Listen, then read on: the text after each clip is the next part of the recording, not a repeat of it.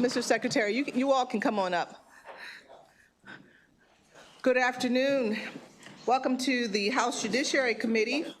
Today is Thursday, March 5th, and we are going to start our bill hearings. The very first bill we're going to hear is House Bill 338. Members, we're going off calendar just a little bit. In fact, we're going to do that a few times today, so hold on, hold your horses. We're going to do it. We're going to get it done. All right, Delegate Simmons, whenever you're ready. Thank you, Madam Chair, and thank you. Wait, I see another delegate. Yes. No, I'm testifying as well, but it's. He's testifying on the bill. Oh, we don't do that. Oh, No. okay. I didn't. Oh, as an employee? Yes, yes. Oh, yes. okay, Yeah, that's different. yes. Okay, yes, okay. Right. All right. Don't cost the man his job. Don't cost him In his his job. other capacity. Mr. Secretary, don't upset Okay. him. Okay, that's fine. Yeah. That's fine. And members, actually not on this bill. No. Okay, Delegate Simmons, whenever you're ready. Thank you, Madam Chair, and distinguished committee members. Here presenting on House Bill 338, Delegate Simmons, District 12B. As you know, the Maryland Capitol Police under the DGS, Department of General Services, have been a long-standing law enforcement agency within the state of Maryland, fighting for us and working hard every day to make sure that we're safe here throughout the state of Maryland with our state buildings and the state capitol.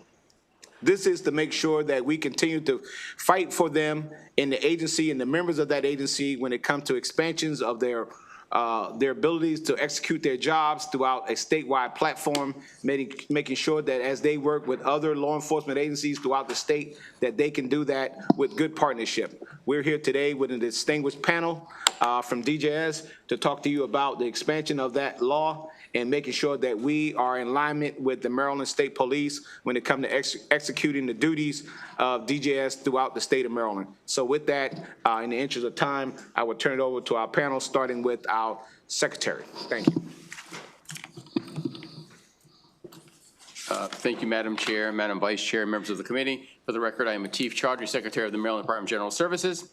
I'm here today in support of House Bill 338. First, I want to thank Delegate Simmons and the other for his leadership on this and the other numerous bipartisan co-sponsors of this bill.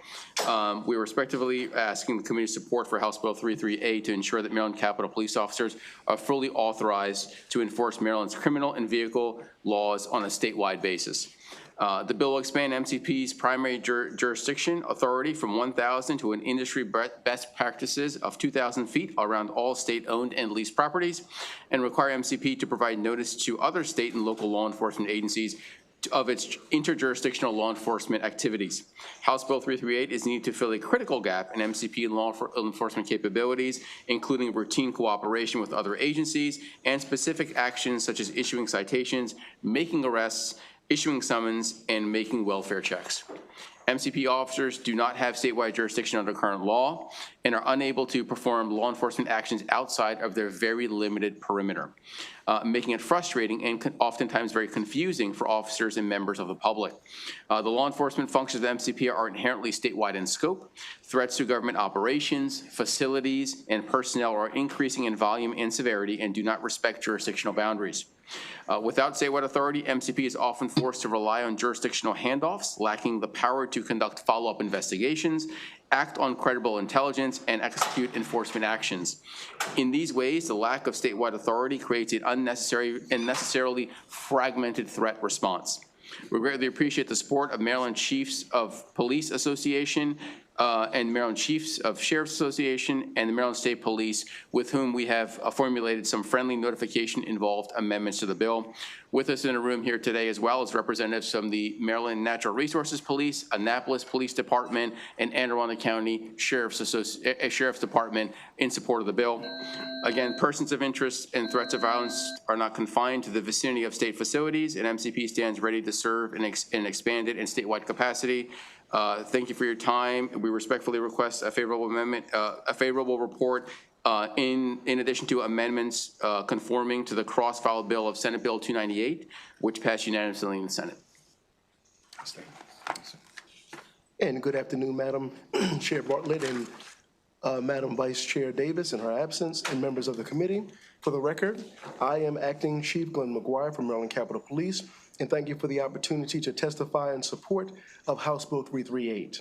So here's the reality that I would like to share. Although the threats have increased in today's environment, we cannot fully and completely investigate credible threats to the lives of staff members, employees, and even the legislators. For those threats that require us to enforce laws beyond the 1,000 feet of our 1,400 buildings that we protect against in Maryland. So we've had, obviously in the past, last year, we had 2 bomb threats against 2 of our dignitaries, and I had to coordinate with those chiefs of those agencies, and they were very surprised that we did not have jurisdiction to be able to carry out those investigations. So we worked collaboratively and were able to do what we needed to do. So our officers are also highly trained by the Training Commission. I am one of their instructors, and some of the expertise that our officers, including myself, possess are expertise in criminal investigations, arrest warrants, crisis intervention and hostage negotiation, and active shooting training. And in fact, I'm certified in that, so I also train governors' civilian staff. So we train with our ally agencies and are equipped with body-worn cameras, license plate readers, central dispatch, and camera access, and we conduct more than 1,200 traffic stops each year. We already provide support, such as K-9 to special events in our ally agencies, and we regularly requested to assist Annapolis Police Department and other agencies as well. So we engage with all kinds of Marylanders, from the unhoused to mental illness, and we are trained to de-escalate and respond professionally in all of these situations. Threats to safety and life have no boundaries, and in my experience, we have heard criminals say that you don't have jurisdiction here, which is a huge piece because obviously we take these threats very seriously, and we need to complete those to successful prosecution as well. So this bill fixes this gap and protects the enforcement. So this is our mission, and that this is why we are here today. Thank you for your attention, and we urge a favorable report. Thank you, ma'am. Thank you. Good afternoon, Madam Chair, Vice Chair, and members of the committee. For the record, I am Sean A. Stinnett and a strong supporter of House Bill 338. I served 13 years with the Maryland Department of General Services, and when I began that service under the O'Malley administration, I was the Special Assistant for the DG as the Secretary's office. While serving in the Secretary's office, I worked very closely with several divisions within the agency, including Maryland Capitol Police. Working with MCP, I began to see and understand their jurisdiction limitations over their police authority, including their limitations with criminal, parking, and motor vehicle laws. Therefore, I want to ensure that Maryland Capitol Police officers are fully authorized to enforce Maryland's criminal and vehicle laws on a statewide basis. Passing this bill would allow MCP's primary jurisdiction authority from 1,000 to 2,000 feet all around state-owned and state-leased properties, and require MCP to provide notice to other state and local law enforcement agencies of its interjurisdictional law enforcement activities. By authorizing statewide criminal and traffic law enforcement authority with MCP officers, this legislation would enhance MCP officers' ability to perform the law enforcement functions, which they are fully trained and on a situational basis rather than a very narrow jurisdictional basis. Therefore, I ask for a favorable report and help us strengthen the public safety of Maryland residents while MCP continues to do great service. Thank you for your time and your commitment to protecting this great state of Maryland. Thank you. Members, do we have any questions? Valentine? Delegate McComas? Delegate. I just have a quick question. Due to the fact that you're new and your jurisdiction is for what, 2,000 feet around the complex? Currently 1,000 feet. 1,000, but it will be expanded to 2,000 or under the bill? Yes, Delegate. So it'll, right now, currently it's 1,000 feet around. We will move to 2,000 feet, which is the industry best practices standard typically used in federal government, and then allow for statewide jurisdiction. So they'll have full law enforcement authority within the 2,000. When they leave the 2,000, they'll provide notifications to state police as well as local law enforcement for any deconflictions, and then if there is any actions required outside of that 2,000 feet. Okay. The reason I'm asking is, do you have, your radios are interoperable with the state and the city of, okay, because Harford County had a really bad incident and we've cleaned that up, but I mean, it's always, I want to make sure that everybody's interoperable with their radios? Yes, Delegate, great question. Just recently, we upgraded our radios to conform for encryption to be interoperable with other agencies. Okay, thank you very much. Thank you. Delegate Valentine. Thank you, Madam Chair. Thank you, delegates, and thank you, panel, for being here. I believe my question might have just been answered because I was trying to figure out how you determined from 1,000 to 2,000 if there was a specific reason. So that's an agency standard or a best practice standard? Because the other part of my question was going to be, is something happened in the last few years that would have captured this under this bill that you weren't able to do because of the current makeup of your jurisdictional boundaries? Was there a specific incident that you couldn't investigate because of the way it is now? Yes, Delegates, great question. So I think there's numerous instances where there are threats called in. The Health Department and the Labor Department get quite a few due to unemployment insurance and Medicaid insurance benefits. When threats are called in, Maryland Capitol Police does the investigation, but they cannot serve a criminal summons because it's out there. That person's home or residence may be outside of the 1,000-foot radius around a building. So they can't, we would have, normally right now, Maryland Capitol Police calls in favors to local law enforcement to serve a criminal summons as an example. Okay, excellent. Thank you, Madam Chair.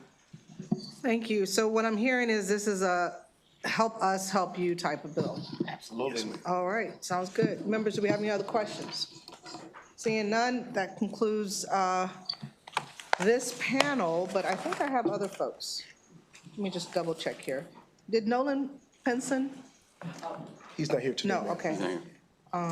And Glenn McGuire? Yes, ma'am. That's me. Oh, Chief, sorry. Okay, and I got everyone. Thank you so much. That concludes this panel, and that concludes the hearing for House Bill 338. Okay, members, you good? Okay, we're going to move on to House Bill 1226, and Delegate Embry will preside.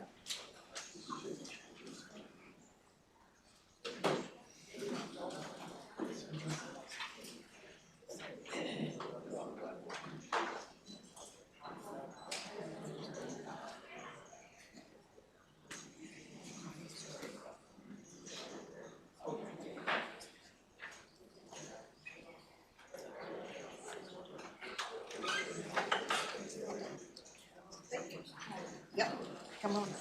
How you doing? Come on up. Okay. I lost a very nice pen. Oh, okay.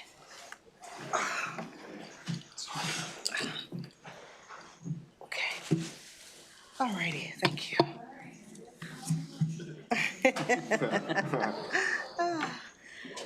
Good afternoon, everyone, and thank you for your attention for 3 whole minutes. Actually, I'm not going to use up that much time. I'm here to present House Bill 1226, and for the record, I'm Sandy Bartlett from District 32. This is the Maryland Illegal Online Gambling Enforcement Act. So essentially, what the bill does is says that we have actual regulated gambling in the state of Maryland, as you all know. And if it's not regulated type of gambling in the state of Maryland, then you would, and if you do it and conduct it and you engage in it and you promote it, then you would be guilty of a misdemeanor and subject to certain fines.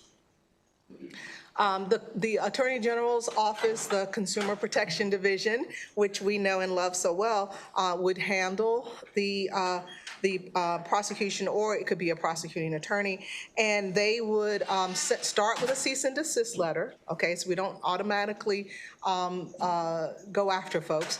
But if they don't adhere to that cease and desist letter, then they could be subject to certain fines and they could go into court. My panel will talk about that in detail, and I appreciate you all listening, and I urge a favorable vote. Thank you. Thank you, Madam Chair, Vice Chair in absence, Delegate Embry, members of the committee and members of the Ways and Means Committee. My name is Mark Stewart with the Cordish Companies and Live Casino. We are here and very pleased to be in support of House Bill 1226. And we'd like to thank Chair Bartlett for her work on this important issue of combating illegal online gambling. We all recognize the reality and problems of this illegal activity. The question is what to do about it. In August of 2025, Attorney General Brown and all 49 attorneys general wrote the U.S. DOJ urging the use of website seizures, civil injunctions, asset forfeiture, and the blocking of financial transactions as new tools to disrupt illegal operators' access to United States consumers, payment systems, and digital infrastructure. House Bill 1226 seizes on those same core strategies and implements them in Maryland's own enforcement framework. In doing so, Maryland would join states like New York, California, New Jersey, Nevada, and others who have similarly acted. And the bill expands the enforcement focus beyond just the illegal operators to the network of third-party service providers that facilitate, support, and enable them. In short, it disrupts the ecosystem that allows illegal operators to function by using cease and desist notices to marketing affiliates and others, taking down websites, and blocking financial transactions, all done with appropriate notice and penalties and injunctive relief if there's a failure to act. As a former Deputy Attorney General in the Commonwealth of Pennsylvania, I can tell you that these types of civil enforcement tools can work. And we respectfully request a favorable report on House Bill 1226. Thank you. I'm sorry, 1 second. I failed to mention that we have Ways and Means. Madam Chair, would you please make that announcement? Thank you, Madam Chair. Yes, we have members from the Ways and Means Committee here to listen, and if you have questions, just look back or just come up. Yep. And because it's been jointly assigned, so thank you. Good afternoon, Madam Chair. Thank you for bringing the bill, members of the Judiciary and Ways and Means Committees. My name is Dr. Jennifer Beskid, and I am here on behalf of the Maryland Lottery and Gaming Control Agency. This bill is important as it expands efforts to curtail illegal online gaming activities that proliferate Maryland's market and siphon funds away from the state. The Maryland Lottery and Gaming Control Agency is the entity that operates the lottery and regulates gaming. The state currently prohibits the playing of online lottery, slots, and table games that require players to pay to play, are based on chance, and provide the player the potential to receive cash or a reward that can be converted to cash. The agency has sent illegal online gaming operators notices to cease and desist offering their games in the state of Maryland. And we've experienced a success rate of approximately 25% of these operators leaving the state. However, beyond these letters, the Commission is not authorized to take enforcement action against illegal gaming or operators. House Bill 1226 would expand enforcement options as it establishes a comprehensive enforcement structure implemented by the Office of the Attorney General through its Consumer Protection Division. It addresses jurisdictional and evidentiary obstacles. It strengthens enforcement options through collaboration and adds consequences, including fines, imprisonment, or both. Research from the American Gaming Association reveals that Americans wager a total of $673.6 billion annually with illegal and unregulated operators. And Maryland is not the only state taking action against these illegal operators. A list of the other states that have enacted or are pursuing legislation is included with our written testimony. And with that, we ask for a favorable vote on House Bill 1226. Good afternoon, Madam Chair, members of the committee. For the record, Brad Rifkin on behalf of Caesars Horseshoe Baltimore here in strong support of the bill, and I want to thank the chair for introducing it. As Dr. Beskid said, any bill that curtails the proliferation of online gaming is supported by our legal licensees. I'd like to focus on page 3 on one particular part of the illegal online industry, and that's page 3, line 22 to page 4, line 3, and that's dealing with the illegal sweepstakes casinos. Illegal sweepstakes casinos are operating online gaming in this state. As you all know, online gaming is not legal yet, and they're doing so without any problem gaming oversight, without any regulatory regime. They're operating in the face of 75 cease and desist letters from Lottery and Gaming. And just yesterday, the city of Baltimore filed an action against several illegal sweepstakes operators to shut them down. So we respectfully urge this committee to pass this legislation to ensure that we're protecting not only Marylanders, but you're protecting your in-state licensees who are regulated, who are helping contribute to the things that you all care about. So for those reasons, we respectfully request a favorable. Thank you. Thank you. Good afternoon, Madam Chair, members of the committee, and thank you to the chairwoman for sponsoring the legislation. My name is Caitlin McDonough, here on behalf of Hollywood Casino in Perryville and Cecil County, here in support of House Bill 1226. Hollywood was Maryland's first casino, opening our doors in 2010. We employ approximately 350 employees, making us one of the largest employers in Cecil County. And since our opening, we pay the highest tax rate in the state on our video lottery revenues to the tune of 58%. Making the state a majority partner in our business there. And we support, we work very closely with the agency in this highly regulated and highly taxed industry. And we support this legislation to give them every tool they have to shut down this competition online and ensure that all gaming operators that are Marylanders are utilizing are regulated and taxed to the same degree. So I'll add my support to the panel and happy to answer any questions. Thank you very much. Thank you. And Madam Chair, would you like the virtual witnesses to testify as part of this panel, or should we have them after? As long as they're favorable. They are. They are very. Otherwise. They're there. Okay, so we can hear from Brianna if she's there. Okay.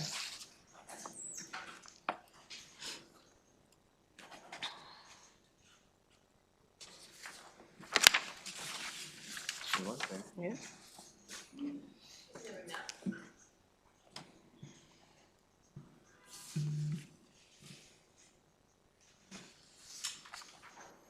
Hello, is it Ms. Dora Shawal? You're welcome to start. You have 2 minutes. Thank you. Thank you. Madam Chair, members of the committee, I appreciate the opportunity to be here with you today. For the record, my name is Dora Shawal. I'm an international problem gambling expert and advocate, and I proudly serve as the director for the Campaign for Fair Gambling. We strive to raise awareness to gambling-related harm, doing all that we can to prevent and reduce it. The campaign fully supports this measure. It is the first of its kind that would take tangible action against the unregulated and illegal gambling markets by clearly codifying the definition of illegal gambling. You're going to hear quite a bit about the illegal, unregulated gambling market space this legislative session. But to date, this is the only piece of legislation that is actually going to do something to limit operations of these sites within your state. These unregulated sites lack oversight, leaving customers with nowhere to turn if something goes wrong. These operators are not held to any standards, and they do nothing as it relates to problem or responsible gambling. Researchers are clear that these products are 10 times more addictive than other forms of gambling, and they are marketed and peddled completely unchecked. By passing this legislation, Maryland would join a list of growing number of states that have taken this on, including that of New York and California. There are also 11 other states that are considering similar legislation. A 2024 report from YieldSec determined that illegal operators control 74% of the U.S. online gambling market space. That's nearly 10 unregulated sites for every one regulated site. Each year, these numbers continue to grow. More should and must be done to protect Marylanders.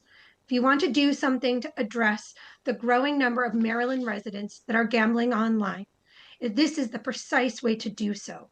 The answer is not to create a regulated counterpart and grow the overall market. The answer is to give your law enforcement the tools necessary to take action and shut down these operations. Thank you for your time and your consideration. Thank you. Members, any questions?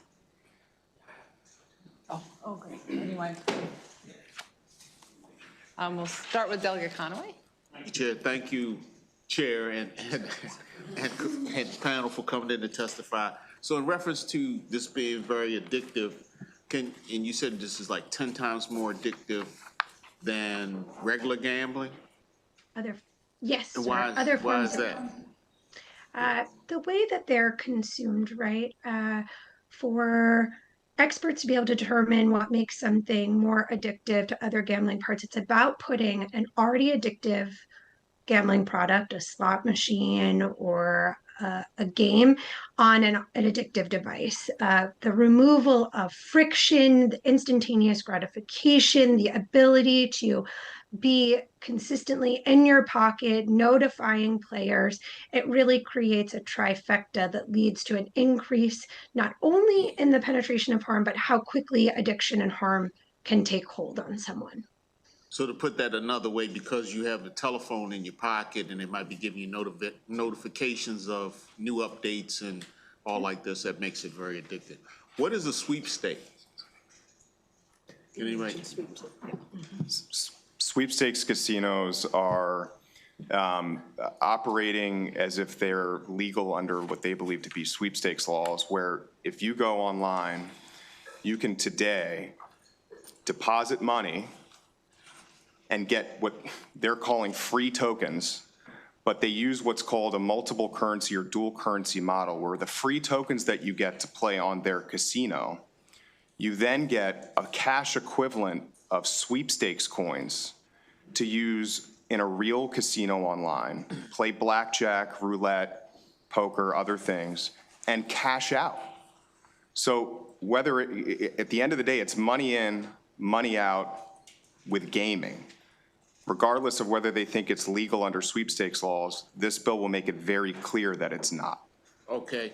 In the non-regulated gambling, the gambling is illegal because, is the gambling also not legal because we're not recouping the tax money off of it? Or That one. is it because it's overly addictive or what? Thank you for the question. There are three considerations that must be met for gambling to be legal in Maryland, and that is the pay to play, the opportunity of a chance to win, and a reward that is cash or a cash equivalent. The online illegal operators, you can pay to play, and there may or may not be a chance because it's not regulated, so we don't know what the exact chance would be. But because of this dual currency, where you start out thinking that you're playing for free, you have the opportunity to then turn that over into cash, and none of that is taxed in the state. Okay. And if I may, Delegate, the general proposition is that gambling is illegal unless it's expressly authorized by the state in law. Thank you very much. Thank you. Delegate Ebersol. Thank you, Madam Chair. Thank you for this bill. Thank you for setting us up so in the future we could actually recoup some of the revenues we talked about earlier that we're seeing none of right now in this situation. There are two bills, and Ways and Means, and we appreciate being secondary on this bill. Ways and Means has considered the policy very carefully. These bills are not in conflict with each other. In fact, I'm asking if this is correct because I want to get a sense of how they go together. House Bill 295 is more about licensing and preventing licensing going forward, whereas this bill, because we're in Judiciary, has to do with the punitive nature of what happens to you if indeed you violate these rules. Is that correct? That's absolutely correct. Okay, Yeah, that's and great. I'm working with Ways and Means with 295 as well. That's great If there's news. anything that I overlaps. think coming at it from both directions, I noticed the fines are nice and hefty. At first I thought 100,000 wasn't much, and then I read the bill and discovered it's 100,000 per violation, and each wager is a violation. Yeah. So go for it, okay, yeah. Thank you. Delegate Hornberger? Thank you, Madam Chair, and thank you for the chance to weigh in on the bill. So we've already all determined that these are highly predatory models. In many cases, they're victimizing the users of the service, and now you have someone who is a victim and also an offender that's using the product. So in the regulated market, we have things like disclaimers, and we have hotlines, and we have ways for those people, if they self-identify, to get help, get the help that they need. My question to you, and I didn't see this listed in the bill, is there, could this be a vehicle to be able to get those resources in front of the people who are the victim and the offender so that they can get help? Because that's where all of the folks that have the worst of the worst problems are gravitating to. They're moving towards this illegal market because it is so predatory. and we don't have the ability to reach them. The folks that need it the most, we're not getting in front of. And I get it. In the regulated market, the purveyor is putting forth that cost in the form of a deduction, right, of what they remit to the state. In this bill, you've proposed a revenue stream, albeit fines.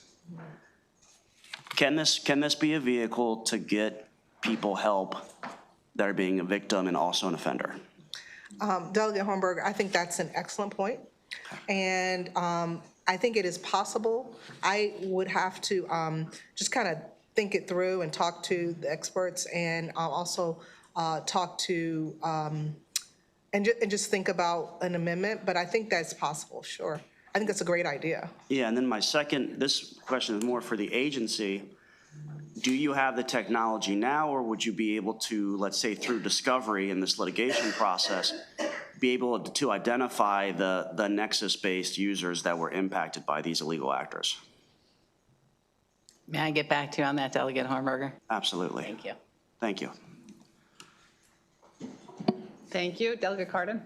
Thank you, Madam Chair. Thank you for the bill. Love it. Can't wait to hopefully vote yes on it. So I heard a couple of the witnesses talking, I forgot your names already, I apologize. The gentlewoman from the administration talked about collaboration. The gentleman from Live talked about going, that enforcement's happening in other states in various ways, and we're going to use those best practices.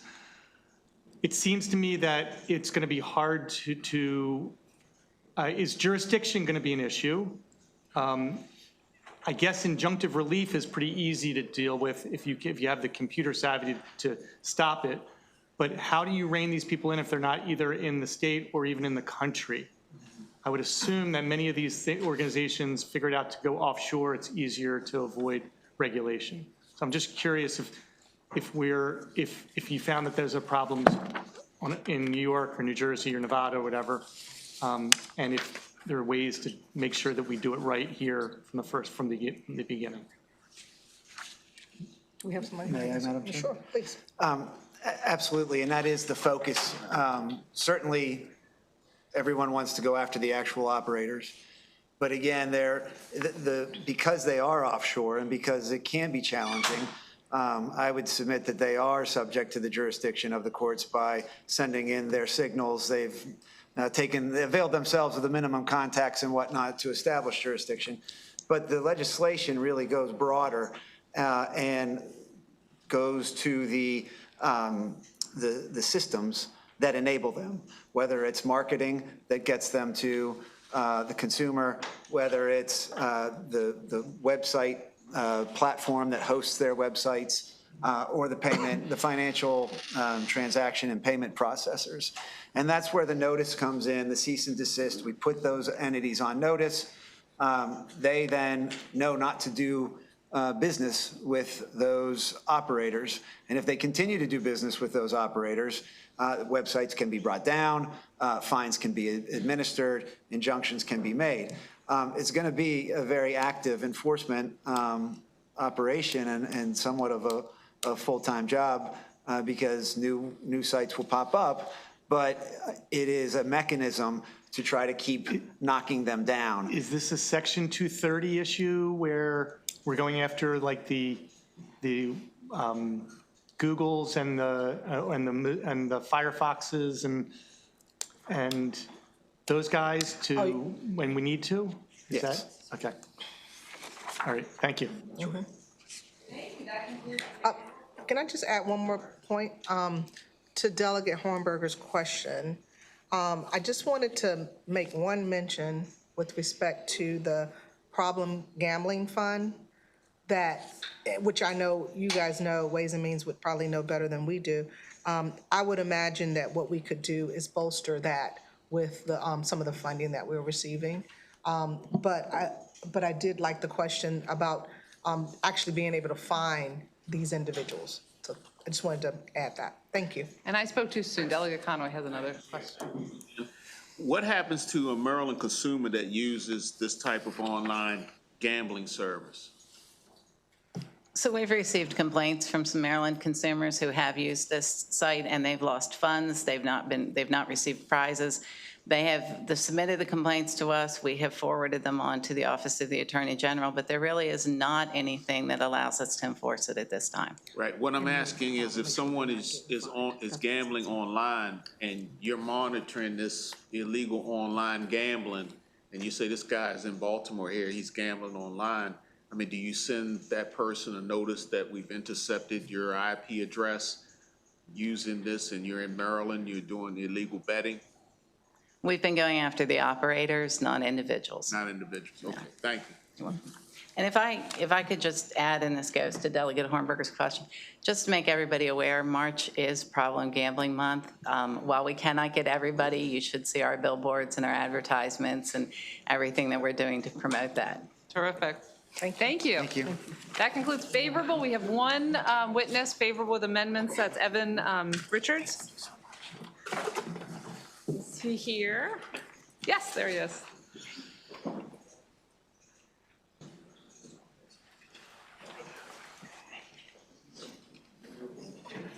Mr. Richards, when you're ready. Thank you, Madam Chair and members of the committee. For the record, my name is Evan Richards. I'm the head of government community relations for the Maryland Bankers Association. We are favorable with amendments on House Bill 1226, but we do appreciate Chair Bartlett's leadership on this issue. It's already illegal for banks to do business with illegal companies. That's in the Bank Secrecy Act. At the same time, banks also must comply with the Unlawful Internet Gambling Enforcement Act, which mandates the implementation of risk-based policies and procedures reasonably designed to identify and block unlawful internet gambling transactions. So there's already some federal rules and regulations in place around this issue. Looking at the bill itself, there were a couple of provisions that our members raised concerns about. The first being on page 7, line 12, this is 9-1F-07B, which says that a financial transaction provider shall be deemed to have constructive knowledge. If the AG lists the internet website URL on his website, I do believe that that is a little burdensome for our financial institutions to comply with. But more problematic was the enforcement provision that is in 9-1F-10, which starts on page 12 for financial institutions, line 17.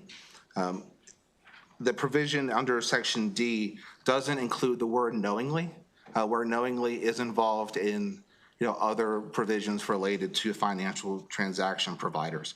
And our concern is, what this may lead to is, you have a financial institution that's received a cease and desist order. Then you have the gambling operator who has since used another way to try to filter these transactions to a financial institution. And for whatever reason, the bank is unable to detect it, maybe in violation of this cease and desist order. So we believe that knowingly is needed. And of course, we have some concerns about the financial penalty as well. But at that point, we are favorable with amendments. I'm happy to answer any questions. Thank you. Do we have any questions? Delegate Conaway. Thank you, witness. In reference to the knowingly, did you submit an amendment? So I'm more than happy to draft one. I do have it written in our testimony. Where's this located? So this is on page 12. Knowingly would want to be entered into a section D of 9-1F-10, along with so section D1 and D2. That's Page what would 12, be D1, D2. Thank you. Seeing no other questions, that concludes the testimony. Favorable amendments, and that concludes the hearing on House Bill 1226.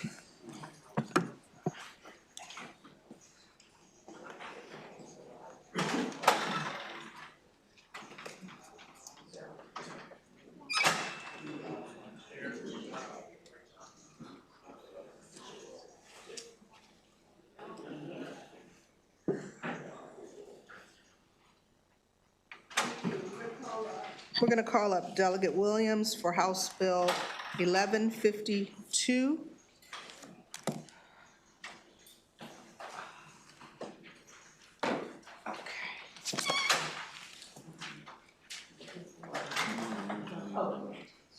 I'm like, oh, I'll think about it, because we have two.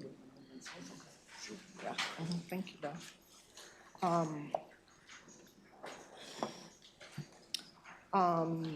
Okay, so we've got Catherine Kelly, along with the good delegate Williams. Yes. And is Evan Avnat available online? Okay, Delegate Williams, whenever you're ready. Thank you. All right, good afternoon, Chair Bartlett and members of the BEST Committee and the Maryland General Assembly, the House Judiciary Committee. I'm Delegate Nicole Williams, representing District 22, and here to testify in support of House Bill 1152. This is a very simple bill. No, it really is. It really is, y'all. This bill is really just a study bill. This legislation will require the Department of the State Police to conduct a study regarding the employment and use of special police officers. The findings and recommendation of this report would be due to the governor and the General Assembly on or before December 1st, 2026. Special police officers serve a variety of different roles throughout the state of Maryland, with their authority and responsibility dependent on either the jurisdiction or their employer. And this legislation really just seeks to provide data-driven, evidence-based approach to identifying challenges, highlighting best practices, and developing balanced recommendations towards enhancing the role of special police officers. And so in doing this legislation, we will seek an input from a variety of stakeholders, which you will see listed there in the bill, including employers, police chiefs, sheriffs, prosecutors, and other impacted officials, so that we can make sure that we are engaging in best practices here in the state of Maryland as it relates to special police officers. And so for those reasons, I urge this committee to give a favorable report to House Bill 1152. Good afternoon, Chair Bartlett and the members of the very best committee within the General Assembly today. I'm Catherine Kelly. I'm the Director of MSP's Government Affairs Unit, here to testify in support of House Bill 1152. First, I'd like to thank Delegate Williams for introducing this measure. The statutory framework governing the appointment and approval for SPOs has been in place for many years.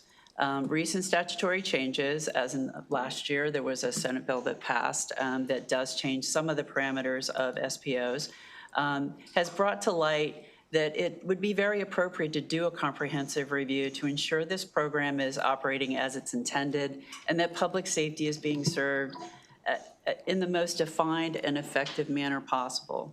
Questions and concerns have been raised by members of law enforcement, state attorneys, and other stakeholders regarding the scope and the extent of SPOs. This bill provides us a thoughtful and measured approach to examining these concerns and evaluating the roles in their assigned jurisdictions. Currently, we have roughly 1,450 SPOs that are licensed in the state of Maryland. We have 128 SPO employers. Since the new change last year, and it just went into effect in January, 13 security guard agencies have requested SPOs. So the program is growing, and it's time to look at all of the elements of the program to make sure that public safety is first and foremost, and that the roles of SPOs that are executed well every day are protected. So with that, I urge a favorable report from the best committee in the General Assembly, and happy to answer any questions. Well, when you put it that way. Members, do we have any questions? Delegate Conaway. Thank you, Delegate and panel, for coming in to testify. You said there are 13 security guard agencies that are interested at this point? Last year, the law did change, allowing for security guard agencies to employ SPOs on behalf of their clients. So there still is a physical jurisdiction element to those SPOs, but they would be employed directly by a security guard agency. So it does change the parameters of the program. Thank you. Good, thank you. Members, do we have any other questions? Seeing none, that concludes our panel, and that concludes our bill hearing for House Bill 1152. We're going to call up Delegate Heimbaugh and listen to House Bill 1189.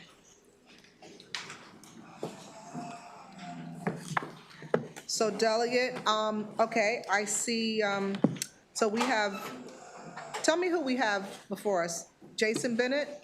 Good afternoon. Okay. And the Honorable Wayne Creddick? Yes. Okay. Alexander Sperling? He had to step out. Okay. He won't be testifying. He's not going to be testifying? He's not going to be testifying. Okay. All right, and then Preeti Emmerich? Okay, great. Well, whenever you're ready to begin, Delegate, you may testify in the best committee in the House Judiciary, I mean, the House Maryland General Assembly. That's what I just hear. I heard a minute ago. I'm certainly in no position to argue that today, so I would say so. Madam Chair, members of the committee, thank you for the opportunity to present House Bill 1189 for your consideration this afternoon. For the record, I'm Delegate Jim Heimbaugh. I represent District 1A, which consists of all Garrett County and the western part of Allegheny County. I filed this bill as a result of my experience last spring with severe flooding in the Georges Creek area of Allegheny County. It was on May 13th and 14th of 2025. The flooding severely damaged the infrastructure, roads, bridges, water sewer line structures, as well as the contents of homes, businesses, and public places. I have to say I was extremely proud of how the elected officials, community leaders, first responders, residents, local businesses, and the community at large came together to help one another during this crisis. However, the scope and the speed of the recovery were limited because of the lack of financial resources. There was no immediate financial help for the flood victims, the town, the businesses, or the county. And some went for weeks, even months, without any help. In many cases, some people went for months without basic necessities like heat, hot water, potable water, water and sewer service, washers, dryers, refrigerators, and et cetera. I should note that Allegheny County did receive about $640,000 from the state's disaster recovery fund and about $1 million from the Department of Housing Community Development. But this funding came over a month after the event. And following the flood, the state applied for about $33 million in damages from FEMA, verified by FEMA, and unfortunately, Maryland's request for FEMA assistance was denied. What this experience has taught to me is it's clear that the state can no longer rely on the federal government and FEMA for disaster recovery. This conclusion was reinforced when I read about FEMA staff cuts and some of the policy changes at FEMA. The bottom line is that Maryland's going to be less dependent on the federal government for disaster recovery and more self-sufficient. Then we're going to have the ability to provide timely, reliable, adequate aid following disasters. It's going to require a robust disaster recovery fund, which we don't have right now, and a dedicated source for the funds going into it, not the ad hoc way that we fund it currently. This bill would direct about $5 million a year from the 2% tax that insurers pay on insurance premiums. That generates billions of dollars of revenue a year. The State Disaster Recovery Fund is anticipated to have a balance of about $2 million in FY27. And I'd say based on the experience in Allegheny County, this is woefully inadequate. For example, Allegheny County, which is statistically the second poorest county in the state, spent over $8 million of its own money on flood recovery efforts, and they're not going to get that money back. There is $12 million in the governor's budget for flood repairs, but this is for new work. I'll close by saying there may be a better way to do this. We originally considered a $5 surcharge on insurance policies. This isn't a good year to do that sort of thing.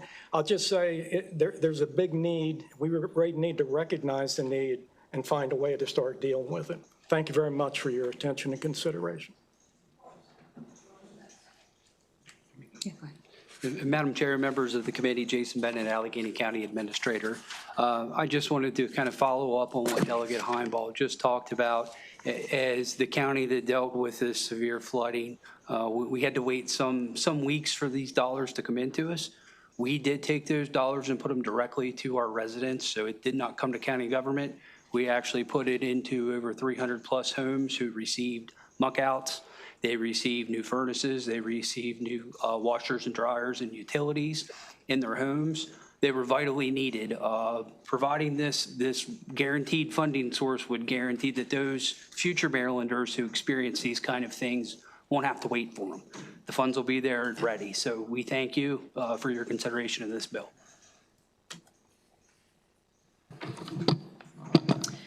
Greetings, Chair and other committee members.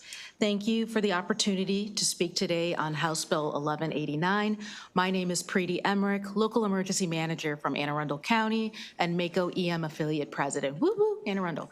The State Disaster Recovery Fund was created by legislation adopted in 2023 after the Annapolis-Anne Arundel County tornado. This fund was created as a source of disaster relief for mainly individuals of the state when federal or other sources of funds are not authorized, especially in micro disasters. Since its adoption in 2023, its importance has only increased, but its funding has not. As has been spoken about, Western Maryland suffered significant flooding with damages reaching an estimated $33.7 million. That's 3 times Maryland's state threshold for federal assistance. Disaster funding was denied and deemed not warranted by FEMA. With traditional disaster funding sources unavailable, the SDRF played a critical role in ensuring Marylanders got the help they needed and deserved. The most recent flooding and other nationwide cases show that help is not coming. Sustained and effective funding of the SDRF is crucial in keeping Maryland prepared for all disasters. Effective disaster response funding is directly linked to communities' ability to recover quickly and effectively from disasters. The SDRF currently lacks a dedicated funding source and is funded only on an ad hoc basis. Forcing disaster funding to be reactionary delays key timing funding to Marylanders in need. The establishment of a dedicated funding mechanism for the SDRF is paramount to keep Maryland prepared before, during, and after a disaster. Ensuring timely recovery assistance reduces administrative delays and strengthens the overall resilience of communities statewide. The next disaster is coming, the funding is not. Thus, I ask this committee to give House Bill 1189 a favorable report. Thank you.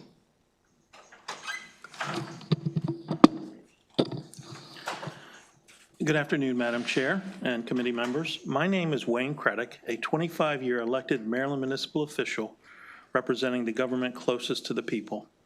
I'm here today representing Maryland's 160 local governments and more specifically as co-chair of Maryland's State Disaster Recovery Fund Advisory Committee to express my strong support for House Bill 1189 requiring $5 million of property and casualty insurance premium tax proceeds be distributed annually to the State Disaster Recovery Fund and to urge you to vote in favor of this critical legislation.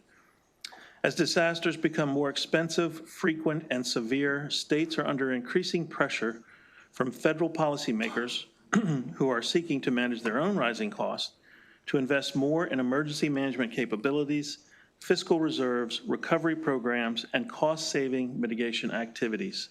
These ongoing state and federal policy discussions have intensified the need for policymakers at both levels to understand the budgetary tools that states rely on to ensure sufficient funds are available when it matters most for our communities. This bill will offer an additional practical, forward-thinking solution for Maryland's citizens. I thank you for your time, attention, and consideration. Thank you. Delegate Moon. Thank you, Madam Chair. Apologies, I have a number of questions, I guess, about both the surrounding circumstances of this request and how it would operate. First, just on the basics, what is the budget, the current budget of the State Disaster Recovery Fund? It's estimated to have a balance of, I think it's $2.3 million in FY '27. That's the only data I could find. So so just so I understand it, there's, the request is to put 5 million into it, but it is only generally funded at 2.7 or 2.27? My intent was $5 million a year. The bill doesn't include it, but I would like to do an amendment to the bill, puts a cap at $20 million. And I say that based on our experience. And Pennsylvania has a disaster recovery fund. They just expanded theirs from $20 million a year to $20 million to $40 million. We're a smaller state, so I think $20 million would be adequate. So, and the way I would see it happening is it would go $5 million a year, you get to 20 million, it would stop. But if you draw down to 15, then it would go, you'd go back again to try to get back to your 20 million. Yeah, so I guess that's a helpful framework now that I hearing the other state example. So I guess the interesting numbers for me are what's the number what are we starting from, and what's the request to add, and how much is actually needed? So Delegate Moon, let me add to this as well. When the legislation was finally passed in 2023, the original request was for $20 million. Because of the challenges that the state was experiencing at that time, we were granted $2 million. And then before we thought, let's celebrate, that was reduced to $1,500,000. And that's where we've been operating since. And then with this first event, we've essentially started to eat into that. So the thought process is that, as the delegate indicated, 20 million seems to be an operational number. And with this mechanism, this is an alternative way to fund that. And I'm sure you can all appreciate any given event. I mean, let's just look at the bridge. That would quickly blow through, a fund of this type. So we're just looking. So this would include incidents like the Key Bridge collapse? It would be considered, yes, sir. It's all hazards throughout the state of Maryland. If I could just add to that, what lends credence to the $20 million threshold is Allegheny County spent $8 million of its own. The governor has $12 million in the FY '27 budget for flood recovery. That's to flood recovery is a different line item. That's to do new work. It's not to reimburse for the old work. Okay. Actually, there's $12 million. $1 million goes for a new library in Westernport. $5.5 million is for cleaning up the stream bed, screen restoration, and $5.5 million is for replacement of utilities. All right, maybe I should frame this a different way then. What is the current, or there's one number is how much has already been spent and not reimbursed that ordinarily would not have been a local government responsibility. Is that just the 8 million? Yes, to date, Allegheny County government has spent about 8.4 million. Our library system spent probably close to $1 million, and our Board of Education has spent at least a few $100,000 rehabbing a school.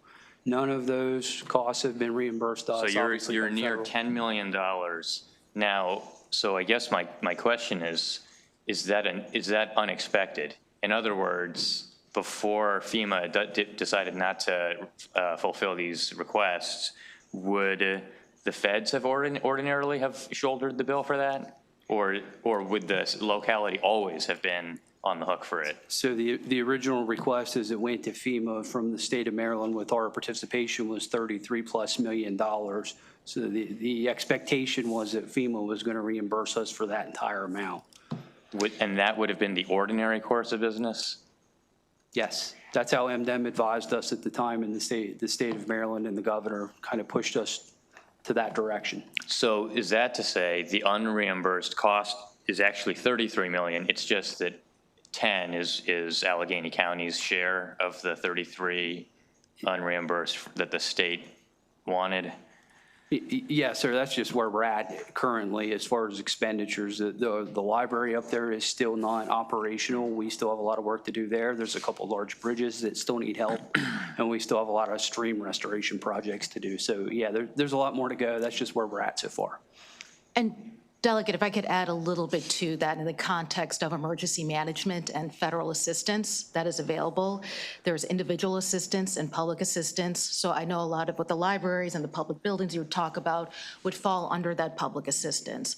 When the SDRF was created, it was mainly for individual assistance that is harder to get in federal declarations. And so the fund really, the main purpose is to help the community, individuals. As you heard, it didn't go to county government, it went to the individuals.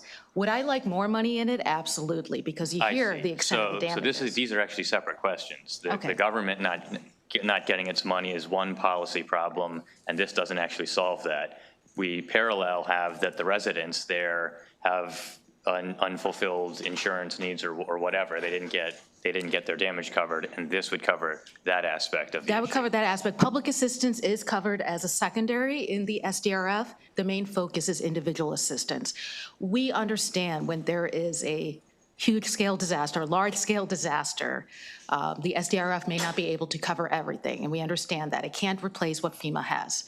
That's why FEMA still needs to continue its existence and its programs, but the state has to step up in terms of helping individuals and perhaps assisting some of the public assistance requests. So do you have a handle on how much in the governor's current proposed budget is additional monies that needed to be put in to backfill the lack of the federal disaster support? Within the SDRF? Well, I'm actually just thinking again to this larger question, because this seems to me a piece of a larger discussion, about the state.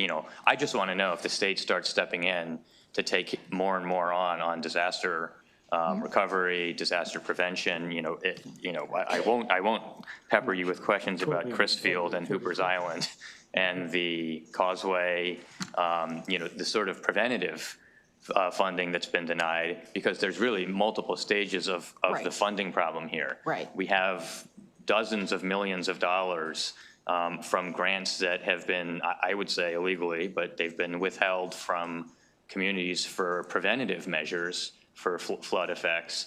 So that money's now gone. And I've been talking, I had been talking to folks about whether we can put some of that back, but apparently it's huge numbers. And now we get to the governments are having unreimbursed claims that 33 million just on the one weather incident in the one part of the state is another problem. Maybe we talk about backfilling that. I don't know if that's even, part of the conversation or if everybody's just decided to eat that.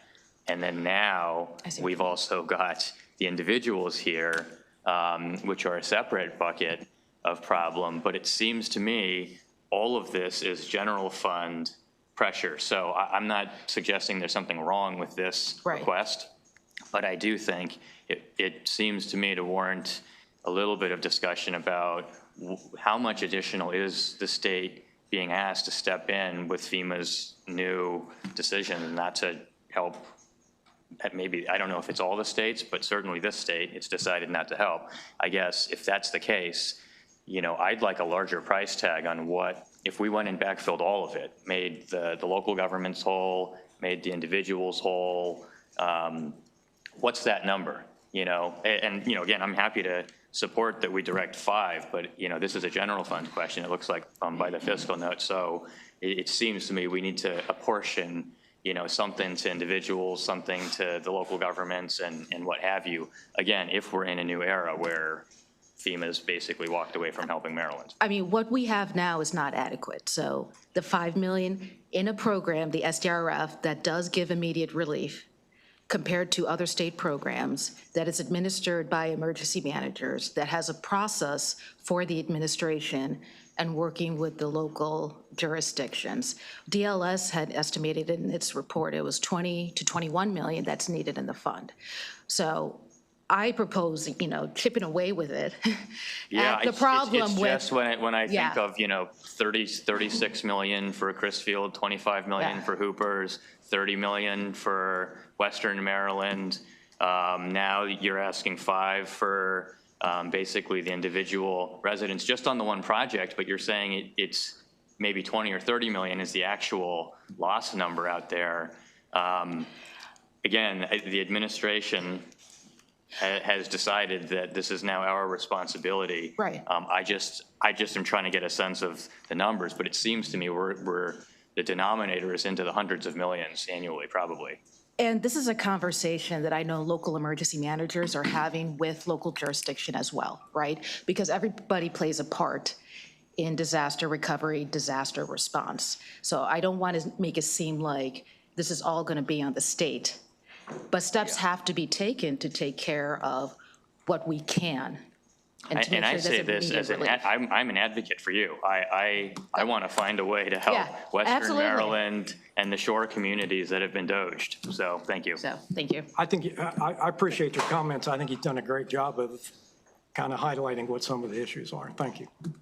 Thank you. And given, I know, I heard someone say this is why we don't do budget here, but I will say that the good leader, Moon, rarely asks questions in our committee, and so he was getting to some really good points, so. Absolutely. So, yeah, we wanted to continue that.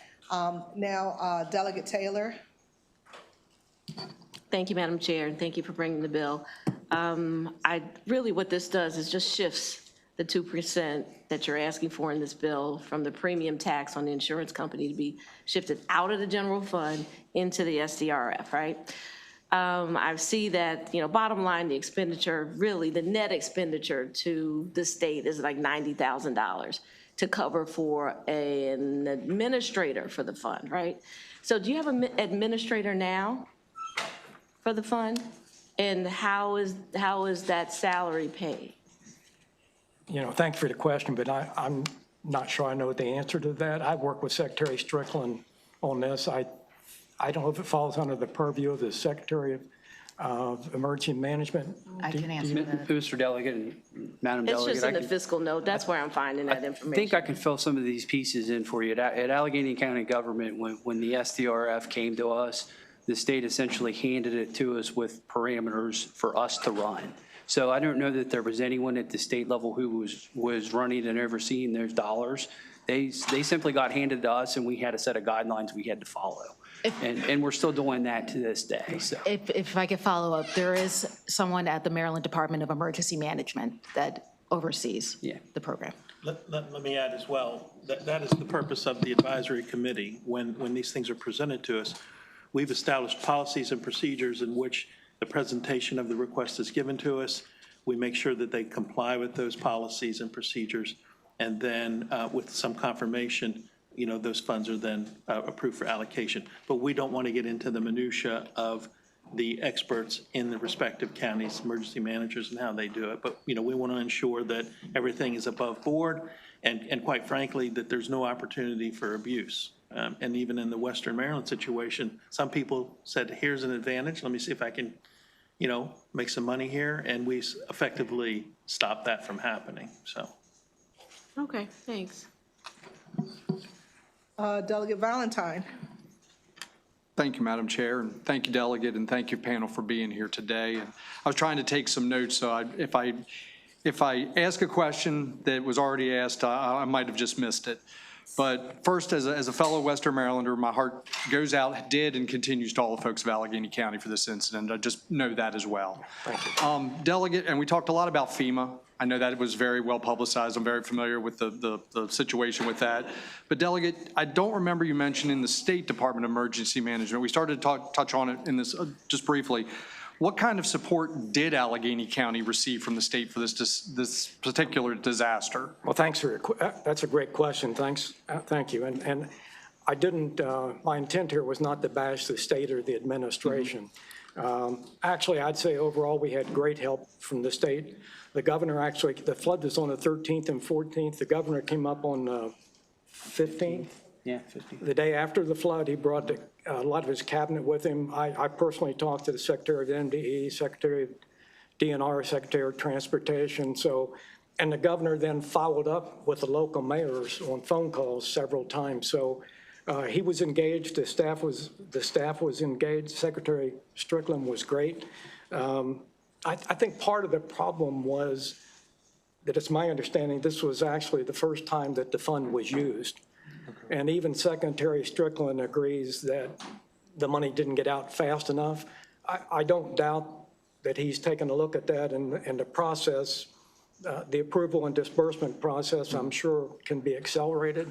And the point was made, FEMA is a big thing. It takes time, but The problem is getting immediate help to the people on the ground right away. They can't, you had people there, had nowhere to bathe, nowhere to shower. We were trucking food into them. It's just, we just have to do a better job at getting the financial resources to the people quicker than we did this time. And again, I think it's just growing pains. I'm not being critical of anybody, but thank you for that question. Being familiar with southern Allegheny County, it's not just a 2-mile drive to get to other conveniences, or not conveniences, but necessities is a better word. It's not just down the street. You make a good point, because the other thing was George's Creek, or as they call it, the Crick, is. I do too. Is a former coal mining area. So you have a lot of, the homes there are older construction. You have a lot of people living on fixed incomes, low incomes, and so they didn't have the resources that some of us might have. They lose a furnace, they don't have $15,000 to go buy a new furnace. So, I'm a Republican, but I think there's a role for government when it comes to helping people in that kind of situation that need help. And that's what this fund is about. It doesn't, so. And as was pointed out, there's going to be more disasters. We don't know where or when, but there are going to be more. And so we need to be better prepared than we were this time. The mechanisms behind it, we know that if there is an event, the money will eventually get there from, the catastrophic event account, but that takes time. Correct. And when you have individuals that don't have a roof over their head, or with the winter that we are experiencing right now, no heat, we can't wait for those monies. And it's often communities that are either underinsured or no insurance, disparate. And disasters don't, they don't play politics. They hit everybody. But unfortunately, other mechanisms create the inability to address these people right away. So what this does is it provides that funding so that we don't have to come to the people here in Annapolis and say, I think we all agree it's needed, but it's going to take 30 days. I was going to say, we don't have 60 or 90 days to wait. Yes. When you need plumbing and necessities today. Yes, those things don't wait. Thank you. Thank you, Madam Chair. Sure. Members, do we have any other questions? Seeing none, thank you to this panel for coming in to testify. I can't remember. I thought I had called Alexander Sperling. Did I? Yes, you did. Okay. Is he here? Alexander? Sorry. He's not going to testify That's what it was. Okay, I didn't make an indication. All right. And then is Sarah Sample here? Oh, yep, she is. Okay, so that excuses this panel, and we'll have Sarah Sample come up, please. Thank you so much. Thank you, ma'am. Thank you. Thank you.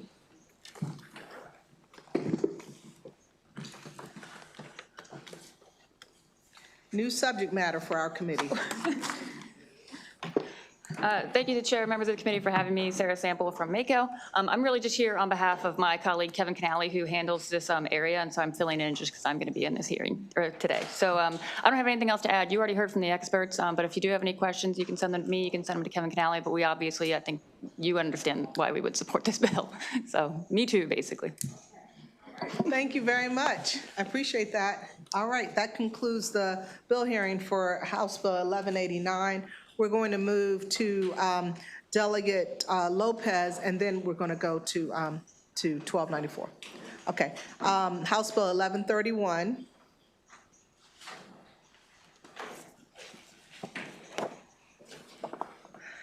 And Delegate Lopez, I have Lexi White online. That's correct. Do you want me to bring her in now? Yes, please. Okay. Thank you. Whenever you're ready, Delegate Lopez, you'll have 3 minutes. Sure. Thank you, Madam Chair and members of the Judiciary Committee. It's good to be back. Oh, wait, members, we have an alum, a Judiciary alum. Lights on. For the record, I'm Delegate Leslie Lopez of District 39 and proud to sponsor HB 1131. This bill is about whether the state of Maryland responds with compassion or with suspicion during one of the most painful moments in a family's life. In 2024, the people of Maryland amended their constitution, and by an overwhelming margin, they recognized reproductive freedom as a fundamental right. This bill makes that promise real. Here's what the stakes are. Losing a pregnancy, a miscarriage, a stillbirth is a moment of grief. It's a moment that carries physical risk, emotional trauma, and lasting heartbreak. Now imagine, after surviving this level of tragedy, facing unsympathetic, accusatory questioning from law enforcement. having your medical records scrutinized, actively dreading whether your worst day could turn into a criminal case. This jarring scenario is not hypothetical. Across the country, people have been investigated and charged under laws never designed for pregnancy outcomes, and those prosecutions have fallen disproportionately on low-income families and on women of color. When people fear that seeking medical care could expose them to investigation that delay or avoid care, they withhold information from healthcare providers. Trust erodes. This reality is not only just unjust, it is dangerous. And so here's what the bill does. HB 1131 sets a clear boundary. A pregnancy loss alone cannot be the basis for investigation, prosecution, civil liability, or a search warrant. Providers acting within accepted medical standards are protected from prosecution for providing appropriate medical care. This bill provides that when patients' medical records cannot be turned over to authorities without consent, absent independent evidence of unrelated criminal conduct. And if those protections are violated, there's accountability written into this proposal. It's important to know that this bill does not shield wrongdoing. If there is independently verifiable evidence of unrelated criminal conduct, investigations can proceed. What this bill does is prevent tragedy from automatically triggering suspicion. HB 1131 aligns our criminal code with our Constitution. It is a real and enforceable limit on intrusion into the most personal decision a person can make. And it ensures that in Maryland, reproductive freedom is not just words on a page, but a lived reality. At its core, this bill recognizes that when families experience profound loss, the role of the state is not to prosecute, but to act compassionately to protect the rights and dignity of Marylanders. And so with that, I respectfully urge a favorable report. Thank you. Thank you. We're going to go to Lexi White.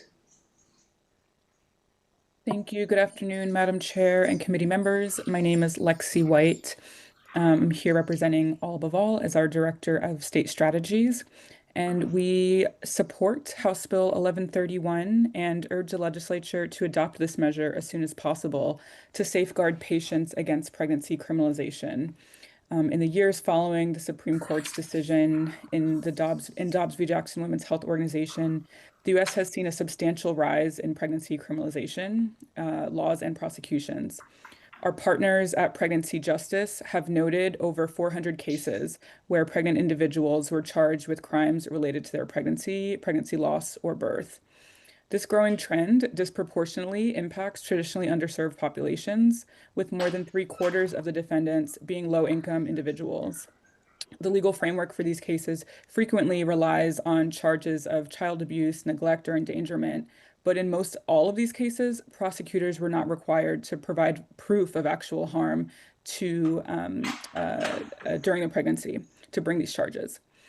The bill would prohibit the investigation, civil liability, and criminal prosecution for pregnancy loss unless there is independent evidence of criminal conduct unrelated to the pregnancy. It also makes clear that the loss of pregnancy is not by itself reason enough to investigate for any criminal conduct. Both providers and patients alike would be protected with this legislation from unwanted pregnancy criminalization. We're a reproductive justice organization, and we envision a world where all people, regardless of their socioeconomic status, race, religion, sexual orientation, or gender identity, have complete autonomy over their reproductive health. That means fighting back against pregnancy criminalization wherever it presents itself in the law.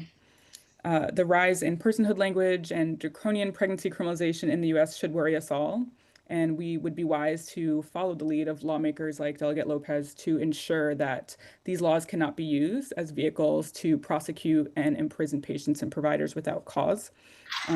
Reproductive justice is our right to have children, to not have children, and to parent the children we have in communities that are safe and healthy. And this cannot be accomplished with a threat of pregnancy criminalization looming over us all, and especially those of us who are most marginalized in healthcare systems.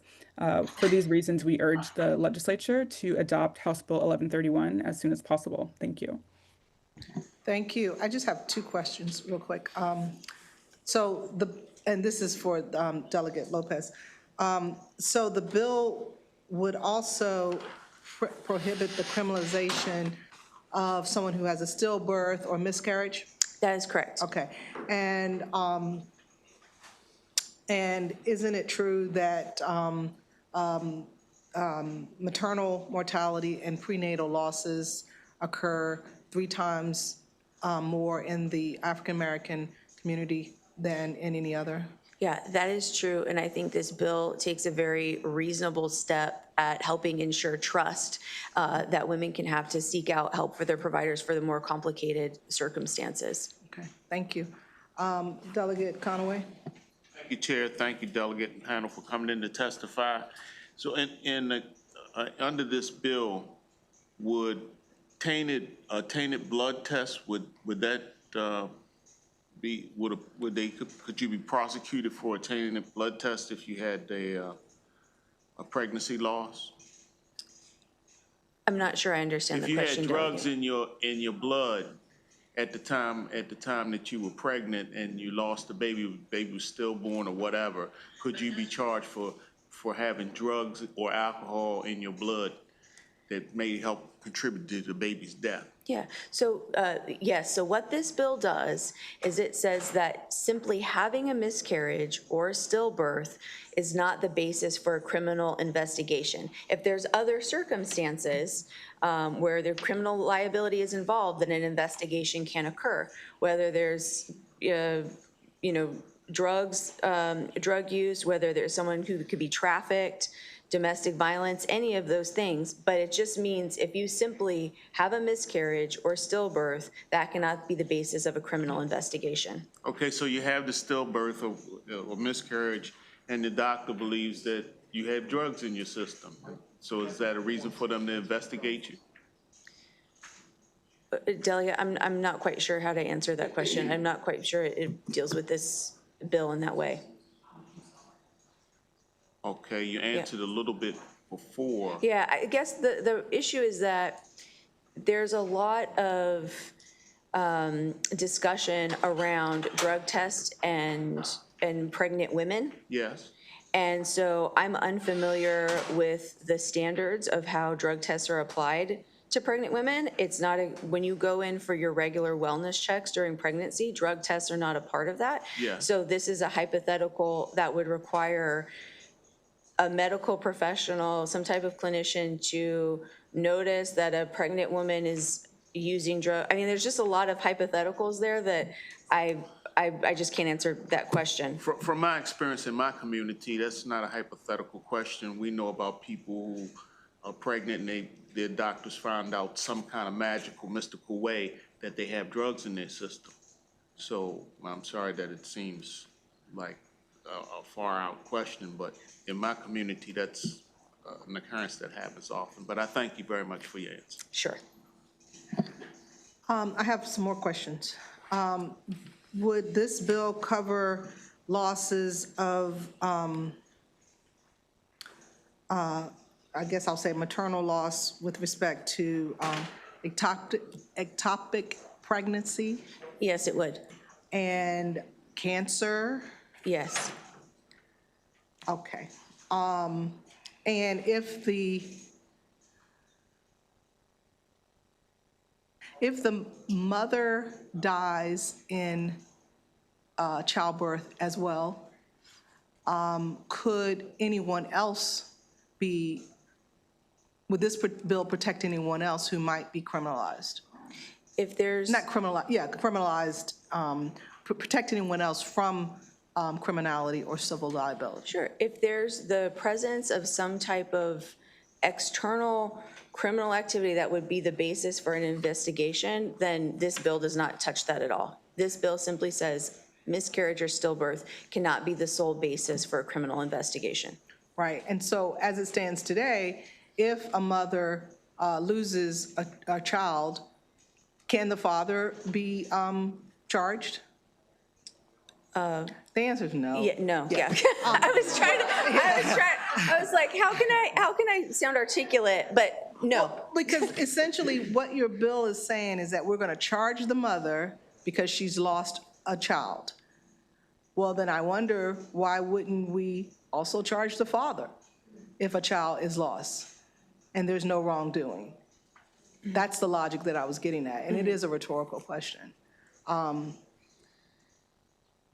So anyway, those are my thoughts and opinions. And is it a crime to have alcohol in your system? No, as long as you're not operating a vehicle and it's a certain blood alcohol content that you have at that moment. So if I go to the hospital now and I go in for something else and they detect any alcohol or anything that's on the CDS schedule, are they going to send me to jail? No. Okay, didn't think so. Okay, thank you, everyone. Members, do we have any other questions?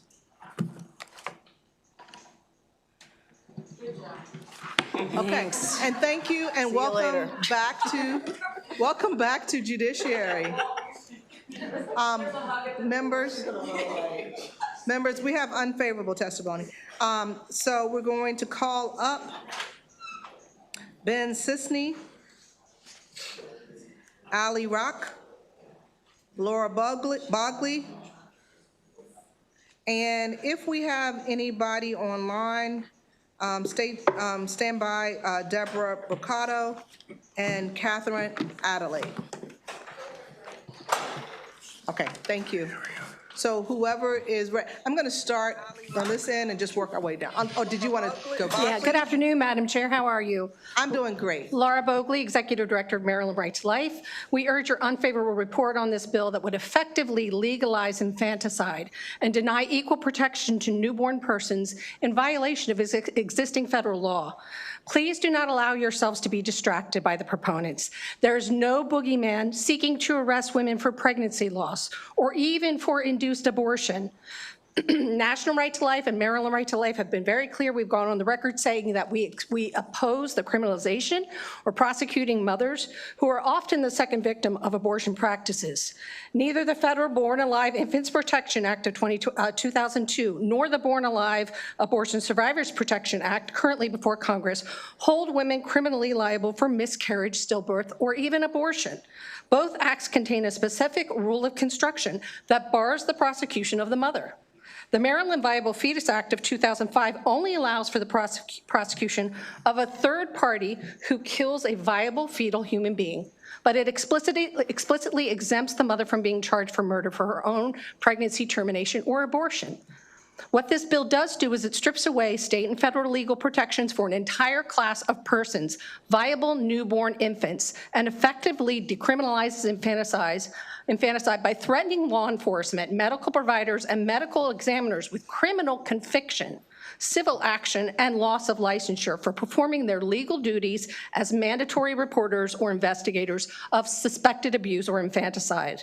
While the bill claims to only shield for pregnancy losses that occur during pregnancy and labor, the bill would formalize a zone of lawlessness where a newborn infant's rights to life depend entirely on the mother's intent and who is in the room with her.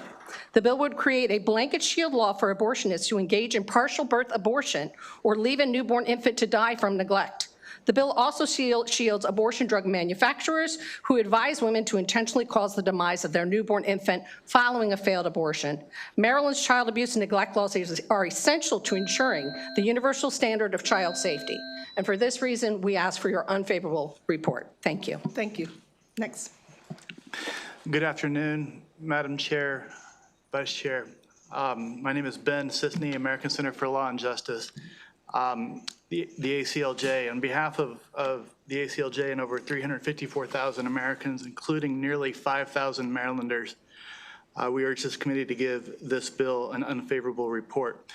This bill will actually only reduce protections for Maryland women and children. It ties the hands of legitimate investigators. To be real clear, pregnancy loss and even abortion is already protected under Maryland law. Some say abortion is Maryland protects abortion more than any other state. Trying to think of a nice way to put that. What a prize to have. Maryland Criminal Code already excludes acts or failures to act of women regarding their unborn children. there's already no liability for licensed medical professionals administering lawful medical care for the death of the unborn child. I'm going to emphasize unborn because this bill also, confusingly, or perhaps on purpose, defines pregnancy loss to include delivery. Doesn't define delivery, but common medical definitions of delivery include for birth. It's not complete till the amniotic sac, the membranes have also been delivered. I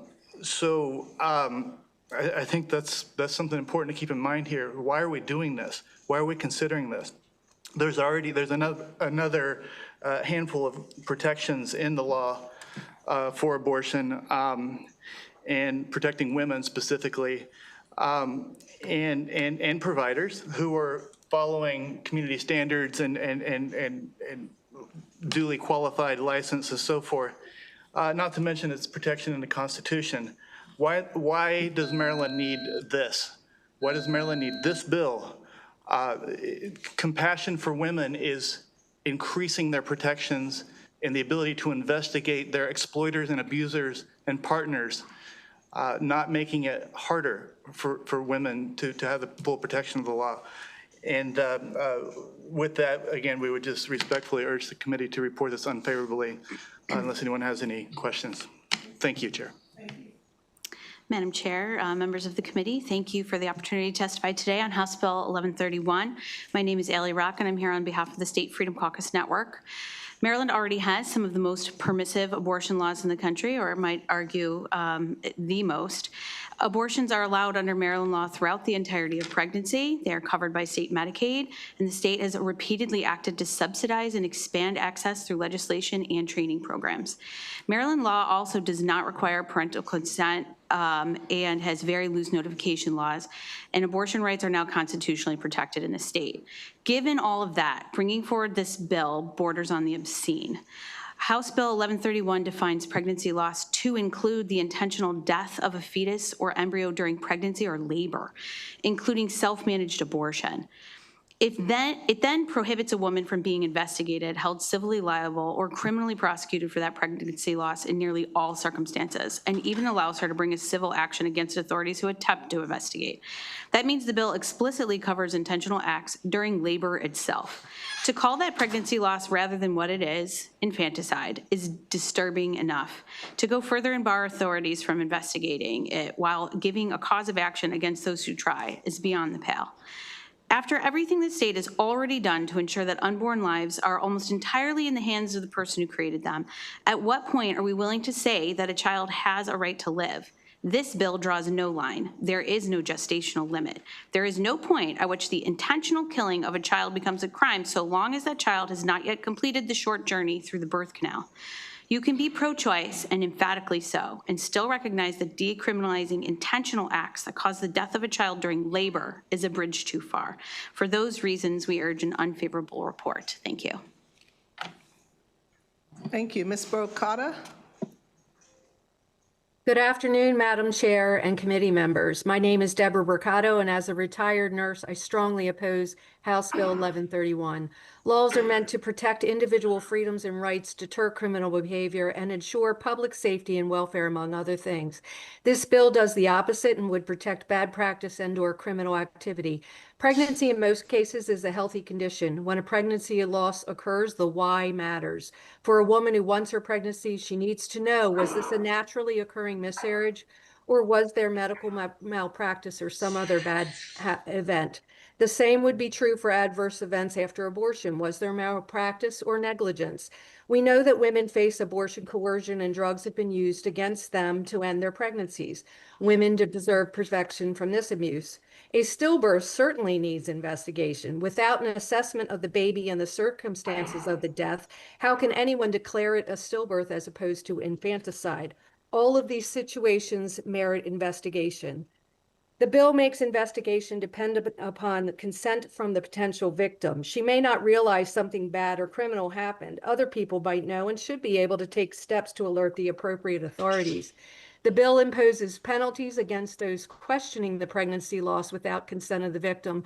This certainly would deter discovery of the truth. Crimes against the individual or crimes against the public good, whether it is malpractice or criminal activity, analysis of pregnancy loss should be able to take place freely. This bill would protect bad actors, including poorly trained doctors, abortion workers with bad medical practice, doulas and other home pregnancy workers with bad medical technique, nefarious people who would give a pregnant woman drugs against her will, child abusers, and others with ill intent or who would simply lack good medical practice. There should be no disparity for pregnant women to receive justice for wrongdoing. I strongly recommend an unfavorable report for House Bill 1131. Thank you.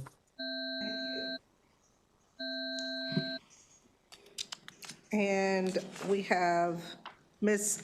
Catherine Adelaide, please.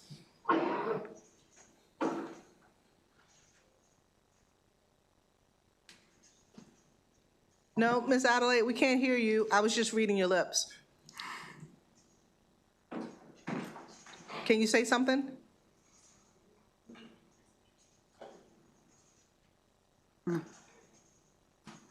No, we still can't hear you. Can you hear me? Yes, can you hear me now? Now I can. Okay, you have 2 minutes, please. I feel like an old Verizon commercial. Thank you. Hello, my name is Catherine Adelaide. I'm a member of Feminists for Life and a survivor of abortion coercion. In 1976, I was pressured to abort an unplanned pregnancy by my husband and a male doctor. Heavily pressured back in the day. I refused, and that zygote is my one and only child, a daughter, who I also have 3 adopted grandchildren who, thank God, their mothers, whether coerced or whatever, chose to have those children and give them up for adoption, and was just informed on Christmas Eve that I will have an unplanned great-grandchild. I thought I was a good grandmother, but I've gotten a promotion, and now I'm going to be a great-grandmother. Anyway, life is sacred and precious, and every life counts. And one of the horrible manifestations of abortion, which is the intentional termination of a pregnancy, it doesn't just kill one child, it kills generations. Every generation after that, forever is gone. And we don't really take that into account. But this bill specifically, I thought that we all agreed that once a child is born, we were going to draw the line at abortion, and we did, and we called it murder. And so this bill, in the end, abortion is bad for women. It's good for the men. And so I'm sure your intentions are to help certain women in certain situations. But once again, there's other ways to help besides enabling the wrong actors to use this against women.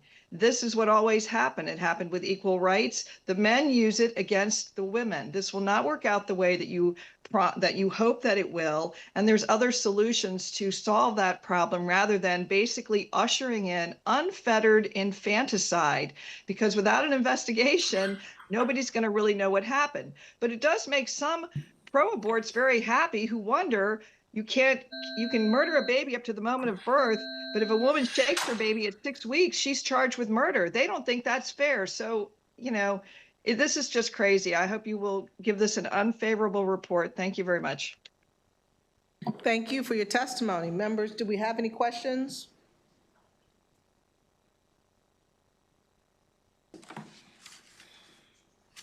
Seeing none, that concludes our bill hearing for House Bill 1131. Thank you. We're going to move on to Delegate Wilson and his staff member who is here for House Bill 1294, please.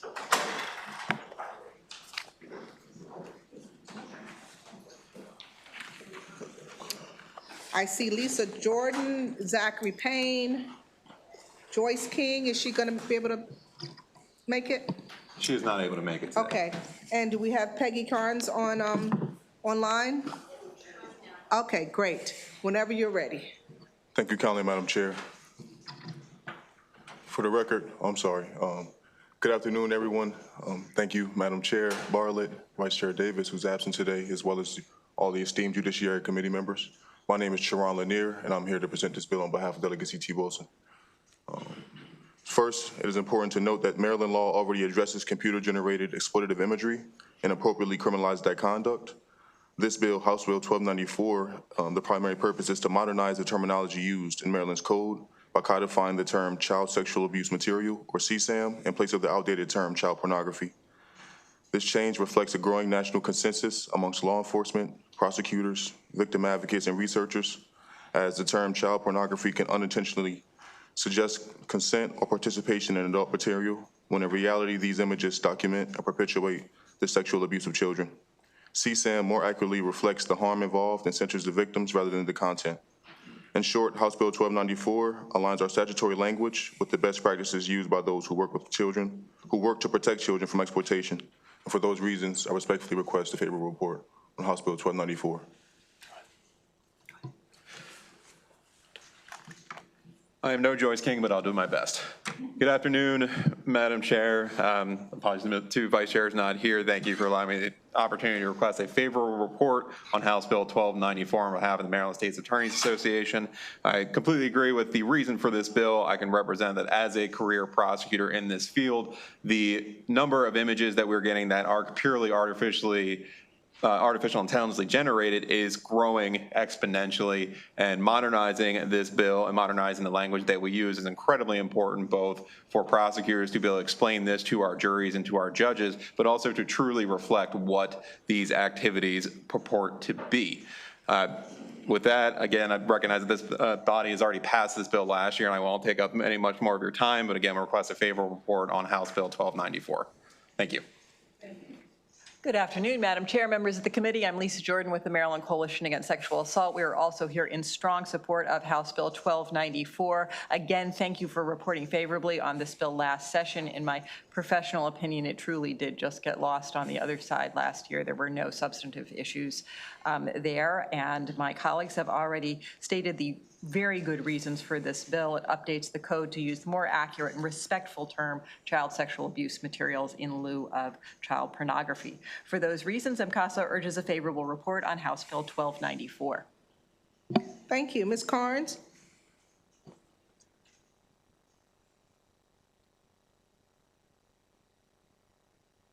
Thank you, Chair Bartlett, and members of the committee for this hearing, and Delegate Wilson for bringing the bill.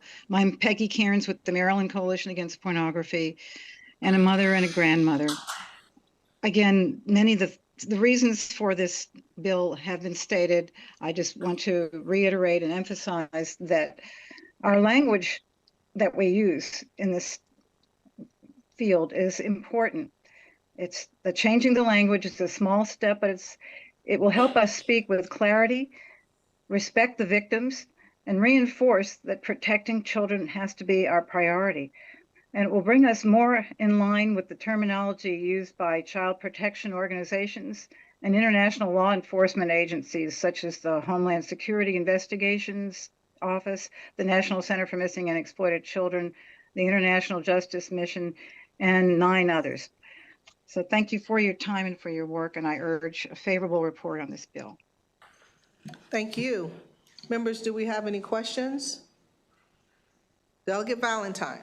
Madam Chair, thank you, panel. And I just wanted to ask, I know this was passed unanimously last year. Is this the same version as the third reader version that was passed unanimously last year? Yes, sir, Delegate Valentine. Thank you. Thank you, Madam Chair. Members, do we have any other questions? We have Mr. Lanier here, and we should be asking him lots and lots of questions. You're fine. Thank you very much for presenting the bill. Thank you, Madam Chair Bartlett. I appreciate it. All right, thank you. You did a great job. Thank you, panel. That concludes our testimony for House Bill 1294. We're going to move on now to Delegate Embry. House Bill 1105. I see.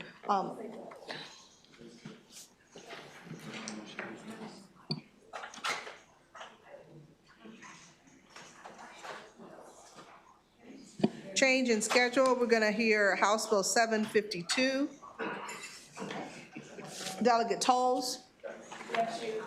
And we have Kaylee Locklear. Okay, great. Delegate Tolles loved judiciary so much that She just keeps coming back. I think it's my last one, I think. I don't know. Thank you so much, Madam Chair. Perfect timing. Appropriations just ended, so that was, we in sync. You don't have to rub that in.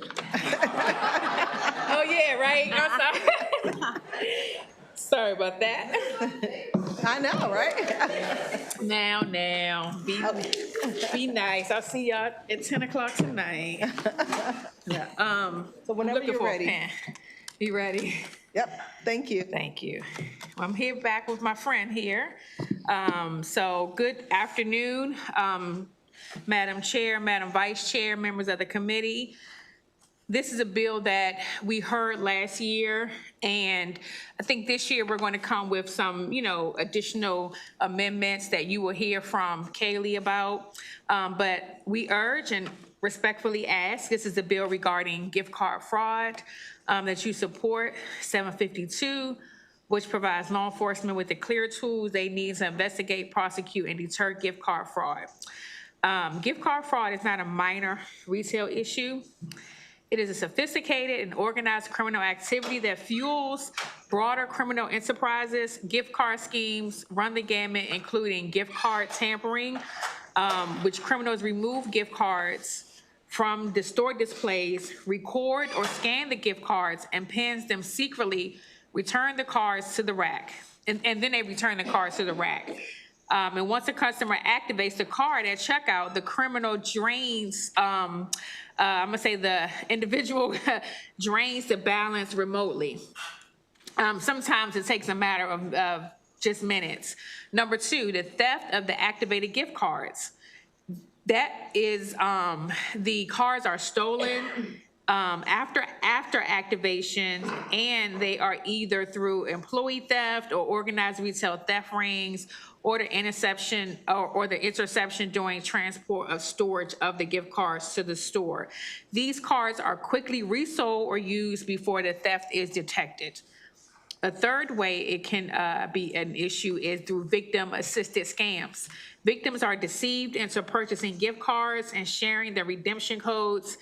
Some common versions are government impersonations like police courts, IRS, utility shutoff threats, tech support scams, romance scams, or family or employer emergencies. The victim willingly provides the code, but only because of fraud. And like recently you've seen, I've got one here, MVA scams. Yeah. So that's like the latest scam that they ask you to put your credit card information into. Open loop gift cards laundering, which is, the Visa, MasterCard, they are more attractive because they function like cash. The organized retail theft conversions, we like that. That's our thing, right? So that's stolen merchandise for gift cards. So you buy something with the gift card after you've with the stolen gift card you buy stolen merchandise with these gift cards.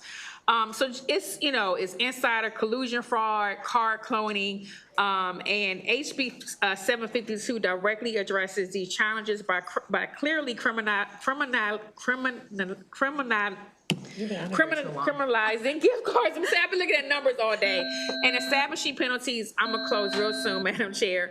Penalties tied to the actual value of the card. The bill also makes gift card tampering a misdemeanor crime, helping to ensure these products remain secure and trustworthy for the consumers. And last year, 11 states passed this bipartisan legislation. Thank you so much, Madam Chair.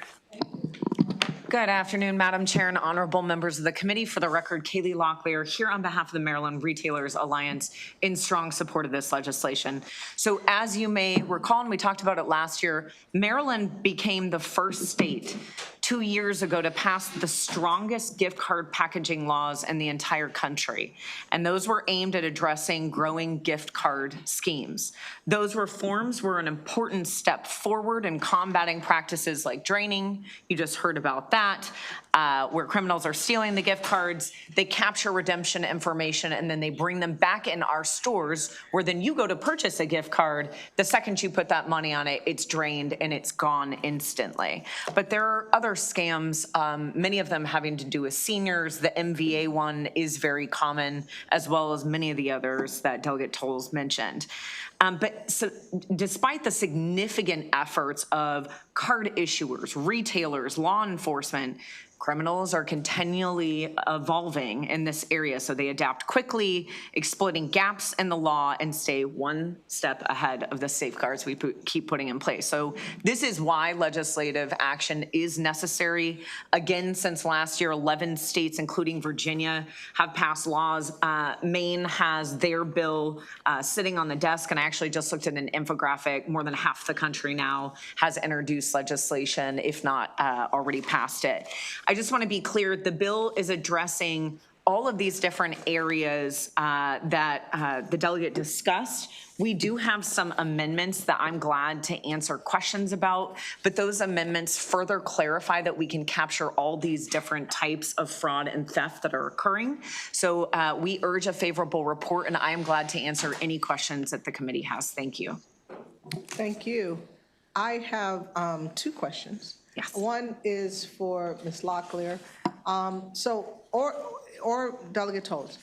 What anti-theft technology is emerging with respect to gift card theft? Yep. So 2 years ago, what Maryland mandated is that the redemption information has to be concealed. It was not mandated that we do that before. So I don't know if anybody ever looked on the back of like an open loop gift card, but sometimes you'd actually see the full credit card number and PIN with like a little cover that you literally could just kind of rip off easily. You no longer can do that. All of that has to be packaged and sealed differently. The card manufacturers themselves employed different technology. I'm glad to bring it into the committee. I didn't think to kind of bring props, but I'm glad to show you how that's changed a good bit. But it doesn't make it as easy as you can just remove our gift cards, take that redemption information, repackage it, and bring it back in the store. Like, you will know that that redemption information has been tampered with now. Also, what that bill mandated, just to be clear and so everybody knows, all of our employees, if we sell gift cards, have to be trained around these types of scams. And then I don't know if you've noticed this recently when you've gone into any retailer. I mean, our pharmacies, everybody and their mother has it now. You'll either see an attorney general's notice, or we are allowed, because of flexibility, to use a more general notice, letting folks know they need to look for tampering and to be aware of these scams. So, one more question. You raised that. You made me think of something else. So you know how, many stores now are putting some of the basic necessities behind glass doors with locks. Why not put the gift cards behind glass doors with locks? Given the fact that there are less employees on the floor these days and we have self-checkout so much. And this was something that the committees of jurisdiction at the time discussed. So Finance Committee and Economic Matters Committee were the committees that took up the packaging issue that we just discussed and this body passed.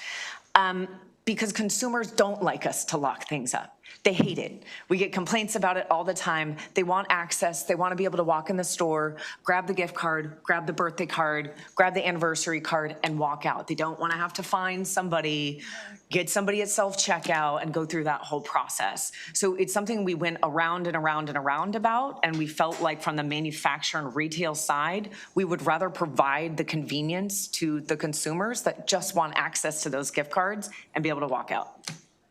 And Delegate, Ms. Locklear mentioned some amendments, so you'll get those over to us, right? Yes, Madam Chair, I will get the amendments over to you. Thank you. Delegate Conaway? Chair, thank you, Delegate and panel, for coming in to present this. What is the MVA subject matter that you were speaking of? So there's been, I think that motor vehicle mentioned it, that there has been text message going around saying if you don't pay something, you'll get your license revoked, and then you click a button on there and you have to put your credit card in, you could pay it now.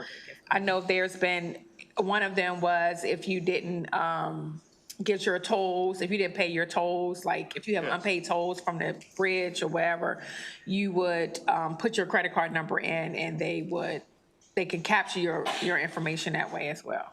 And so how is that related to the gift cards? So a lot of times, actually, what they'll do is they'll tell seniors specifically to go into a retailer and to purchase a certain amount in gift cards, to call a number or input that number or email that redemption information, and they immediately just siphon it and use it however they want. Typically, what they then do is buy goods and then they sell it on secondary markets, hence its tie into organized retail crime. And then how is that addressed in this bill? What do you plan on doing? You're saying you can't get gift cards to buy things that you haven't purchased, that you haven't legally purchased? And I'm sorry that you don't have the full amendments in front of you, but I believe this is in the original bill. So the value of the gift card itself, because this is something we talked about in committee, right? Like, this isn't a normal monetary instrument. It's not a debit card. It's not a credit card. It doesn't have value on it already until you put that value on it. So one of the areas that we had put under how to determine the value of the theft that occurs is the amount of loss incurred by any person involving the use of the gift card. So if that person purchased that gift card for these purposes, that is going to be lost on the gift card and could be prosecuted under that section. Oh, okay. Thank you so very much. Thank you. Thank you. Members, do we have any other questions? Delegate Cardin? Thank you, Madam Chair. Thank you very much for bringing the bill. So I'm just to clarify, seems like the draining issue and the activation of it, I guess, by people who aren't supposed to be allowed to, are both inside jobs. Because nowadays you can't drain because of the new laws that we just passed, right? You can still, absolutely. We have people that come in our stores and are still trying to find their way around evading that redemption information. There's all sorts of stickers that are being made. They're using our glue. They're using the paint that we use on some of these things. Okay. So we are making it as difficult as possible, but it's still happening. So it seems to me, I would venture to say that inside help is definitely a part of it. Part of this. I know that courts are very, very tough on employee theft and employee fraud. And it's already, if you find them, I guess, is there security in these institutions, particularly like the larger stores that are watching, I guess, employees who are doing this? Are we? Yeah. If I may, and thank you to the sponsor and thank you to this committee. It took us 10 years to pass that organized retail crime statute. I'm looking at a couple of you who were a huge part of that, so thank you. But we are investing an incredible amount of money in our stores as far as loss prevention and asset protection goes. There are cameras in almost every store you go into now. There are typically employees sitting there watching, monitoring what's going on. That are completely separate from the regular employees in the store. And we talked about it before. It's like a $75 billion problem in the United States. I have a feeling, and I would like to support this. Hopefully we can work on it. That this is a 2 or 3 year window problem, because by the time in a couple years, everything's going to be done remotely anyway. They're not going to be gift cards, actual physical gift cards. And hopefully the next issue, we'll see what it is. But. Let's see, I think Judiciary passes out. I was gonna say, in the meantime, and I will let you all know, the feds are involved in this, and I talked about this before. Operation Red Hook is being administered by HSI, who's going after the financial portion of this and how money is being moved. But they're out there talking about how states need to move because they're not going to address these kind of minute stealing, draining problems that we have. And our problem is we don't have any statutes on the books where we can charge people when they steal these gift cards right now, right? Like, theoretically, there's no money. Sometimes there is, and we're trying to cover that in here. But our statute for monetary instruments does not cover gift cards right now. So we need something in the meantime. We can come back and look at it if we need it down the road if, it doesn't exist. But right now, something is needed. And to Delegate Cardin, I think that we always have to be mindful of our senior community who are still looking to go and, give that's you may, well, you don't have grandkids, but someone may want to give your mom or your wife's mom may want to give your daughters a gift card or some type of gift, and it's just easier to, while you're grocery shopping, just pick it up. So I don't think they're going away within the next 2 or 3 years, because folks still want to just go touch and look and see, and figure out. They have some that says $25 or $50. So I want to give the $25 one, a $50, So you still want that ability to do that, and we want to be able to ensure that it's not taking Granny's, all of her money out of her bank account when she's just simply trying to get a card for her granddaughter. So, Thank you. So hopefully, and I will say the church community, I don't know if you received that information. It's a group of, it's a cohort of individuals from the communities in Prince George's County.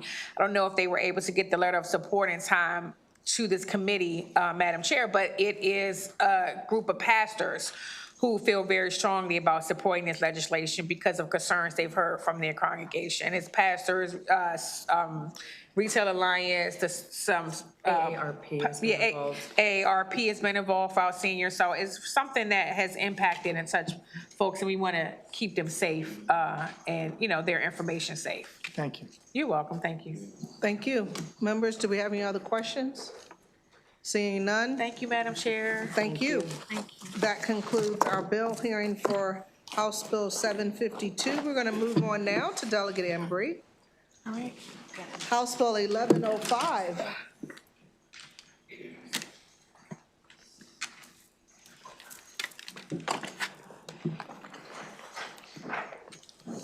Excuse me. That's okay. Thank you, Delegate. Is this Mr. Rowley? Yes, Okay. yes. If it's all right, if Ms. Semlis could just answer questions, would it be all right if she sat? Sure. Thank you. Okay. And I believe we have a city law department lawyer available online, I hope. Oh, yes, Thomas Webb. Yes. Thank you. Okay, whenever, Sarah Sample, is Oh, she on your? yes, yes, Okay. yes, sorry, thank you. All right, and do we have Thomas Webb? Okay, great. So whenever you're ready, Delegate. Thank you, Madam Chair. Colleagues, you should recognize this. We have passed it twice in this form. This is a bill that allows localities that have consumer protection codes, local codes, and offices that do this work, allows them, instead of the default 1-year statute of limitations, a 3-year statute of limitations. Baltimore City, and you'll hear from Director Raleigh, but also our law department, they're bringing a lot of affirmative litigation, which has been tremendous. Ghost guns, opioids. Today, a suit was announced in line with our chair's online gambling bill against illegal gambling operations. So really important work. Also, Howard County and Montgomery County have these, and any jurisdiction could, and if they did, they would have the 3 years. The sticking point has been in the Senate, although I think we have it resolved, well, we'll see, we hope this is the year, is that there's been resistance to what triggers the statute of limitations. So as this is written, it's when the government knew or reasonably should have known. That is identical to language under private actions, tort law. It is actually less restrictive than the Consumer Financial Protection Bureau, the consumer protection laws at the federal level, which is when the government knew. So this is new or reasonably should have known. So we think that's the right standard because this is consumer protection violations, which means the entity that is committing them has a lot of reason to hide the fact that they're doing it, whether it's bank fees or the prescription drugs or you name it. There's no reason that they should let the government know that this is happening. And also the person who's the consumer, they might not realize until they're paying their mortgage or who knows. That something comes to light at some point for them, and that's when they realize what's happening and report it. So that's why we think that language is really important, but you will hear opposition on that. I think that covers it, but again, we have passed it, and I thank you all for your support in the past, and I hope I can have it again. Thank you. Sir, Mr. Rowley? Okay. Good afternoon, Madam Chair and honorable members of the committee. My name is Otis Rowley, and I serve as President and CEO of the Baltimore Development Corporation, Baltimore City's quasi-public economic development agency. I'm here today in strong support of House Bill 1105, BDC's mission is to drive inclusive economic growth and investment in historically underserved communities across Baltimore. I want to speak why this consumer protection bill is at its core an economic development bill. As you will hear from the city's law department, the current one-year statute of limitation has prevented Baltimore from pursuing enforcement against real and serious harms. Landlords maintaining uninhabitable dwellings, scammers targeting elderly residents, and investors who fraudulently acquired hundreds of city properties only to let them fall into foreclosure. That last example, fraudulent property investors, sit squarely at the intersection of consumer protection and economic development. When bad actors acquire properties through deception and abandon them, they leave behind blighted blocks, millions in unpaid debt, and neighborhoods that become exponentially harder for BDC to revitalize. Every blighted property depresses surrounding property values, discourages legitimate investment, and erodes the household wealth of the neighbors who stayed and invested in their community. These are the very neighborhoods where BDC is working to attract new development, support small businesses, and build pathways to economic opportunity. We cannot do that work effectively if predatory actors face no consequences simply because the clock ran out. House Bill 1105 is a modest, common-sense reform. It extends the limitation periods to 3 years, the same standard that already applies to private lawsuits under the Maryland Consumer Protection Act. It imposes no new obligations on legitimate businesses, and it gives local government the enforcement runway to protect the communities and the economic ecosystem that BDC is charged with growing. Strong consumer protection and strong economic development are not competing priorities. They are the same priority, and I urge a favorable report. Thank you.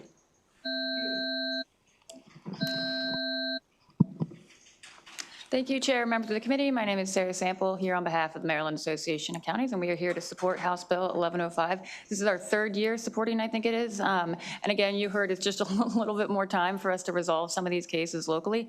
I can also add a little bit of context that since I started working on this bill 2 years ago, I think we initially had 3 local offices that were doing consumer protection, and now we're up to 7 that are either already active or are getting started. So we definitely see a need for this locally. And I think I would also add is that anything that we can resolve locally would potentially take some workload off of the Attorney General's office, who also has to deal with these. But yeah, it really just helps us protect residents, gives us a little bit more time to do that properly. So we would urge a favorable report on House Bill 1105.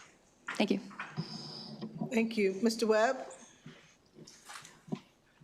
Good afternoon. My name is Tom Webb. I am the Director of Baltimore City's Consumer Protection Division in the City Law Department, and I ask for your support of HB 1105. The city's consumer protection ordinance went into effect in 2023, but we've been able to really step up enforcement efforts in the last year. Our goal is to fill a lot of the gaps left by the Consumer Financial Protection Bureau, dropping so many cases and firing so many employees. But what we found is that because of this very short one-year statute of limitations, we have consistently had to turn away consumers who have been harmed. So just to focus on one example, we've made housing a priority over the last couple of years, both to try to improve the quality of housing conditions and also do our part to make it more affordable through targeting junk fees or other illegal fees in housing. And we've talked to dozens of renters over the last year and heard accounts of illegal clauses in leases that say that landlords are not obligated to provide heat or water. We've talked to folks who have been charged illegal junk fees, like being charged for a pest control fee that was not disclosed in the lease up front. We've seen landlords try to evict folks even when the landlord is not licensed and they're providing uninhabitable apartments. And we've even heard of landlords who are breaking into their tenants' apartments to try to collect when they believe that their tenant is behind on rent. But the issue is that we've consistently had to tell a lot of these people that we cannot help them because the conduct they describe is over a year old. And for many of those people, if this bill had been in effect, we would have had the time to investigate. We would have had the time to file a lawsuit if necessary and get people reasonable compensation for the harm that they've suffered. As been said, all this bill does is conform the city and other localities' statute of limitations to that already found in Maryland law, just 3 years and a discovery rule. It is less restrictive than many other jurisdictions. I think that if this bill goes into effect, we'll be able to say yes to a lot of the people we've been able to say no to recently, and that would be a great thing for Baltimore City. So I urge a favorable report of HB 1105. Thank you. Thank you. Members, do we have any questions? Delegate Conaway. Thank you, Chair. Thank you, Delegate. Thank you, panel, for coming in to testify. What is a fraudulent property investment? What is that? Mr. Rowley, maybe you know? Can the lawyer, can Mr. Webb answer? That'd be all right? Sure, that's fine. I can, yeah. So this has been something that's been in the news recently. The Baltimore Banner has had some reports about it. And essentially what has happened most recently is there's a type of mortgage product where you can get a loan based on the potential value of leasing out your property. So people come in and they buy homes in Baltimore City. And at least as documented in the Baltimore Brew, what happened is investors came into the city, they artificially inflated the price of the homes that they were buying through fraudulent appraisals. That meant that they could get a big loan based on this property and pocket a lot of money in the short term. And they get the loan on the promise that they're going to rehab the property, they're going to lease it out, they're going to maintain it, and they're going to make money, renting it out. And it can be a very valid loan product, but what happened here is, as I said, they artificially inflated the value of the property. They pocketed the money. They did absolutely nothing to rehab the house. In a lot of cases, didn't even get a use and occupancy permit for the house, which meant that hundreds of properties in Baltimore City fell into foreclosure, and folks who had the loans have disappeared. And so it has an impact not only on people who may have been living in those homes, who also had uninhabitable housing and landlords who didn't care about them. But as we heard before, it can have ripple effects throughout a whole community because now you have hundreds of homes that are in foreclosure. So, that conduct that was described in the banner, the mayor wants to make this a priority to kind of root out that conduct. But most of it, by the time that we were aware of it, was well past our 1-year limitations standard. So we've tried to come at it in different ways. The Mayor's Civil Rights Commission has opened up an investigation, but we're really hampered in that respect. So it's just an example of, if we had 3 years, we would have really been able to do something, at least investigate and try to do something. And we've just been unable to do so because of this statute of limitations. Thank you. So the investor buys a house that they say they're going to rehab, and they buy the house over the market value of the rundown house. Is that the first step? The first step is yes. So they'll get an appraisal, and at least the public allegations in the banner was that the appraisal is consistently inflated. So what that means is the size of the loan that the investor can get is also inflated. Instead of getting $10,000, maybe they get $50,000. You're saying a lot of things. You run it down the track because you're saying that the appraisal is inflated. Is that right?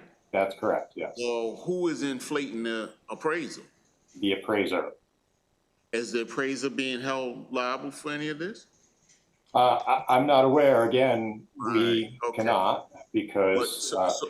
So they get a fraudulent appraisal. Let's say it should be $5,000. They get something that says $20,000. Then they go get a loan for the $20,000, just say, and then they want to sell it to you or something. So they would then rent it out. So then they would own the property based on that appraisal. They get a loan in that amount from a lender, and then they should rehab the property. But get now a they use don't. occupancy permit. Now they don't, and what, they skip town, they just leave, and then they don't pay the mortgage that they took out, the $20,000. So now the house is re-foreclosed on, right? Correct. Then what happens? Well, then the city is left with a lot of foreclosed upon homes, and not a lot of recourse against the people who did it. So we just need to go through the foreclosure process, but it hurts everybody. It hurts the lenders, it hurts the city, it hurts the people in the homes. Right. So when the house is recorded, when the dwelling is recorded as a deed, is it going to be recorded at that $20,000 appraised value? That I don't know, frankly. I'm not sure okay, how. Because my question I was yet. trying to get to is, if you over appraise the value of a property, then when you look at everyone else in the neighborhood's property tax, I believe their property tax will be inflated too. So then if you find out that you have these properties that were inflated and some fraud was going on, then really everyone's property tax in that area should be modified and lowered. Is that right? I think it's certainly a possibility. I can see the logic to it. I can't comment on these Thank you for at specifically, least but I seeing the understand what you're logic. saying. Thank you so very much. Yeah. Thank you. Oh, look at this side. I don't know who's first, Delegate Cardin? Thank you, Madam Chair. Thank you very much for the bill, and assuming we're going to have a success again this year.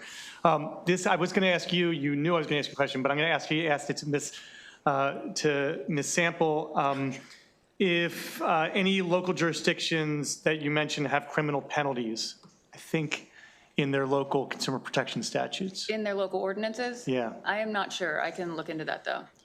Would it sound right about 9 do? Or not? I'm not sure. not sure. I can look into it for you. Okay. Baltimore City does. Yeah, it would not surprise me. It would be, yeah, that would not surprise me if they existed, yeah. Great, thank you. Delegate Phillips. I guess one of my questions is, from a practical perspective, and this may be for the city solicitor's office, do you have examples of how this, where this may have applied today, where you have statute of limitations which has been too short, and you found out about something after the 1 year? Yes. So I mean, so the main one that comes to mind is in the landlord-tenant sphere, right? And so that is, we're coming across renters who are giving us these kind of terrible stories about conditions and leases, and they are outside of our year-long statute of limitations. So we haven't been able to help them. Other examples I think were referenced briefly, but I can talk about a little bit more. But another area that we've been trying to be really active is in cryptocurrency scams, which are a terrible thing and really target elderly populations in Baltimore City. And there was actually a recent lawsuit in DC against what's known as kind of crypto kiosks, basically a place you can go, you can put in your cash and buy cryptocurrency, but they're often used as part of scams. And there's also a variety of other crypto scams that we're aware of. And so we have begun investigations into this area, but what is revealed at this conduct, as we all know, goes back years. And so even if there may be some people who are recent victims that we can help, we are getting accounts from consumers in Baltimore City. We're receiving information from corporations about conduct that goes back 2, 3, or more years. And again, we are just very curtailed in what we can do. And there's just a lot of people who have suffered really tangible harm here, people who have lost their life savings, people who have lost their savings account, and we just cannot do anything to help them. So again, this is just about us trying to be able to say yes to more people and build better cases as well. I think given the time, I think that allows us time to build cases, to get more stories, and to build better lawsuits and do more good.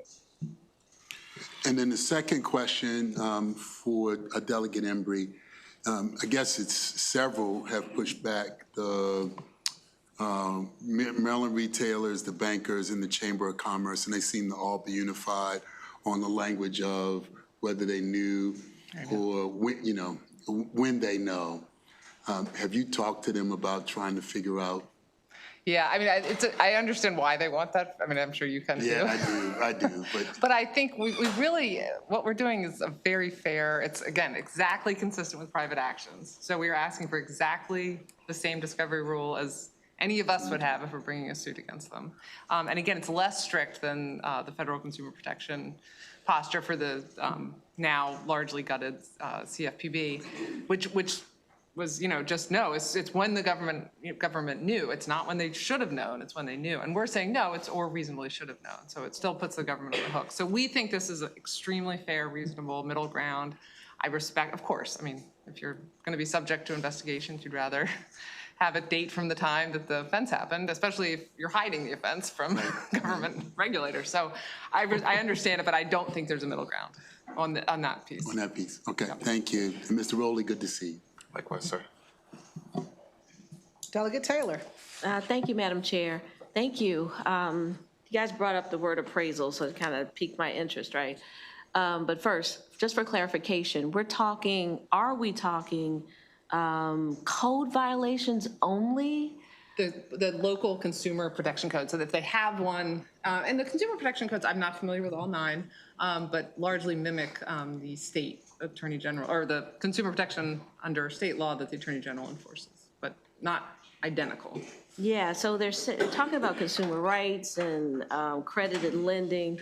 I was just wondering, would this work in the reverse if you got an appraiser that was lower than you expected, or, you were undervalued, therefore you could not move on with your renovations and whatever because you couldn't get a loan to do those things? And could you, as the buyer, use this law to go to the Civil Rights Commission and say, hey, my appraisal was low, and now are you giving me now, instead of 1 year to do that, now giving me 3?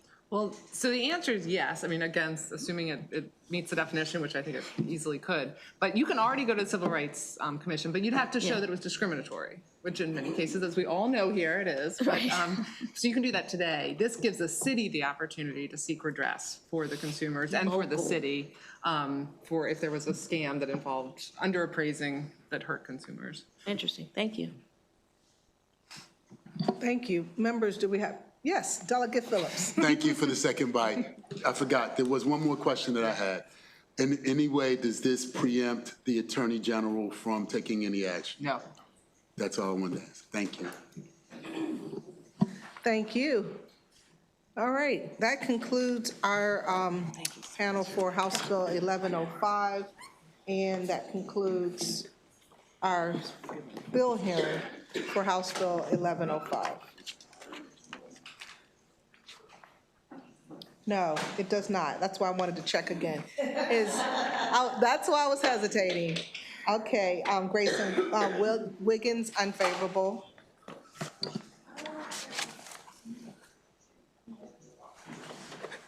Good afternoon, Madam Chair, members of the committee. Grayson Wiggins here on behalf of the Maryland Chamber of Commerce, back for a third time on this bill. I think Delegate Embry pointed out our concerns very well. We had a lot of discussions about them. We are really just concerned with the tailing provision on the statute of limitations that notes after local authorities knew or reasonably should have known of the violation. I appreciate Delegate Cardin's question. My understanding is that Baltimore City, for example, does have criminal penalties attached to their CPA. We'll be very clear, Maryland Chamber of Commerce wants every business to comply with the law. We have no issue with that whatsoever. And we would be fine if the bill were to remove that provision and just extend the statute of limitations to 3 years, which I believe is how the bill was actually introduced 3 years ago before it was amended and sent out of the House. And so the only other thing I would note is on the private right of action comparison. My understanding is the private right of action is when the individual who's bringing the private right of, or bringing the lawsuit knew or reasonably should have known. This is different because it's saying an individual was subject to an issue, and then it only begins when local authorities knew or reasonably should have known. So it's actually extending that beyond what is in the private right of action rule. And so, we talked on the Senate side last year a lot about this creates a situation where there could be an issue, and then someone doesn't alert local authorities for 8, 9, 10 years down the road. And so this statute of limitations actually becomes much longer than 3 years. And so for those reasons, we're concerned with that tailing provision, and that's really our only opposition to the bill. So I just have one question, though. Well, doesn't, from the date that after the offense was committed, doesn't that shorten the time for the statute of limitations in the sense that the offense may be committed, the local authorities or local authority, they don't know about it, and they find out about it maybe a year later, and so now you only have 2 years. That's a great question. Yeah, it would make it a true 3-year statute of limitations as opposed to a 3-year plus an open-ended time period of when local authorities knew or reasonably should have known. And my understanding, when I look through the Courts and Judicial Proceedings article, is that the date the offense was committed is widely used for all other statute of limitations with one exception that has, I believe, this language, which is the environmental violations in the critical Chesapeake Bay area zone of Talbot County. So it's a very, very small similarity there, but the rest of that statute is always when the offense was committed, is my understanding. Interesting. Okay, members, do we have any other questions? Okay, Delegate Phillips. So prior to the gutting of the Federal Consumer Protection Bureau, that language that Delegate Embry suggested was there, right? I believe, according to her testimony, was slightly different. I don't have that in front of me right now. I can follow up with you on the exact language, so. But the banks and other institutions were subject to that language. They may be. To be very candid, we don't have a ton of banks at the Maryland Chamber of Commerce, and this statute is much broader. It is broader than the Consumer Financial Protection Bureau would be. So this involves any what would be considered an unfair trade practice. So this is much, much broader than the CFPB. Okay. So I just want to clarify, because maybe I can help try and draft an amendment, but you're suggesting that the statute of limitations, because it's when the municipality knew or should have known, and not when the incident was known or should have been known by the victim, that this could indefinitely extend the statute of limitations. Correct, yeah. That's been our concern with the issue. I mean, because it says after local authorities knew or reasonably should have known. Unfortunately, you're not a lawyer, are you? I am, probably not a very good one, but I am one, yeah. Okay. Any case law at all, by any chance, that would show that that actually could be the case, where a court has ruled that the statute of limitations didn't run because the consumer knew, but the protection agency didn't know? Potentially, I'm not sure, but if that's the case, then why do we need to include it in the statute? Yeah, okay, thank you. Delegate Embry. Thank you, and I just want to I appreciate all the conversations we've had, and thank you. I just want to make the point, isn't it true that the Attorney General, who has similarly broad consumer protection powers under state law that we've given them, has no statute of limitations currently? I thought the testimony on the proponent side was to match the Attorney General's in years past. Match the civil.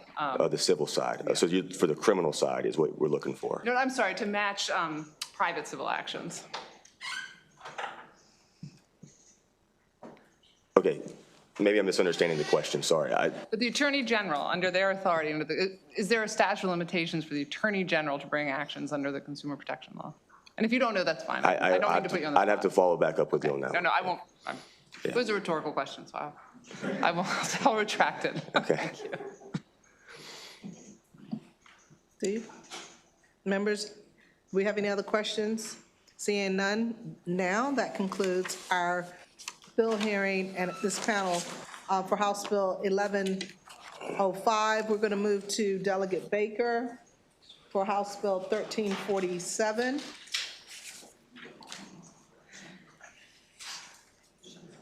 Delegate Baker, okay if I call up Brittany Clipp, Rebecca Shunholz, and Shannon Albertson and Jodeci Albertson, unless you have a particular panel.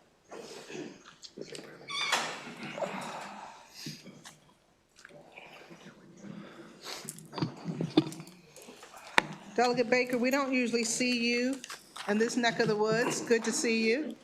Well, thank you, Madam Chair. And so we do time. We do a 3-minute for sponsor and 2 minutes for everyone else. Okay. I would like to ask, if possible, if needed, a little more extra time for testimony, and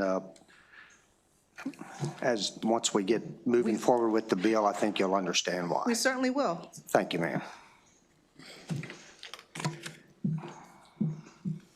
I hope I can get through just my little presentation. Anyhow, I'm here. I'm Delegate Terry Baker, Delegate 1C, Western Maryland, and presenting House Bill 1347. And it's going, we would like for it to be a task force to study post-release services and requirements and possibly know this bill in the future as Breeze Law. I think once we get moving forward here, this bill is a community, family, forever family-changing tragedy in my district in Washington County. And the purpose of 1347, as I said, would be to establish a task force to study post-release services and requirements aimed at reducing repeated relapses among individuals released from incarceration. The creation of the task force would be comprised of 2 senators appointed by the Senate President, 2 delegates appointed by House Speaker, Secretary of Public Safety and Correctional Services or the designee, President of Maryland's State's Attorneys Association or designee. The chair would be the Secretary of Public Safety and Correctional Services. The staff support would be the Department of Public Safety and Correctional Services.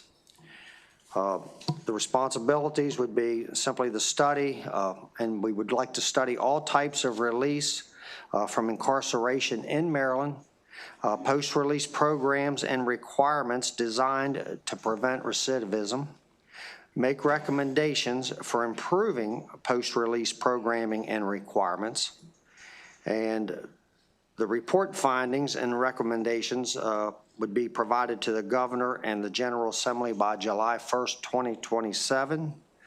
As far as compensation, members would serve without compensation but may receive travel expense reimbursement, and we would obviously want a sunset clause, and that would act would terminate January 30th, 2028.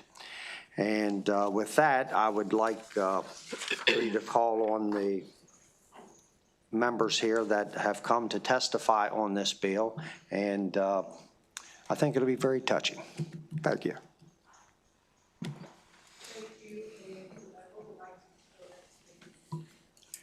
Good afternoon. I'm Shannon Albertson, and I'm Brianna's mom. She was not only my daughter, she was my best friend, my sidekick, and my soulmate. She was the light in the lives of everyone that knew her. A heart as big as Texas and a voice and a laugh that filled every room she walked in. On November 18th, Bree and 2 others were violently murdered by a group of at least 6 individuals, 2 of which had just been released after being locked up for many years for first-degree murder. These people planned to murder them and then set the house ablaze to burn their bodies and destroy evidence. Bree did something brave, though, something heroic. She tried to escape, only to be captured and dragged by her hair back into the house to be shot execution style. While being violently dragged into the house, she grabbed the Ring camera by the door and pointed it at her murderer's face and then threw it out into the yard to be found later by law enforcement. Even in the face of terror, she had the presence of mind to leave behind evidence to identify her killer. But that was Bree. She was smart, she was strong, and she was brave. But she shouldn't have had to be. If these individuals were properly monitored and a more structured integration and more support, they would not have had the opportunity to plan and execute this tragedy. This is why I'm here before you in honor of Bree, asking you to support this task force, to study post-release services and supervision so we can understand where the system is failing and how it can be strengthened to protect our community from violent repeat offenders. Every night I go to sleep knowing my daughter spent the last moments of her life fighting to survive. I will spend the rest of mine making sure I continue that fight for her. I ask you to please support this task force so that her courage can help lead to the changes that may save another life, to save another family through this devastation. Thank you. Thank you, Mr. Baker, for presenting House Bill 1347. My name is Rebecca Shanholtz. I am Bree's grandmother. Shannon, Bree's mother, is my only child. I was robbed on November 18th of 2025, robbed of ever seeing Bree grow old and seeing where she would have taken herself. I know it would have been magical. I not only lost my granddaughter that horrible day, but I also lost my daughter. As a mother, it's horrible to see in her eyes so full of pain, and I cannot help her. My daughter lost the child that was her mini-me. They were connected by blood, heart, and souls. Watching Bree grow up was like having my daughter young all over again. Never did I imagine my time here on earth without Bree in it. She was the light of my darkest days. I still cannot accept that she's never coming in the door saying, "Hi, Grandma," and ending it with, "I love you." I have a text message from the day before telling me that she loved me. I will cherish that text forever. November 18th, 2025, not only tore my family's hearts out, but it also affected a whole community. A community that never thought anything like this would ever happen there that was so horrendous. We never expected to get so much support for Bree's Law than we have. It's heartwarming to see this support. This murder was by people that had committed heinous crimes such as murder before. They were out on early release, released to be free, to kill again. Killed 3 more people in cold blood. Bree's Law is intended to make changes for post-release of these criminals. It is intended to change or make better guidelines on the way the early releases and second chances are handled. We can't control disease and we can't control accidents, but we can control how early releases into our communities are handled. As a state, we cannot allow for these criminals to become repeat offenders of such heinous crimes. During these hearings, I have heard other cases where people that work in the release program say that the system is broke. There are too many cracks for things to fall through. Cases outweigh the number of case workers to handle them all. In this case, for one offender, he was released less than 2 months prior, and one was released less than 1 week prior to out into society and able to commit murder again, cold-blooded murder. The system requires change. Bree's Law, along with the task force, will allow a committee to investigate what needs to be changed. We need to keep our communities safe. With the task force, we can be on our way to change. We all are the voice of change. We are Bree's voice. We feel Bree's Law will work. I will continue to fight as long as it takes or as long as I live, whichever comes first. Thank you for considering House Bill 1347. Help us be Bree's voice. We will never let her memory die. Thank you. Good afternoon, everyone. My name is Brittany Clipp, and I only live 4 minutes down the road from where Bree was murdered and the house took fire. Bree wasn't just my family by blood, she was my family by love, and that's what matters. I live in a small, quiet community, a kind of place where you're able to feel safe and secure. We never imagined something like this would happen, but it did. What makes this even harder is knowing this tragedy may have been preventable if proper measures had been put in place.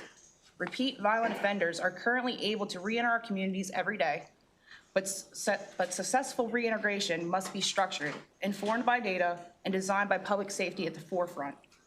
Second chances are important, rehabilitation is important. The task force proposed underneath Bree's Law is a first step towards a balance. This task force will provide critical data, not only for Bree's Law, but for addressing Maryland's high recidivism rate, and it could refine parole release procedures, and it could also equip law enforcement with information to identify risk before the tragedy ever occurs. This bill at its core is not about politics. It's about prevention. It's about structured reintegration, and it's about protecting Maryland communities from newly released individuals who are adjusting and navigating the ever-changing demands of society. As Maryland lawmakers, you serve the residents of this state. It is your responsibility and your obligation to keep all of our communities safe through the choices you make and the policies you put in place. We cannot change what happened to Bree, but you have the power to change or prevent it from happening again. I respectfully urge you to support this task force for Bree's Law. Thank you for your time.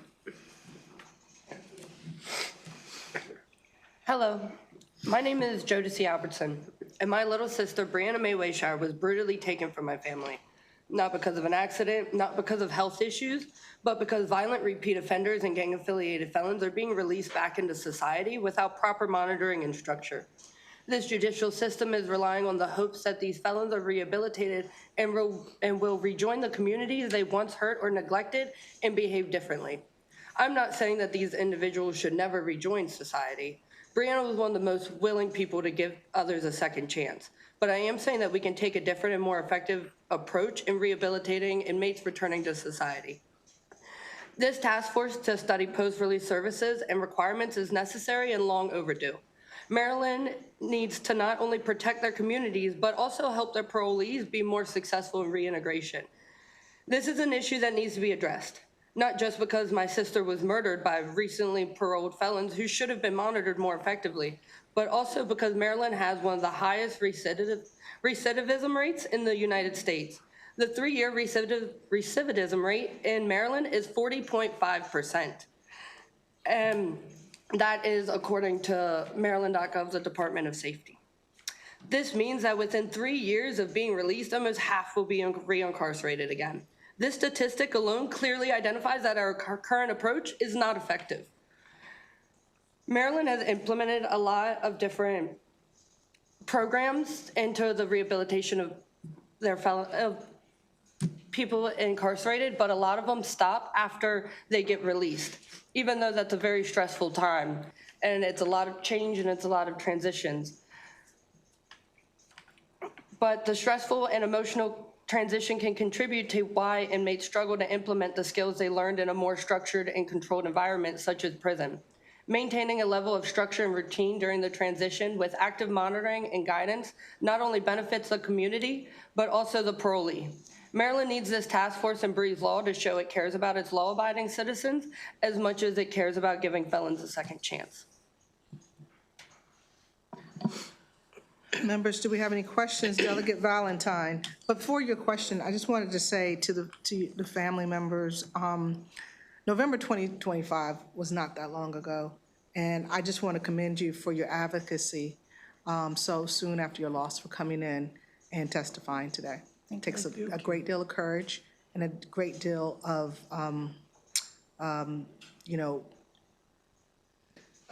honor to be able to do this. So thank you very much.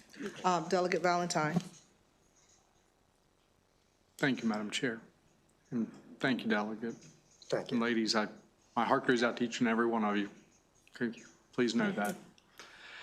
My question, Delegate, is just, there is one note here in the bill from the Attorney General's office that talked about some recommendations, and it talked about the scope of the membership of this group. And I know we talked about it before the hearing, and I know you would be open to maybe widening that a little bit to include a few other organizations and such. Is that something that you would be agreeable to if we move forward?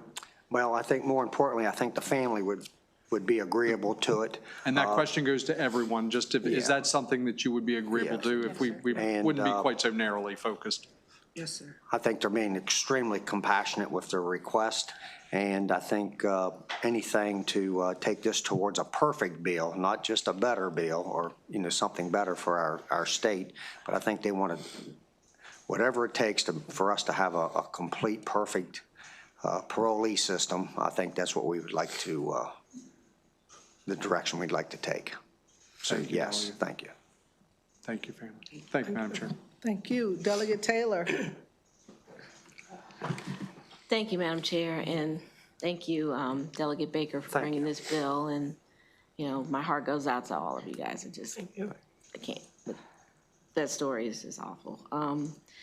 I just wondered, Delegate Baker, if you were aware that in 2023, I passed a bill, House Bill 1037 to be exact, that created a task force that's looking at reentry, pre and post release. And the report is due at the end of this year. For some of the very reasons you guys, brought up today, is just to make sure that the services available for folks that are going to be released, and that they are equitably the services are equitably available across the state. Now, I'm not sure, if this bill is passed or not, would you be willing to work with me on some of your ideas, and maybe we can integrate some of this into what our task force is doing already? We have a task force. They're out there working, man. I mean, they're really busy. If you'd like, I'd love to work with you if you're open to that. I am aware of that bill, and I think currently the Senate, they're working on an amendment to move forward in regards to the bill, your bill, and I think they would, and I know the family would, they would be extremely honored if you could figure out a way to include the bill, your bill's title, to state Bree's Law. Okay, just for clarification, my bill passed 2 years ago, a year or two ago, so that may be somebody else's bill. But yeah, I'm sure they'd be open as well. So, thank you. Thank you. Delegate Mangione? Excuse me. Thank you, Madam Chair, and thank you all for being here, and my thoughts and prayers with you all. I may have missed something earlier, but can you go back and the individual, one of the individuals responsible for the murder of your daughter and granddaughter, was he released by the Second Chance Act? Or is It was not. The reason why we attached it at the beginning to that is because it was something that was just passed and something that we could, it was pretty much the same, like these guys were getting out of, after being incarcerated for 20+ years from a young age of murder. So attaching that to maybe amend that was something that we thought at first we could do to honor Bree and to change what had happened with her. There was a lot of it had just passed, but no, he was not released. okay, I wanted to make sure, because I guess on the internet there were rumors whether or not, and it would have been interesting to know that, because if you're going to pass, if the legislature passes something and maybe there was unintended consequences, clearly we should go back and look at it. Yes, and maybe some bill like this. Well, I'm just wanted to bring that up, but okay. Well, thank you for answering it, because I wasn't aware, other than some internet report. But nobody would know more about this than you would. So may I add something onto that? The Second Look Act could open the same gate to what we're experiencing now. It's the same situation, pretty much. okay. Well, thank you for answering that. Thank you. Thank you. Delegate Phillips? Thank you, Madam Chair. Thank you, Delegate Baker. Thank you. Thank you, ladies. And thank you for applying what is a tragedy to focus on improving a system. One of you mentioned the recidivism rate in Maryland, and I agree with you. It is way too high, and we need to do everything we possibly can to support those that are coming out so they don't go back and they don't commit atrocities. So I just really want to thank you for placing your energy in this area. Thank you. Isn't that so, Madam Chair? That is so. Members, do we have any other questions? Seeing none, thank you very much for being here. Thank you very much, and we'll appreciate anything that you can help the family with. Thank you. Thank you. Thank you. So members, that concludes our bill hearing for 1347. We're going to move to Delegate Alston, House Bill 1146, if she's still. Oh, okay, there we are. Okay. So Delegate Alston for 1346. No, I'm sorry, for 1146. And is Jane, oh, yes, Jane is here. Andrew Nicholas.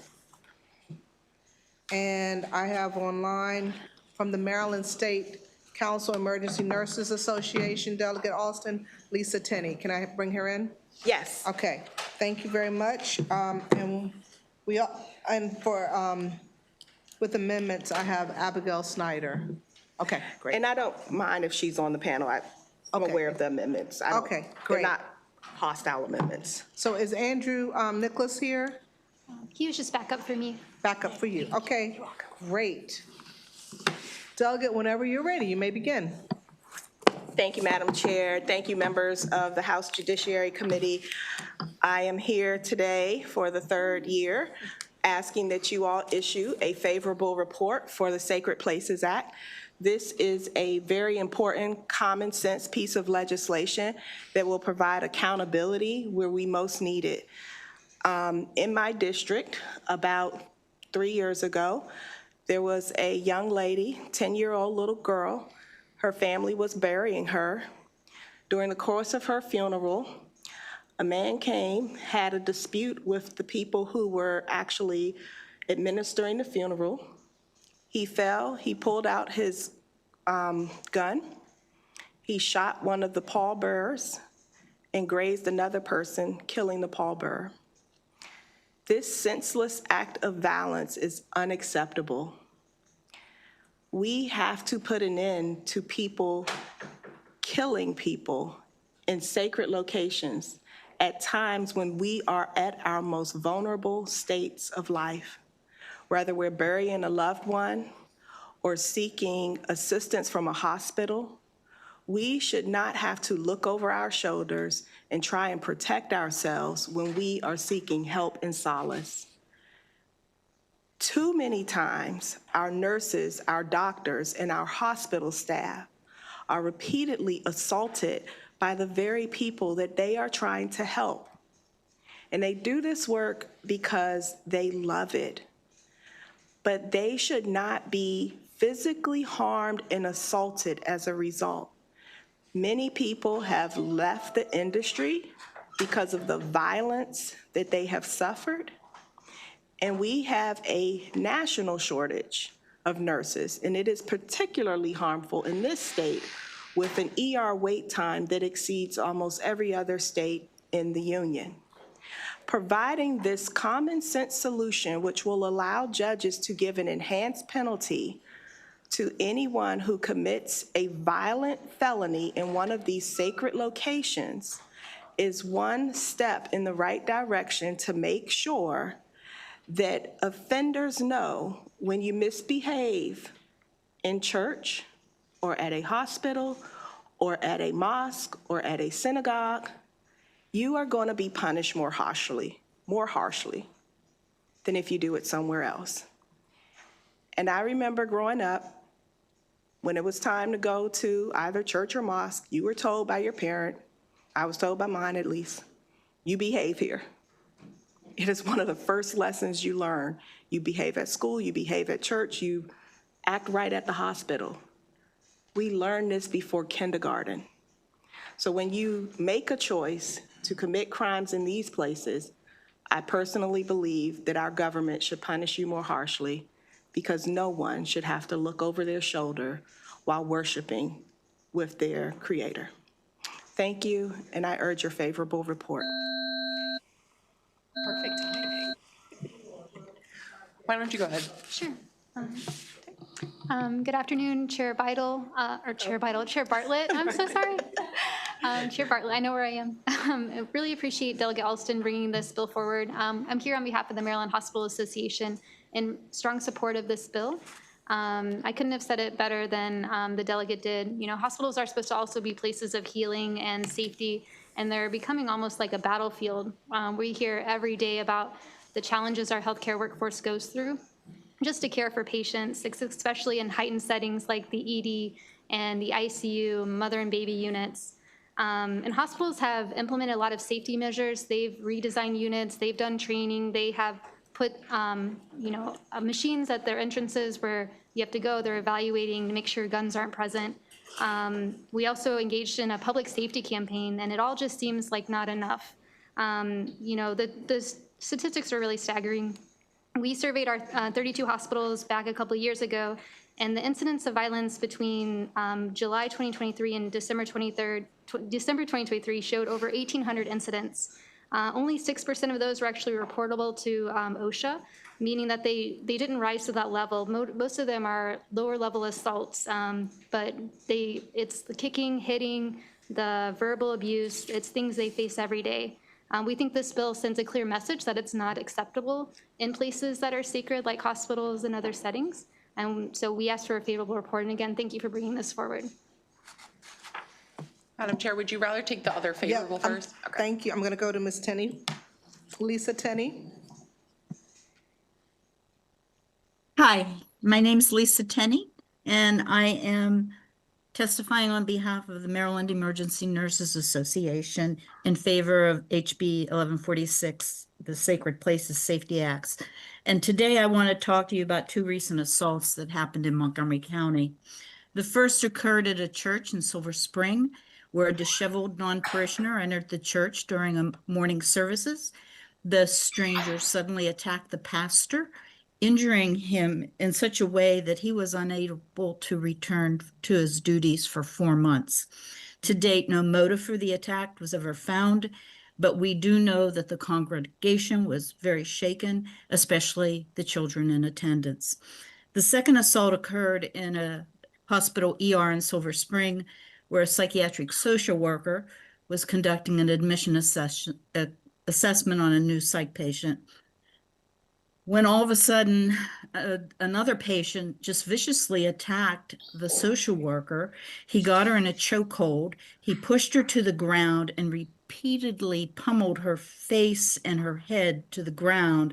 The attack disrupted the entire ER, interfered with the care of others, and prolonged the already long ED wait time that day.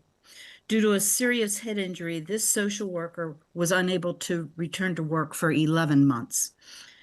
Both of these stories demonstrate the erosion of some Americans' disrespect for one another and for traditional safe havens as hospitals and churches. In my 52 years as a continuous hospital bedside nurse, I have witnessed this decline in respect. Some people forget that the Constitution provides for freedom of religion. Some may not know that Maryland's own Patient Bill of Rights provides patients with the right to be safe in hospitals. For these reasons, I thank you in advance for a favorable bipartisan review so that we can pass this bill on to the Senate. Thank you. Thank you. We'll go ahead and, yep. Sure. Good afternoon, Madam Chair, members of the committee. For the record, Abby Snyder, Director of Government Relations for the Baltimore Jewish Council. We represent the Associated Jewish Federation of Baltimore, all of its agencies, and the organized Jewish community of the greater Baltimore region. We're here today, and I appreciate the sponsor saying that this is not a hostile amendment, just requesting a small tweak in this bill. The definition of places of worship, unfortunately, as written, is not comprehensive of the Jewish community. We have a lot of rabbis, particularly in what we call Chabad houses, who literally are practicing having services in their living room. So the piece that says non-residential as the location is in conflict with some of our places of worship. To date, there's over 40 Chabad houses in the state of Maryland. So this does encompass a pretty decent sized community. And so we would just ask that the committee either strike non-residential under the definition of place of worship, or however you all see fit to better define that area would be much appreciated. And with that, we would urge a favorable report. Thank you.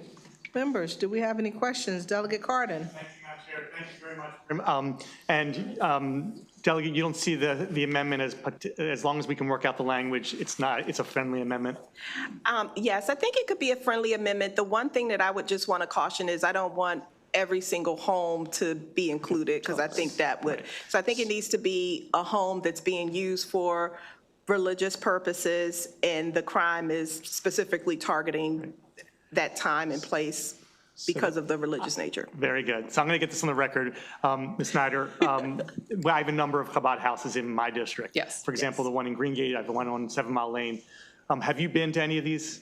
Actually, no, I haven't. So if I describe it to you, tell me. So oftentimes, and it's not just Chabad, by the way, there are other places where the rabbi lives sometimes upstairs and has his living space downstairs, but he converts it usually on a Friday night or a Saturday and invites upwards of 20, 30 people to come and practice in a religious setting in the house. Yes. And in this house, and then he oftentimes will have a number of children, and the children use this as a living space after the services are over. Does that sound like about what you've heard from your Yes, that's correct. And I do have linked in my testimony some further examples if that's helpful to the committee. And again, I am no expert in language, so non-residential, however you all see fit to encompass that while making sure it's not, it's up to the delegate's standards. And I think we both have the same understanding of what we would like that to look like. Thank you. Well, we'll work further on it. Thank you. Thank you. Delegate McComas and then Stinnett. Thank you, Madam Chair. Sometimes I think, and that's a problem.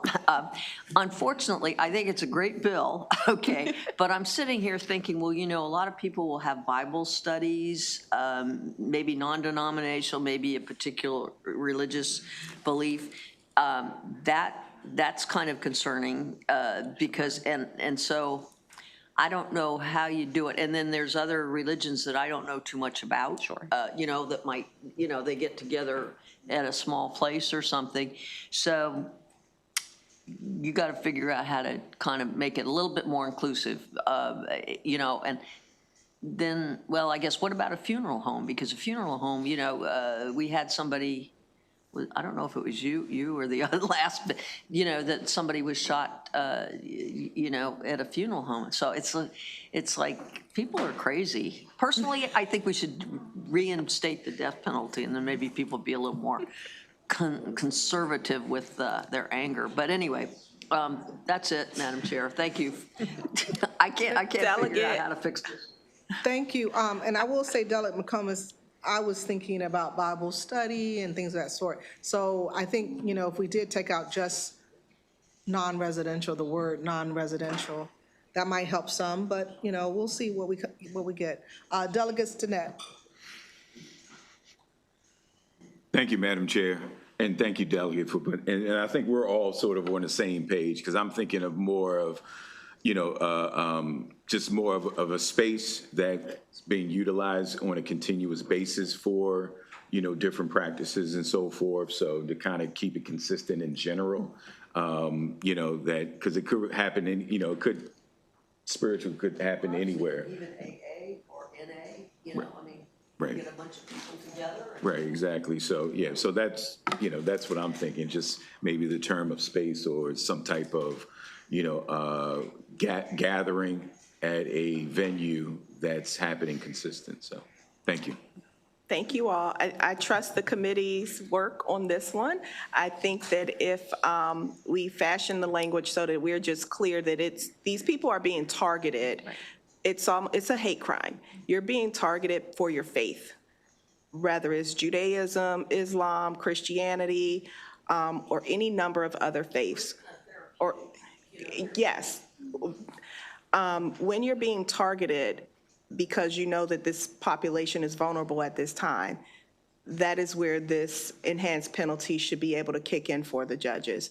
So I think the hospital, the homes, those are pretty clear. I'm open to the recommendations of the committee for how to fix it so that we don't leave anyone out with regards to the communities that we're trying to protect and serve. Okay. Delegate Mangione. Thank you, Madam Chair. Thank you for the bill and the testimony. I agree with all the things you're saying. I guess my only two things, number one, and you just touched on the hate crime, that's where I'm trying to make sure I'm not confused. I mean, I actually would like to amend every part of Maryland, every home, every apartment, everything to this bill. But with that being said, obviously that's not happening. The question I have for you, like nursing homes would be one. I don't understand why nursing home might not, that goes similar to a hospital, but a scenario that actually happened, because I didn't know if this was geared towards hate crime or targeting an individual or just a type of issue that happened within the house of worship. There was a priest in Little Italy who was attacked just feet away, pistol whipped, an old priest just a couple of years ago. How would that play in this bill if he's just 5 feet away from the church, what I think he was after he parked, but is he being attacked and harsher punishment because he is a priest, he was wearing religious garb, it's not actually in the church, like that's a real life scenario. I just want to see how that plays under this bill. I would say if it was on the church's property, I think a prosecutor could seek it and see how it plays out. I know that the situation that made me bring the bill, it wasn't actually at a church, it was actually at a burial site. And so that's encompassing in the bill. So I think that the idea is to make sure that when people are being attacked, and one, I think that would also constitute as a hate crime. A hate crime. Separate and apart.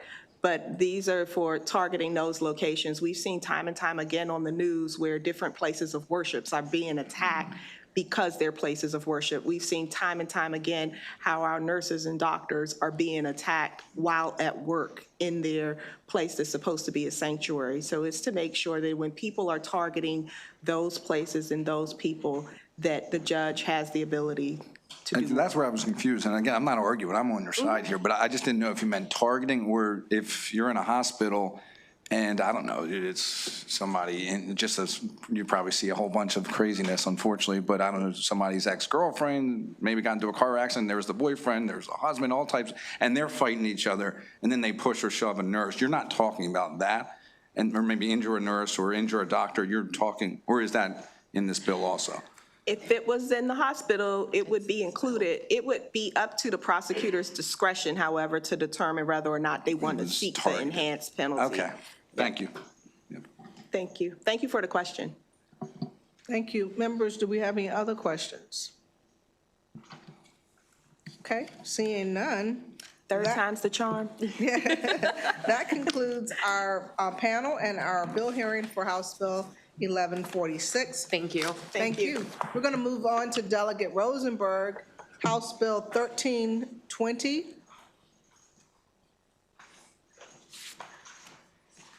And Delegate Rosenberg, are you going to bring up Russell Butler? Yep. Okay. Whenever you get settled and whenever you're ready, you may begin. Thank you, Madam Chair, and members of the Judiciary Committee. This committee, with the extraordinary support, advice, leadership of Russell Butler, has passed legislation over the years that protects the victims of crimes, provides them with access to the court system so that they can be better prepared to deal with the after effects of a crime upon their well-being. And one of the things that resulted from the joint efforts of Russell and this committee, and then obviously the full body, is the creation of the VINE, which is an electronic system which informs victims who sign up regarding the status of their case. And what the bill before you would do is mandate that information that is already available in the VINE system be made available to a victim or the victim's family that is signed up to participate in the VINE system. By letting the family or the individual and family know sooner what the process is, what court dates have been assigned, and where the victim may be incarcerated or be let free, that is vital information for the victim and his or her family to have.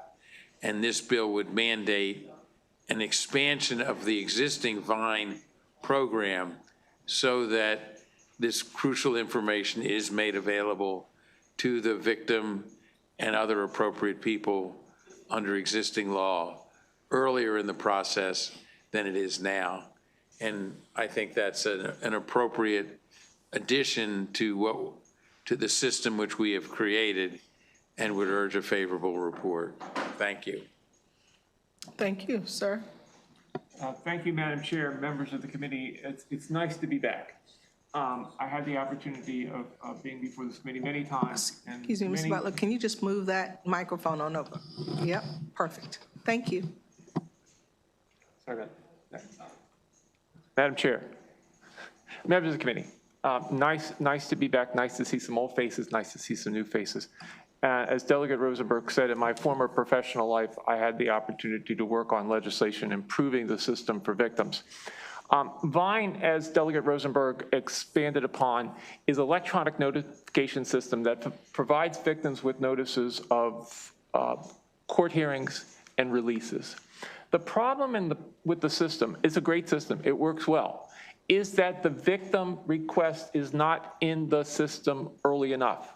The most dangerous time for any victim is when a defendant is first released. And why is that? Because they're angry, they're mad, they want revenge, they want to try to convince the person not to testify, not to pursue.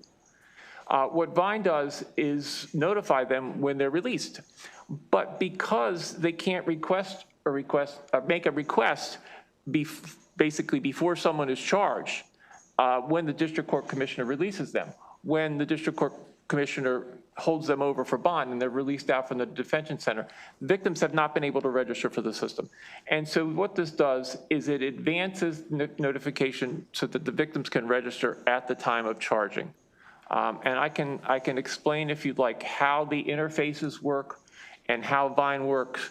But really, what needs to happen is really some programming to allow when a victim files an application or statement of charges, or when a law enforcement officer files a statement of charges, the victim contact information, which is usually a phone number or an email address, which is already taken, is a little checkbox that you include, notify the victim, and that gets inputted in the system. And then VINE does what they call import. Just like they import defendant data, they import the victim request, and therefore victims are notified earlier. So with that, Madam Chair, appreciate a favorable committee report. Thank you. Members, do we have any questions?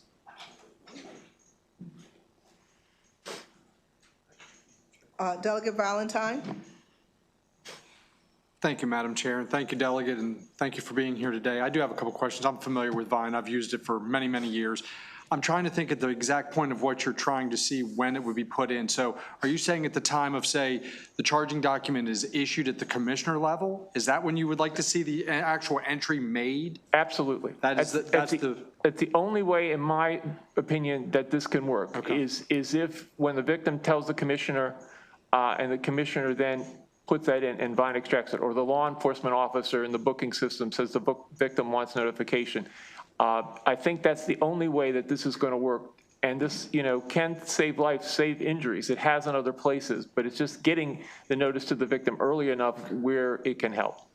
And then with MDEC, with them entering it in MDEC, you're saying then that would talk to VINE so that it would be in? Yes. Okay. VINE is an interface on the MDAC system, on the detention center system, and they extract out the defendant information. What they would do is they would extract out the victim request for notification. And so when the interfaces update, then they would be able to notify the victim because the victim would have registered to the system. Okay. Thank you for that clarification. Okay. Thank you. Delegate McComas? Well, ultimately might be to you, Madam Chair, but anyway. There is a bill out there that says that if you want somebody arrested, it has to be going through the state's attorney, and I think they've got X amount of hours to decide what they're going to do, because in other words, they don't want the commissioners to doing the arrest warrant.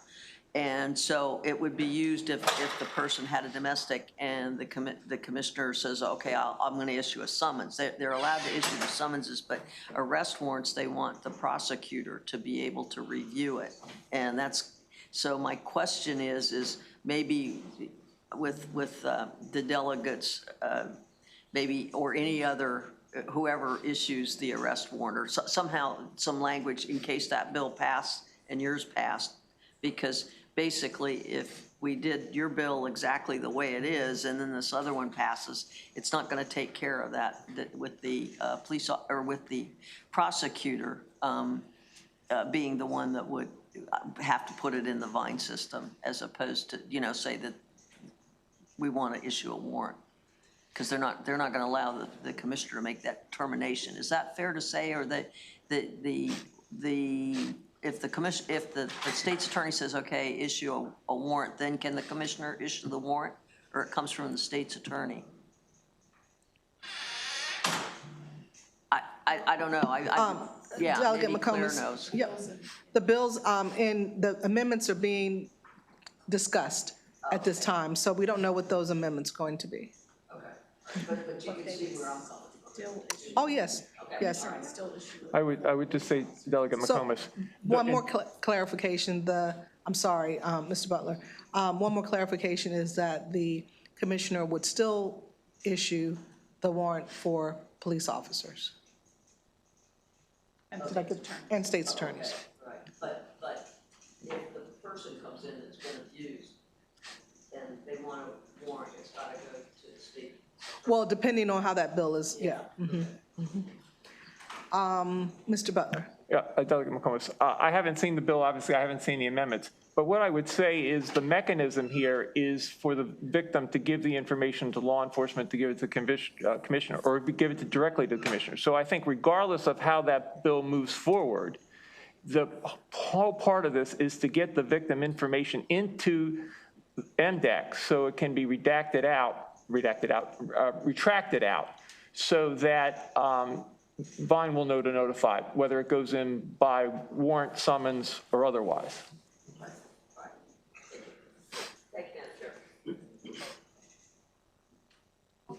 Thank you. Members, do we have any other questions?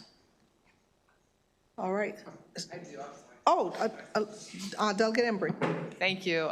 Thank you. I think I really like the concept of this bill. Two sort of questions / food for thought. One is a question, does MDEC, if you enter it into the case in district court with a district court number, does that carry if the case moves to circuit?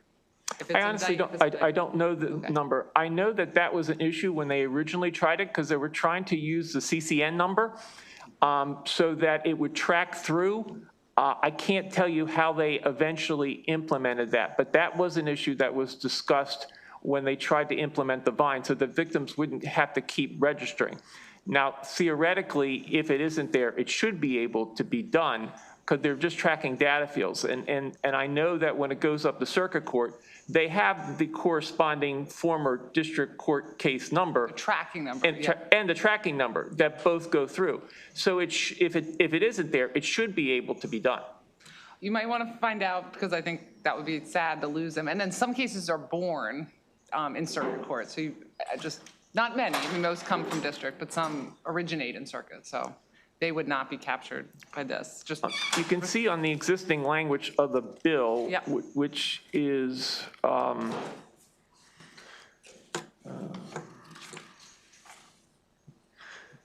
D on page 2, D1, it already tracks the prosecuting attorneys when it's in circuit court by indictment or information.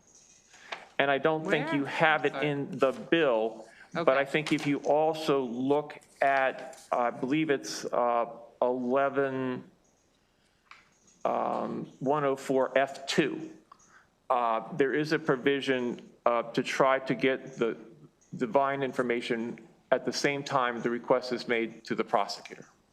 But that wouldn't apply, but you'd want it to apply to this as well, right? Right, so many of these cases. Anyway, I cases. just think it's consistent with your. Right, many of you know here, we're talking here not only about assaults and stalking and harassment, but first-degree murders, rapes, burglaries, carjackings, robberies. They all start in district court, and eventually they move up. So They don't all, though. Some are indicted. they can be obviously indicted directly. Yeah. But most do. And what we're trying to do is to make sure that these victims who can easily get this notification later, get it earlier when it really makes a difference. I couldn't agree more. And then my final is just, this is obviously going to require a lot of forms, maybe revising the pamphlet, who knows? But I just wonder if you've had conversations with the agencies that will have to implement it. Well, there is an existing form in state law. There's a brochure that and it's actually in here. Right, but that's for Vine, right? So you'd have to amend it, right? Well, yes, but what that existing brochure is just B1 on page 2. That pamphlet could be amended to a checkoff form. Absolutely. That Yes, I'm not trying to micromanage how this is going to be done, but I would be lying to you if I hadn't told you I had thought about how it could work and roll out. I just wondered if there have been conversations with the entities that will have to do that. Not yet. Okay. Thank you.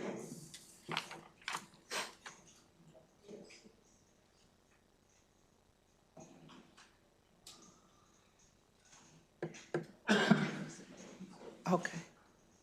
Thank you. Members, do we have any other questions with respect to House Bill 1320? All righty. Seeing none, that concludes our bill hearing for House Bill 1320. Thank you, Madam Chair. Thank you. We're going to move on to Delegate Taylor, House Bill 816.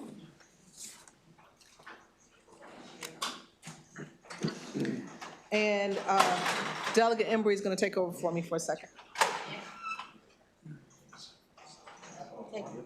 Yeah, you can come on. Okay.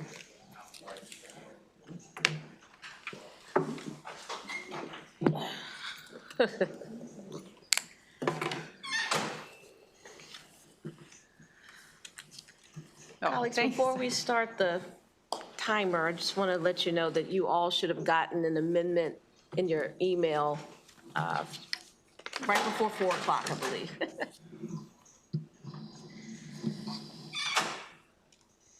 Thank you. Please go ahead whenever you're ready. Okay, great. Good afternoon, Chair Embry and members of the Judiciary Committee. For the record, I'm Delegate Kim Taylor, representing Prince George's County's District 23. House Bill 816 strengthens the mission of the Maryland Automobile Insurance Fund, making it clear that the financial security it provides should be available at affordable rates from all Maryland drivers who cannot obtain coverage in the private market. Maryland is unique in how it addresses this issue. The Maryland Automobile Insurance Fund, or MAIF, or Maryland Auto, is the only state-created automobile insurer of its kind in the nation. It's designed to ensure drivers who cannot obtain coverage in the private market have access to insurance. MAIF is considered the insurer of last resort. It serves drivers who often have the fewest options. When premiums are high, drivers are often forced to choose between driving uninsured or losing the ability to get to work, school, or other essential services. This amended bill, and I remind you, you have the amendment in your email, has 3 targets. First, it clarifies the statutory purpose of MAIF by specifying that the fund must provide financial security at affordable rates, making affordability an explicit part of its mission.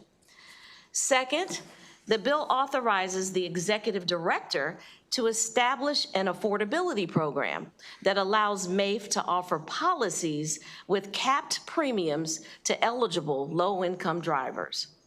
Third, the amendments include safeguards to ensure the program operates responsibly and does not create excessive losses or assessments. The Automobile Insurance Commissioner must review and approve the program, and eligibility is limited to drivers with household incomes at or below 250% of the poverty level.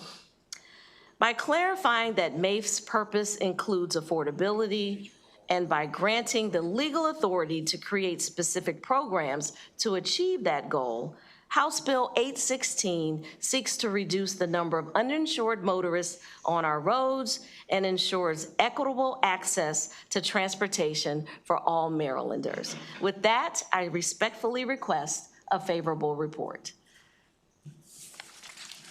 All right. Good evening, Chair Embry.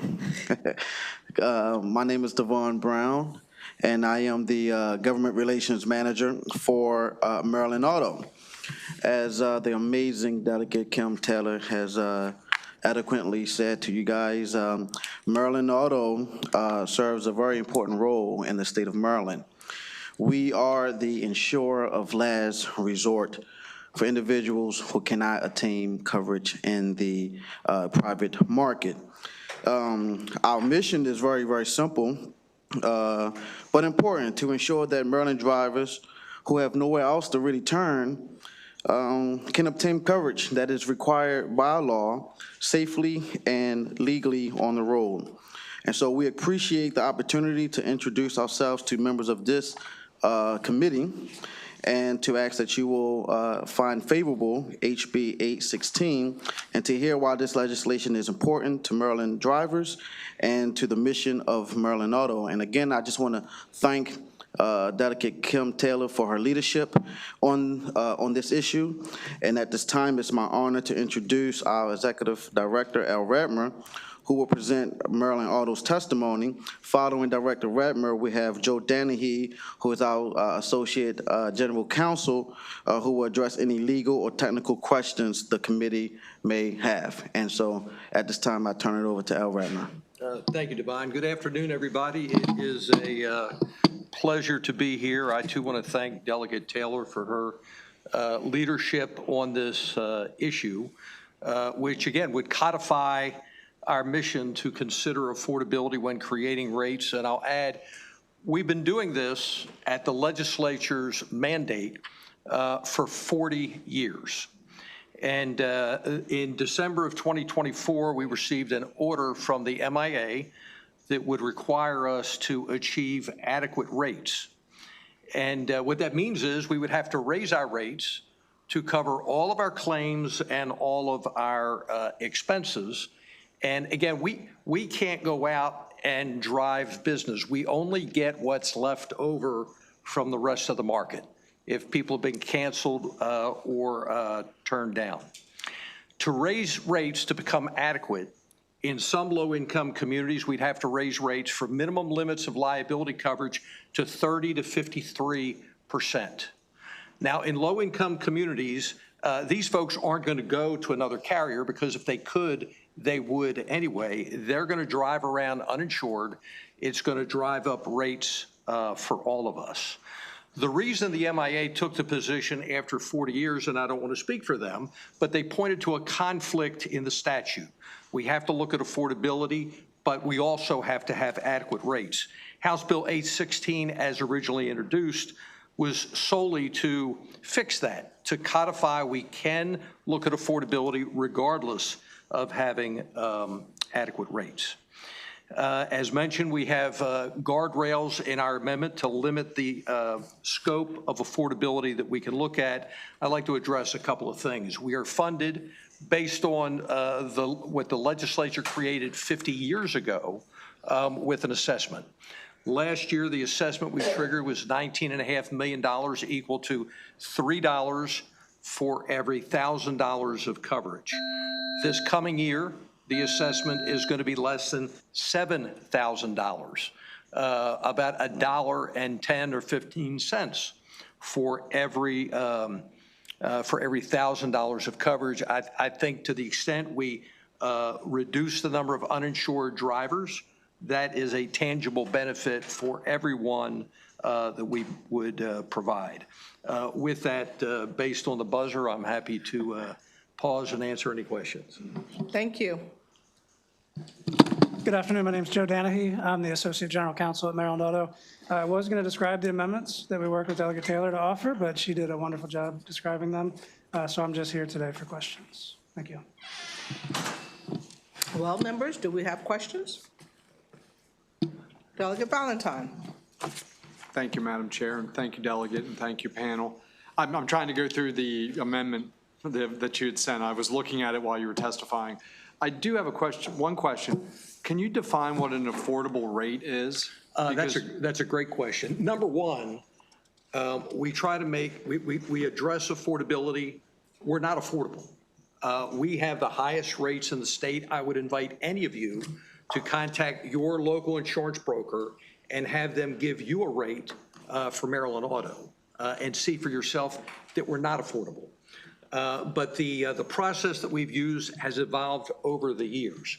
I will point out that the MIA order also requires us to change the mechanism that we use, and I'll explain why. Currently, we look at every zip code in the state. We look at the census data, the median income for those zip codes, and we strive to keep the rates for minimum limits of liability coverage only, just minimum limits, which are required by law. We strive to keep that within 3.3% of that median income.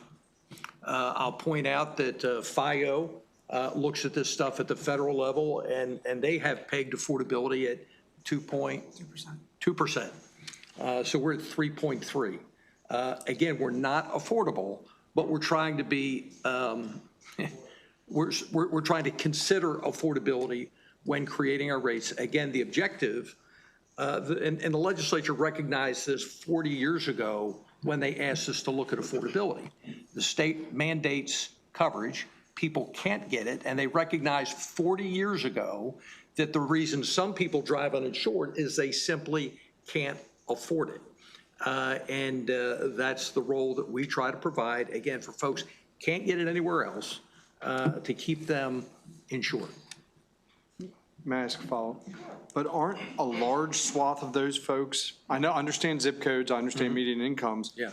But isn't a lot of rate determined upon driving habits, claims, Great question. so many of those things that have nothing to do with the program itself, but it's kind of self-induced. You know, if you have 3 DUIs and a crash, your rates are going to go high. No, that's a great question. I'll point out the MIA wants us to look at affordability at the individual level, and we're going to change the mechanism to do that. So what happens is somebody applies for insurance, the base rate is going to be suppressed a degree if they're in a low-income community. Then we look at the individual characteristics of the driver, and they get all of the surcharges, all of the increased costs that everybody else does. So if you're a bad driver, you're not getting any break at all just because where you live. Okay. Thank you for that. Thank you, Madam Chair. Thank you. Delegate Cardin. Chair, just Mr. Redmer, I'm just wondering, 40 years ago when the legislature made this. I was not here. I beat you to it.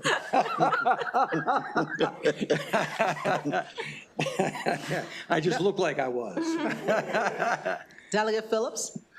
The number of folks in the industry indicate that, in essence, that you should not be in this part of the business.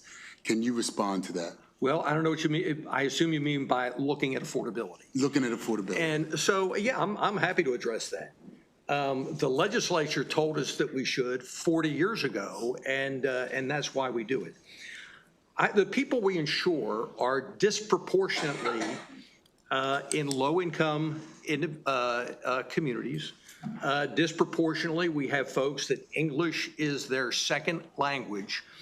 The better question is, why doesn't the rest of the market insure these people that are in low-income communities? They go out of their way to avoid writing these risks. So the reason we need to be in the business is because nobody else is. And again, we're not cheap. We're the most expensive in town, and we're just trying to consider affordability to the point where folks remain insured. But let me give you some anecdotes. We all pay for uninsured motorist coverage. So if we get hit by an uninsured driver, our insurance pays for that, and we pay a premium for that. In Maryland, it's about $50 a year. If you go to DC where they don't look at affordability, it's like double that because there's more uninsured drivers. And my position is that is a direct, tangible benefit that every driver in the state benefits from, regardless of who you are, because we look at affordability. Nobody else is. So again, if we have to go into low-income communities, raise rates 30 to 53%, they're not going somewhere else. They're going to drive uninsured. Every week, we get a list from the MVA of folks that have been newly identified as being uninsured for at least 60 days. And with that list, we send them a letter reminding them that the law requires that they have insurance. We recommend that they go back to their previous carrier to get insurance. If you can't get it, come to us. The number of names that we received in 2025 was over 30% more. It was like 60-some thousand people that were identified as being uninsured, 30-some% more than the year before. Now, folks may say it's because they've got better data, and I'm sure that's the case, but do they have 30% more better data? I doubt it. Another anecdote is, because of the pressure for us to increase rates, we had a significant rate increase in 2025. We lost, our new business dropped about 30% as a result of that. Did they go into the standard market, or are they driving around uninsured? We don't know. But another interesting nugget is, prior to that, we probably had 70% of our policyholders had comp and collision. Now we have about 70% that only have liability insurance. Now, to me, that says we've got folks that are struggling, they're low income, but they desperately want to do the right thing. They want to maintain that coverage, and what they're doing is they're canceling the comp, they're canceling the collision. They're lowering their liability limits just to preserve something so that they're legal. The other thing is they talk about unfair assessments. So the commercial insurance community is saying that the assessments, in essence, are unfair, particularly if we go with the affordability model. Yep. Their assessments will go up. So the industry, it costs them money in just about every state to insure people that otherwise would not be. Some have assessments, others have different mechanisms. They all pay an assessment every year from the Maryland Insurance Administration. Nobody complains about that. So they pay assessments. Again, our assessment this year will be a little less than $7 million. For every $1,000 of premium, it's going to cost you about $1.10. So if your premium last year was $2,000, this next year, you're going to pay $2,002.25, whatever that is, an extra $2. I think that's a great deal for the industry, and my opinion is they won't do it, but they should be applauding what we do to fill the void that they don't serve. Any other comments you want to make about what I'm sure they're going to come up and say? Sure. Well, the last thing I'll say is, again, the bill as introduced was solely to fix the conflict in the statute dealing with adequate rates and affordability. Having conversations with the MIA, we offered, and these aren't their amendments, these are ours. We're working with the sponsor. We're offering amendments to put guardrails into the policy to limit the extent that we can look at affordability. So we can't go crazy and and generate, $20, $30 million worth of assessments. So there are guideposts in there that if we lose too much money, we have to limit the look at affordability and raise rates so we stay within the confines of the guardrails that are in the amendment. Thank you. Thank you. Members, do we have any other questions? Seeing none, that concludes this panel. Thank you, Madam Chair. Thank you. And that concludes our favorable and favorable with amendment panel. We're going to move to our unfavorable panel. Nancy Egan, Lauren Pockman, Gina Rotuno, and Robert Enton, or Bob Enton. Am I losing people? I mean, do I not have?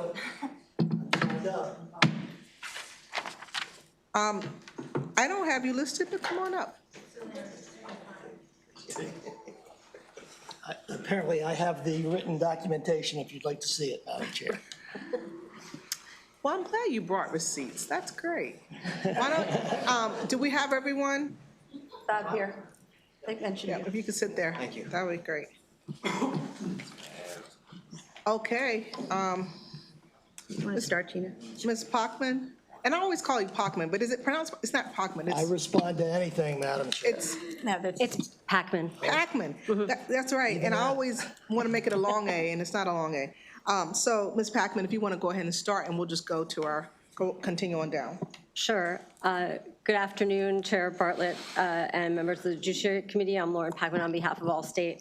Thanks for the opportunity to speak in opposition to HB 816. First, I just want to say I had the opportunity to look at the amendments for the first time while I was sitting right here just now, so my comments are unfortunately not going to be responsive to the amended version. They'll refer to the original text.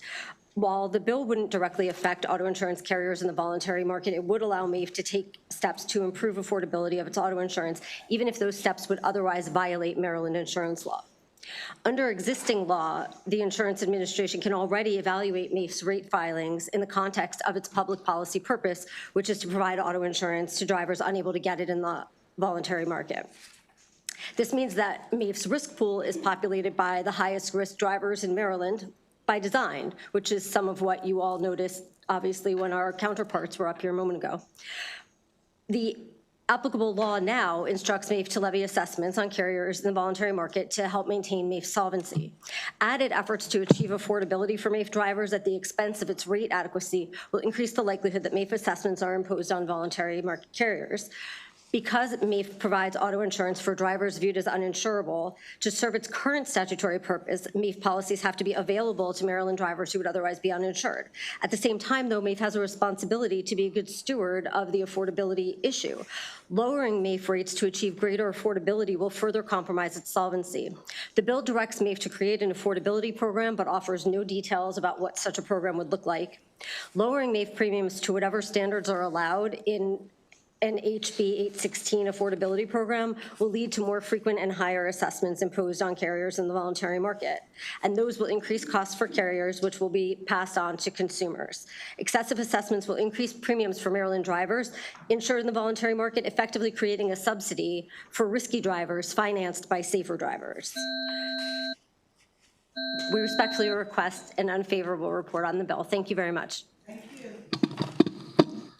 Thank you, Madam Chair, members of the committee. Bryson Pop. I'm appearing before you on behalf of the Maryland Association of Mutual Insurance Companies and Insurance Agents and Brokers in respectful opposition to House Bill 816.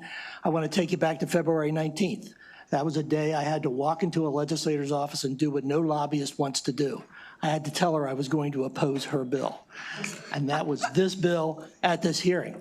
But the best part of that day was where that conversation went, because we engaged in a conversation about shopping for insurance. You'll remember that, Delegate Taylor, how difficult it was. Delegate Taylor grabbed her iPad and said, let's see what the MIA has to say about this. Yes, I remember that. So what does that illustrate? It illustrates that affordability is a big, big problem. Not a tiny little problem like appears before you in this bill.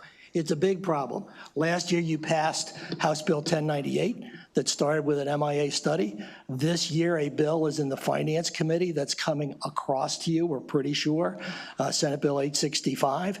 And then, Madam Chair, you introduced a bill on behalf of the Insurance Administration that your committee's going to hear next week, yet another study of the affordability of automobile insurance. What does that illustrate? It illustrates that passing a bill like this is at best premature. Now, I have to take issue with my good friend, Mr. Redmer. I think he's absolutely incorrect. I was here, Delegate Cardin, 40 years ago, believe it or not, and I was a member of a legislative work group on the subject of uninsured motorists and MAIF. So I've got some history. There is absolutely no statutory authority in MAIF to consider affordability. That is wrong. That is why you have a bill before you to give them that authority. And I would respectfully encourage you not to do that, at least not yet. Let's study this big subject and make MAIF part of it. That's the right approach to take, and I'd respectfully commend it to your attention. Good afternoon, everyone. My name is Nancy Egan with the American Property Casualty Insurance Association. I'd like to go back and talk about some things that happened, how this all got to be where we are. I would like to say that if I look out on all of you, how many people have been getting increases in their auto rates for the last couple years?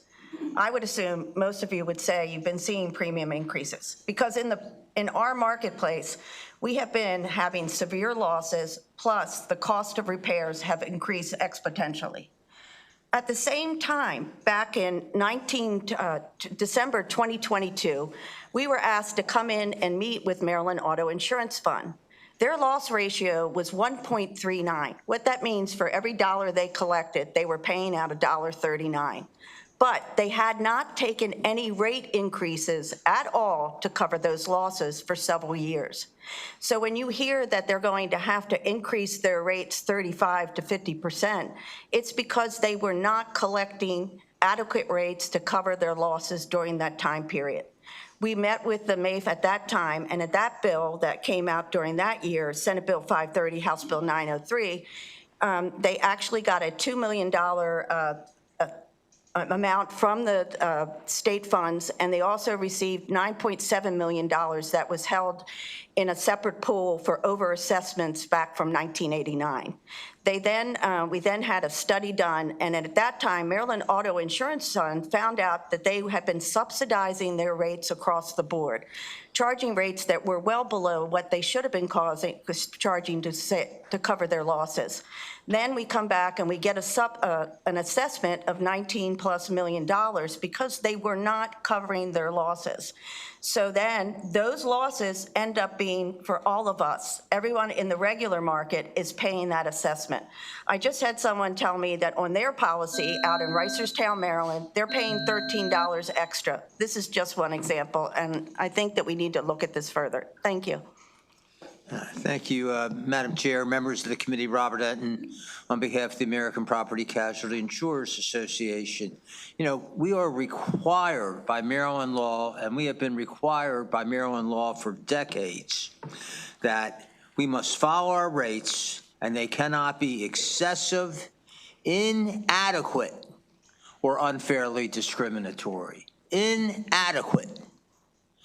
But what this bill would do would be to authorize MAIF to basically, write based not just on what has always been their historical area, which was you were turned down twice. That's why MAIF was created. But what this bill would do now is say, and you can also consider affordability. Well, what does that mean? That means that they will be able to expand their book of business, they will be able to continue to take losses, and your constituents will pay for them because we will be assessed for whatever their losses are. So if you pass this bill, that's what you will do. If car insurance in Maryland is not affordable, then we should take a look at the programs that have been enacted in other states that deal with affordability, but requiring the carriers and then your constituents to pay for this is not the way that we should go. And therefore, we would strongly suggest that you give this bill an unfavorable report and that we look at it in a much broader context. Thank you. Good afternoon, Madam Chair and members of the committee. Thank you for the opportunity to speak today. My name is Gina Rotuno, and on behalf of the National Association of Mutual Insurance Companies, we appreciate the opportunity to speak today. At this time, we must respectfully oppose House Bill 816. As currently written, the bill would give MAIF special permission to offer auto insurance at affordable rates and to run an affordability program that can bypass the normal rate-setting rules every private insurer must follow. This means MAIF could lower premiums in ways that other companies statutorily cannot, allowing a state-backed plan to undercut the private market by not following the rules that are required by private carriers. The bill also creates uncertainty about how MAIF will set prices going forward, because the executive director could use rating methods that do not follow the usual oversight and actuarial standards applied to all insurers. If MAIF uses this flexibility to keep rates artificially low, private insurers may need to raise their premiums as higher risk drivers shift away from the voluntary market. In the end, this could reduce market stability, weaken competition, and make insurance more expensive for the consumers who rely on private carriers. For these reasons, we must respectfully request an unfavorable report for Senate Bill 816. Thank you. Thank you. Members, do we have any questions? Delegate Cardin. Madam Chair, thank you very much for your very compelling testimony. I appreciate it. The testimony of Mr. Redmer was that they've used this formula of this 3.3% of the median income, 3.3% of the median income, I believe. It's in our fiscal note. I think that's what the numbers were. And it sounds to me, and if I'm trying to understand this, because this is all new to me, that the MIA decided that they can't use that formula anymore. They have to just base it on making themselves whole. Here's what. So are you guys suggesting that they shouldn't use this 3.3%? That's not what would happen. What happened is that they were taking zip codes across the state and looking at the income level of everyone in those zip codes and applying subsidies across the board because they felt that these were low-income areas. So it was considered discriminatory because there could be people in that zip code that are high-end earners, and then there could be low-income earners. So how was that fair that the person that makes a lot of money was going to get a discount based on the assumption that this was a low-income area? And so that was considered discriminatory because they had to set up a formula based on what their actual incomes are. Mm-hmm. And that's what was considered discriminatory. Mm-hmm. Okay. Okay, thank you. Delegate Taylor?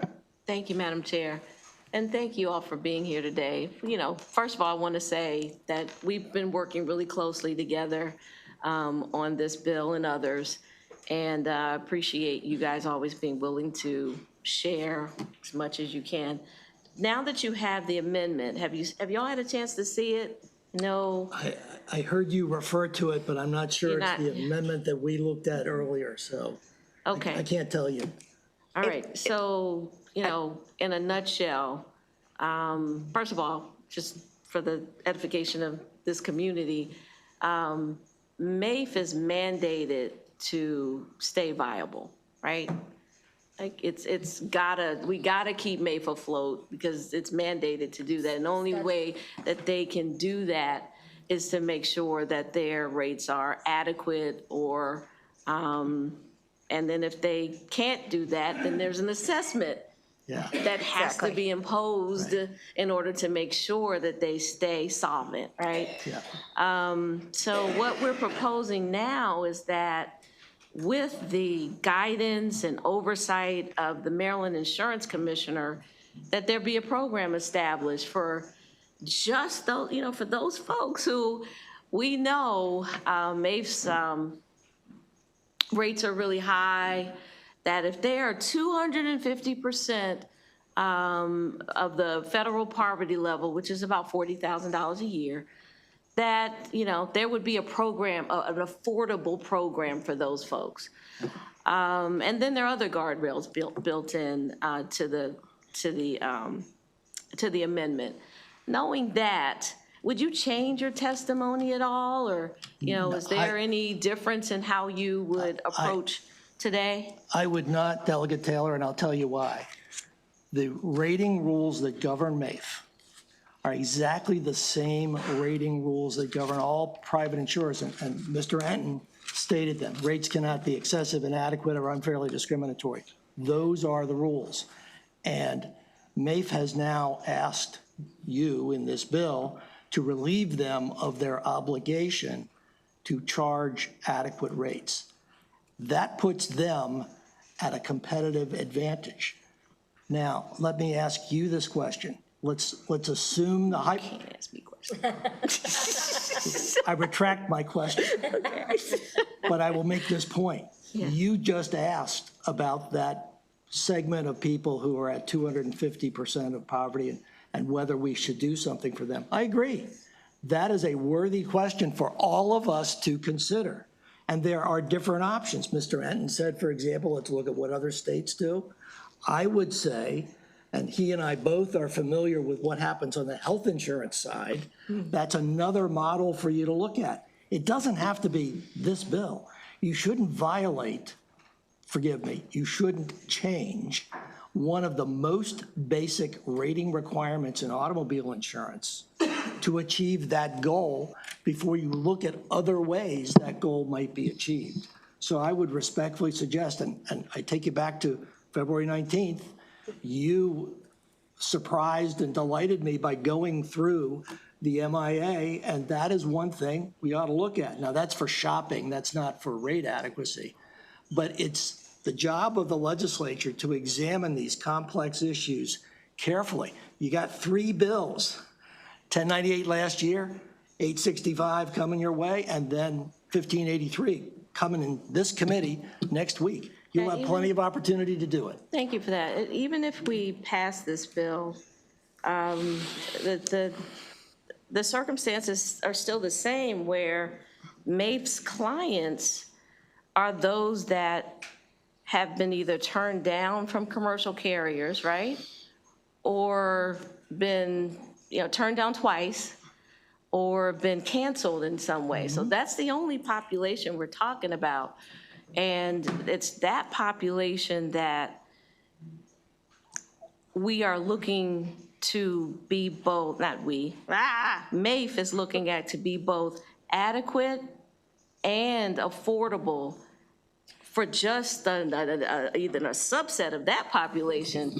So just making sure that that's, there's no question in there. Oh, if I could just, I wanted to just address your question about whether the amendments would change our testimony. And for my part, I would say, I think it probably would have changed it in some ways, just because I would have maybe had some more meat on the bones as far as what the affordability plan would look like. Right.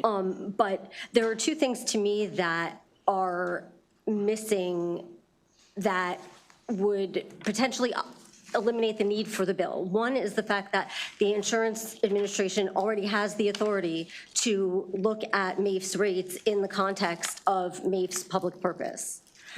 So that seems like a vehicle for some of what you're talking about. The other thing is, goes back to something that Mr. Popham said during his comments about the fact that the affordability issue is really a holistic issue. And so instead of just helping, I'm all for helping drivers who need help, right? Making sure that they're insured instead of being uninsured. Yeah. But this is just handling like one tiny part of a much larger issue. And so I think whatever the answer is, it needs to be more holistic than just this bill. And in response to your last comment about affordability versus adequacy definitionally, I'm not an actuary. I used to work for them, so I have like just enough information to be dangerous. But definitionally, in order for a rate to be adequate, it needs to be able to pay for the losses, right, that it's taking on the risk of sustaining. So there are instances at the federal level, at the state level, like all over the place, of government-backed insurance entities that are struggling to choose between affordability and adequacy. But there are a lot of circumstances in which you cannot have both, because if people are too high a risk, then what it takes to make them adequate may be more than what they are able to pay in terms of affordability. And so sometimes this is where like that delicate balancing comes in, and sometimes you need to sacrifice affordability to achieve adequacy or vice versa. And that's exactly where people fall through the cracks and start driving around with no insurance too. So, yeah. Listen, I appreciate you guys. Here's what I know. We're going to continue to work on this, and thank you for being here. Thank you. Yeah, thank you. Delegate Phillips. Thank you, Madam Chair. You all talked about competitive advantage when you said if you put affordability in, none of you have that as a factor. But as we said, MAPE is a little different. Do any of you have are any of you compelled to provide insurance to folks that come to you? We are not required to do that in the manner that MAFE is required. There is a whole series of laws by which we are governed in our acceptance or denial of risks. For example, But each of you can deny an applicant under certain factors. we file underwriting standards with the insurance commissioner, and she tells us whether they meet the requirements of the law or not. And can MAFE deny? Can MAFE deny? Yes.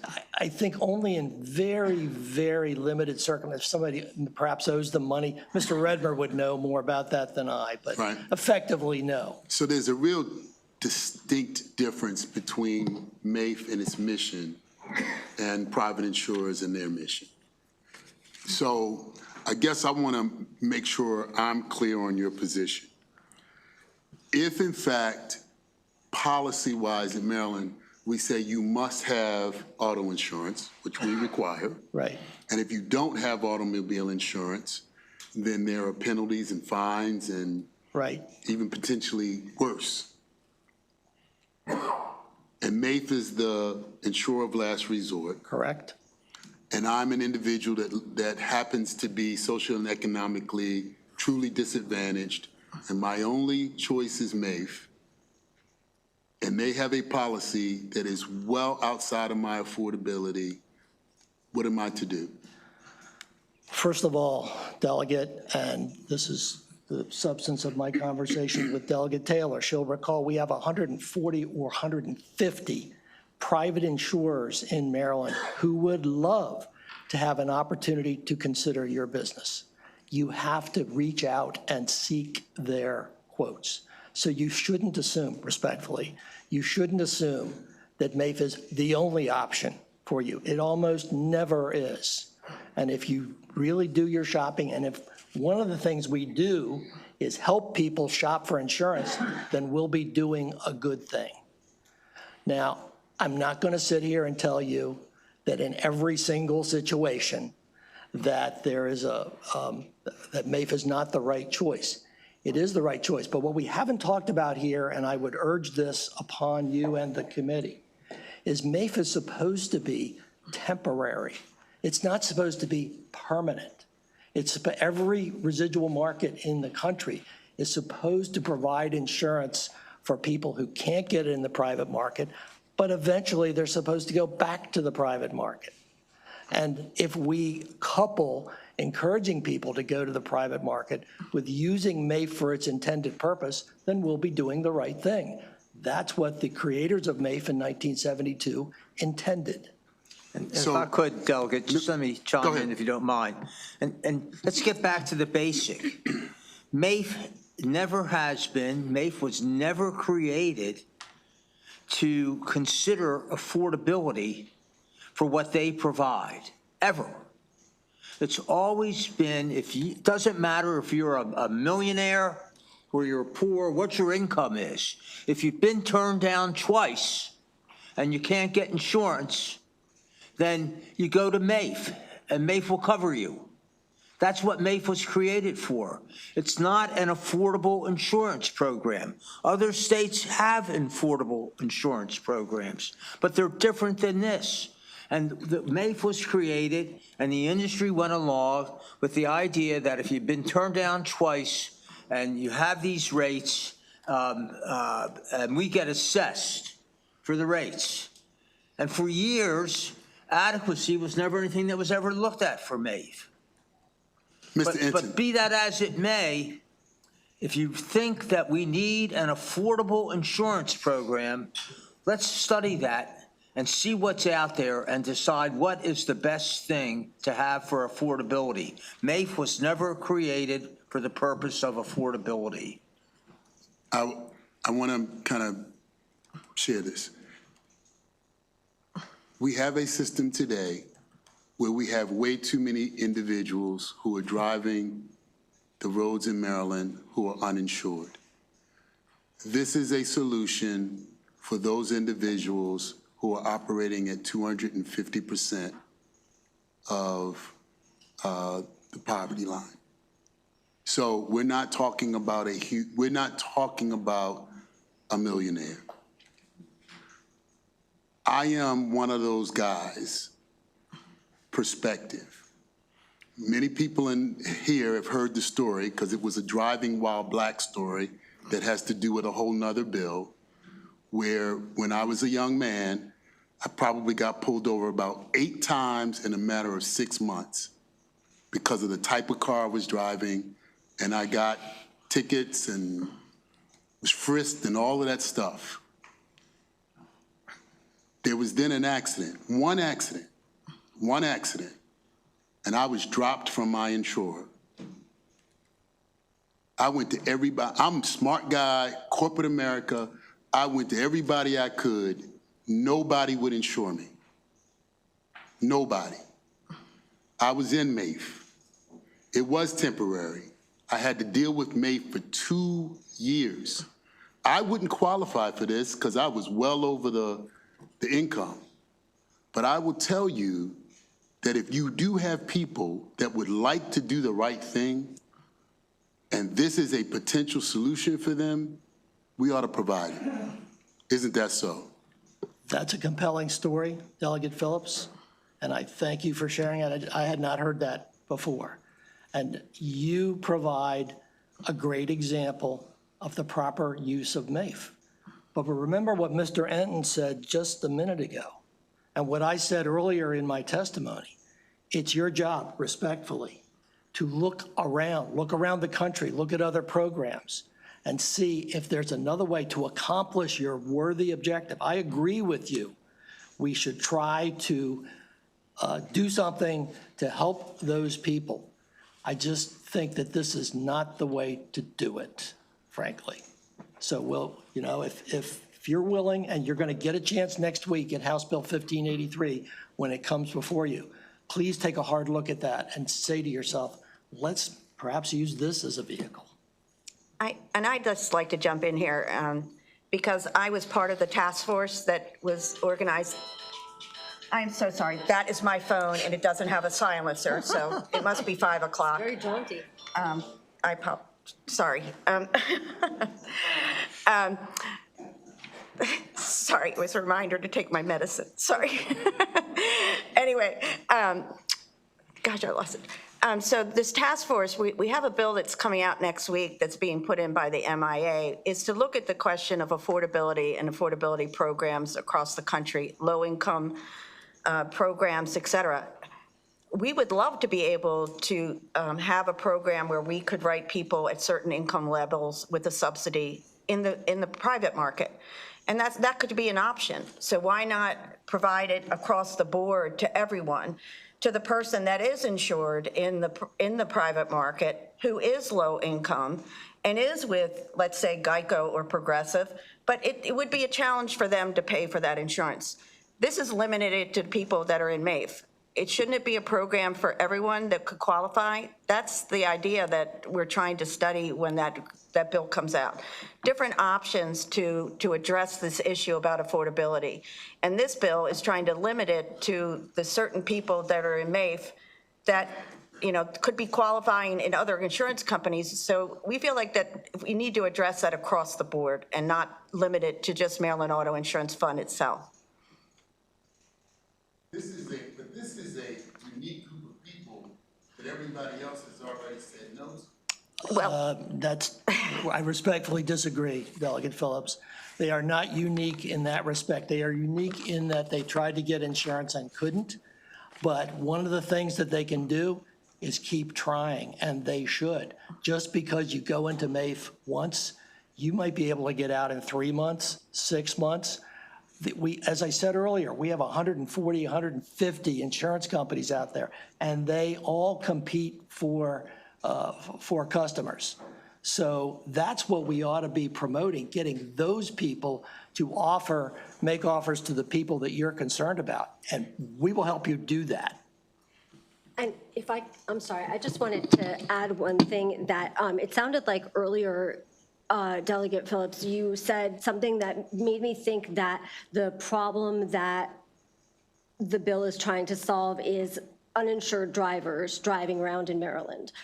But then it also seems like the problem the bill is trying to address is the fact that insurance isn't always affordable to people in Maryland, which is one reason, but maybe not the only reason, that there are uninsured drivers in Maryland. And so I guess part of my, I know we're not allowed to ask questions. I guess I am wondering aloud whether there are more issues at play that factor into the number of uninsured drivers in Maryland than just the issue of affordability. I'm sure there are a number of issues at play. One of them, though, is definitely uninsurability. The affordability. The other is uninsurability, right? Where the private market has said for creditworthiness, that may be a tick, and you say, nope, not going to insure them, got bad credit. For the fact that they got dropped by another insurer, right? Not going to insure them because they got dropped by their previous insurer. You look at a number of, they've got too many points on their record, I'm not insuring them, they're a bad case. They had a really bad set of accidents, several accidents, you've got the history, I'm not insuring them. So now they're uninsurable by the private market. So it's both uninsurability and affordability. And what we're trying to deal with here, we've got the folks that are on the hook to insure them, but if it's so expensive, particularly at this level, in terms of income level, I'm afraid they're going to ride around without insurance. With respect to the uninsurability point that you just made, there is a whole host of laws in the insurance code limiting insurers' ability to charge for those accidents. So it's limited in time. And with respect to credit, well, one of the answers to that is there is at least one insurance company, if not more, who don't use any of these rating factors. They're what's called usage-based insurance, UBI. So that's why I was saying earlier, there's a whole variety of options out there. We just have to make them available to people. In addition, we're not allowed to turn someone down based on their credit. It's in the law. Okay. And we can't turn someone down just because they were insured in MAIF. That's also in the law. I think, and I just wanted to say, this is the first time I heard that the MAIF gets a list of anyone that's been uninsured for 60 days. I know that I'm no longer an agent, but if I had been an agent, I would love to receive that list, because to me, that's like the biggest prospect list I've ever seen. And I think anybody, well, you speak for the agents here, we would love to have that to get them back on the books. I mean, that would be wonderful if that was available to everyone. Taylor, keep that idea, please. I was thinking that, actually. Delegate Stinnett. Thank you, Madam Chair. I'm kind of going in lines as my colleague, because I got to put it into my perspective and I guess in my experience. I know that in years past, my wife and I have had challenges of getting car insurance based on credit, based on zip code. I'm in Baltimore City. 21215 was very hard, but then when I moved to 21209, it was a little bit easier. And even that was costly, to the extent of I started using 21045 Columbia, and that was a totally different experience. But my question is, now I believe there is a study, or at least an affordability work group that's being established for the Senate Bill 865. That's correct. Are you for that or opposed? We certainly applaud its inclusion in the overall study of affordability. We're quite familiar with the origin of that bill. It takes a single rating factor, territorial rating, which you just identified as important to you, and we're going to be looking at it, the insurance, in that study. And the insurance commissioner is going to be deeply involved in that, as she should be. And that is why I was urging all of you earlier to consider the breadth of this subject. It's big. It isn't just a little narrow subject, it's big. So, and you just identified a very important component of it. And I served on the task force, and we came out with some recommendations. And then there was a whole section discussing the different ways that people have in other states addressed territory and different ways they've addressed it across the board. And so we think that this is going to be more of an in-depth look at that issue. And I look forward to continuing to serve on the task force. I was already appointed. So, you know, that's just one thing. We had some other things that weren't addressed. We found out when they implemented the new verification system program that the MVA put in, it turned out that when a police officer pulls you over for whatever reason, they can't verify whether or not you have insurance or not. For some reason, when they implemented the verification program, they didn't have the access to say that this person is driving uninsured at that moment. For some reason, that's not available at this time, and that was a recommendation coming out of the task force.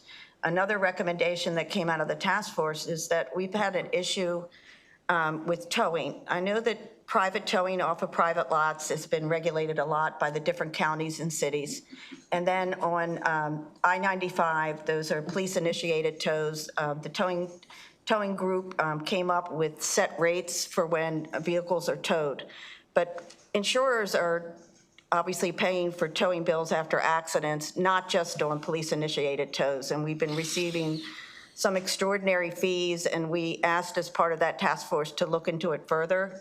Nothing's been done, so we hope that that's also going to be addressed in the task force as well, because we do get fraudulent claims, and we think that that's something that needs to be looked at as well.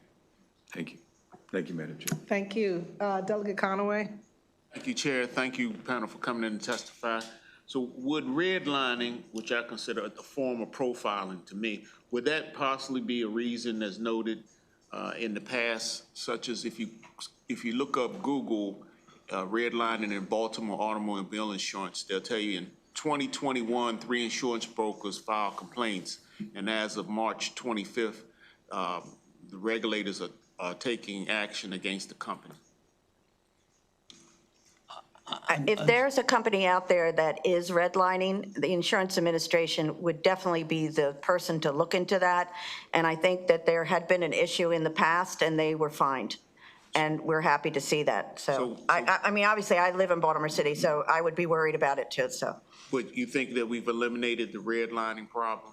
Well, our rates are reviewed just to make sure that that's not happening, that it has to be based on actual losses. They can't just assume that, oh, you're in this zip code, I'm not going to write you. Thank and you. That's true with homeowners, because that had been a real issue in the past. I know, because thank you so very I've been in the business for a long time. Delegate Taylor? It's a small bite. That's all right. Okay, yeah.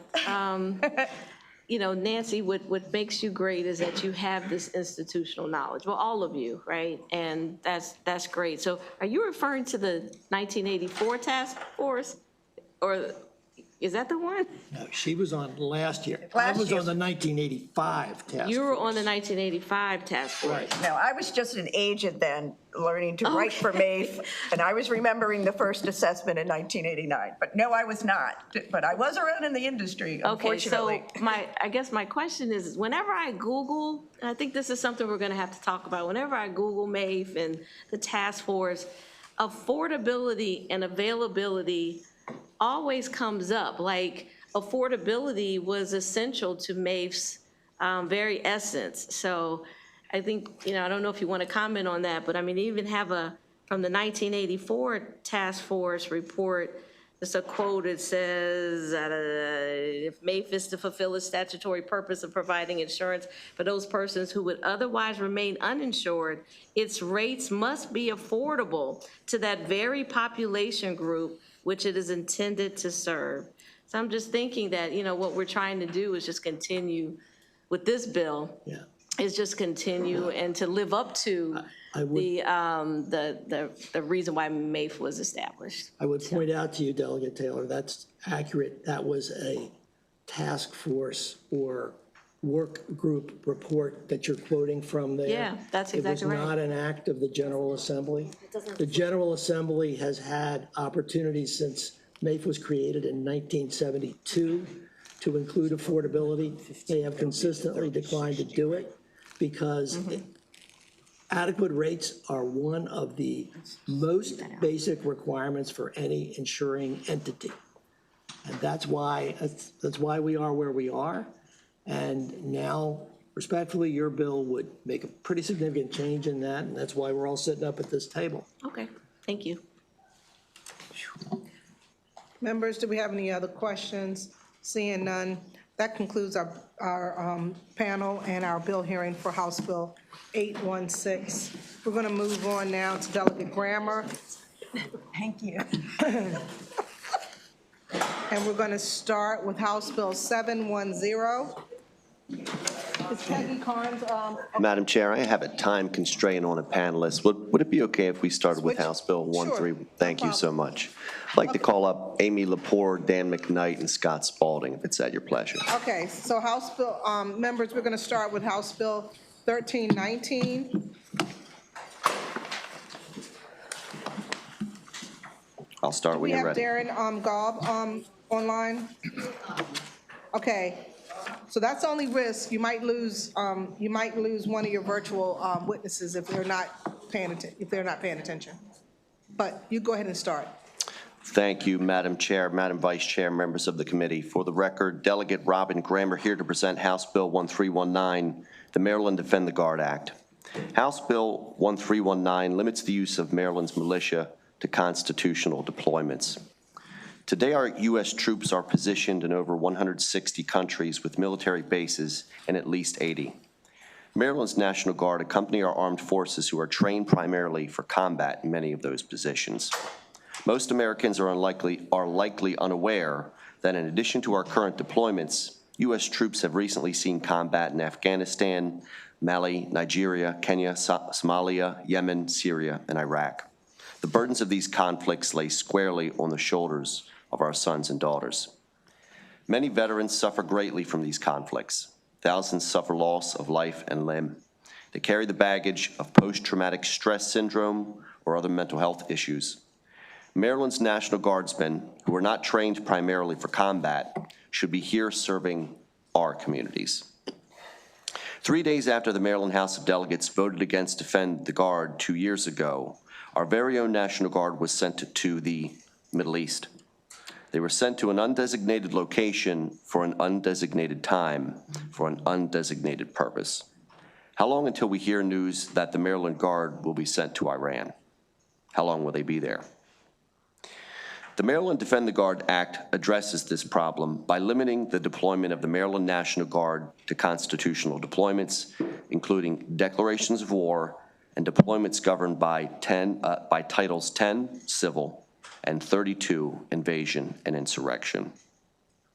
Justifications for our foreign engagements should be clearly defined so that both the public and our service members understand what our goals are. Our service members should be guided by clearly defined victory conditions. Mission accomplished should be a predefined goal, not a banner to stand in front of for a political victory. We should defend those who defend us. With that, I'd be happy to take questions, and I'd ask for a favorable on House Bill 1319, the Maryland Defend the Guard Act. Thank you. Madam Chairman and members of the committee, excuse me, my name is Dan McKnight. I'm a combat veteran of the Global War on Terror and the national chairman of Bring Our Troops Home and the national sponsor of the Defend the Guard movement. This bill is not a radical idea. It's an alignment bill. It brings Maryland law into alignment with the United States Constitution and existing federal law that already governs the National Guard. I want to briefly highlight 3 points and then answer any of your questions about federal law, Guard authorizations, funding, or anything else that's on your mind. I've also asked that a longer legal memorandum be distributed to each of you that explains the legal support in much greater detail. The Constitution gives Congress the entire war suite for war powers. It's an entire suite. It's not just one line. The President's war powers are very limited in the same section of the Constitution. Founders structured it this way intentionally. The decision to take the nation to war belongs to the people's representatives. Federal law reflects that same structure. Federalization of the National Guard falls under Title 10 of the United States Code, and specifically in Section 12301A, the very first section in that code, it says that the National Guard may be ordered into active duty for war only when Congress has declared war or authorized that call-up. It's already in the federal law. HB 1319 simply mirrors that requirement at a state level. You may hear some concerns that the legislation could risk our federal funding for the Guard, but federal Guard funding does not appropriate that way. That's not how it happens. Funding for training, equipment, and readiness is appropriated by Congress through the National Defense Authorization Act and an appropriation process that is very long and enduring. And then it's administered through the National Guard Bureau for specific readiness programs. There is no federal statute, I'm going to repeat that, no federal statute that allows the Department of Defense to withdraw those funds because Maryland were to pass this legislation. It's important to notice that HB 1319 does not prevent federalization at all. But if Congress declares war or authorizes that conflict, then the National Guard may be called into federal service for that purpose. Members of the committee, I've worked on this legislation around the country for 7 years alongside constitutional attorneys and legislative counsel, and I'm here to answer any questions you may have. Thank you.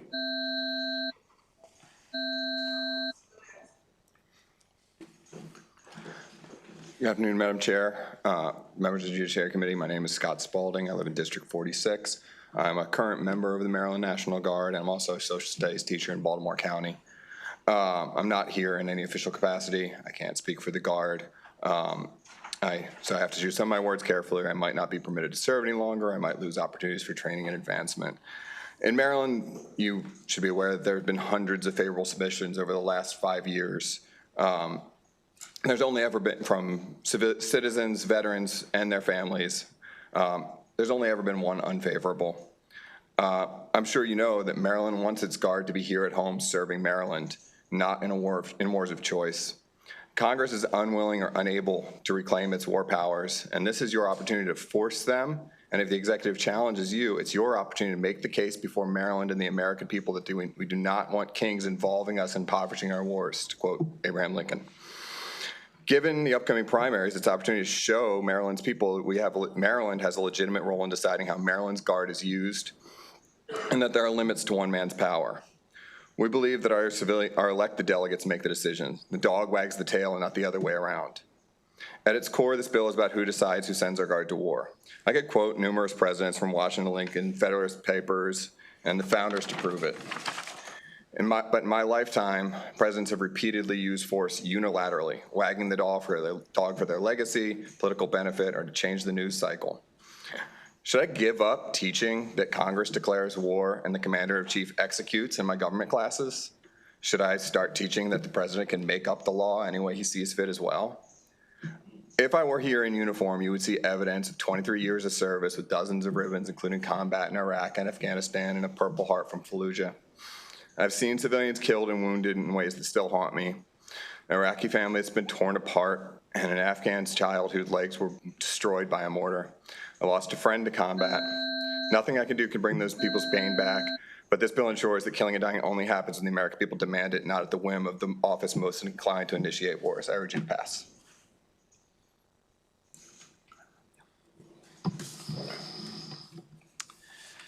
Good afternoon. My name is Garrett Sterling.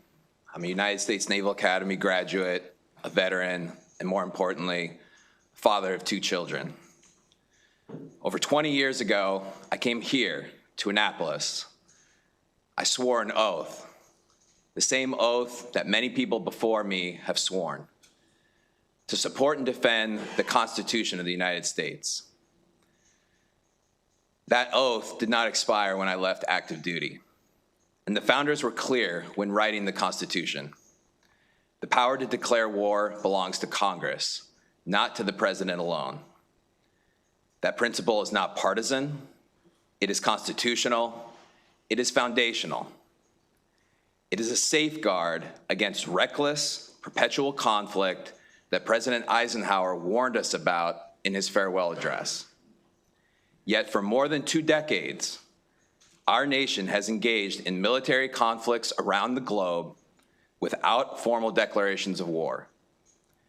If we're going to ask Maryland's sons and daughters, my brothers and sisters, my children, to risk their lives, then Congress must have the courage to stand up, debate it, and vote on it on the record.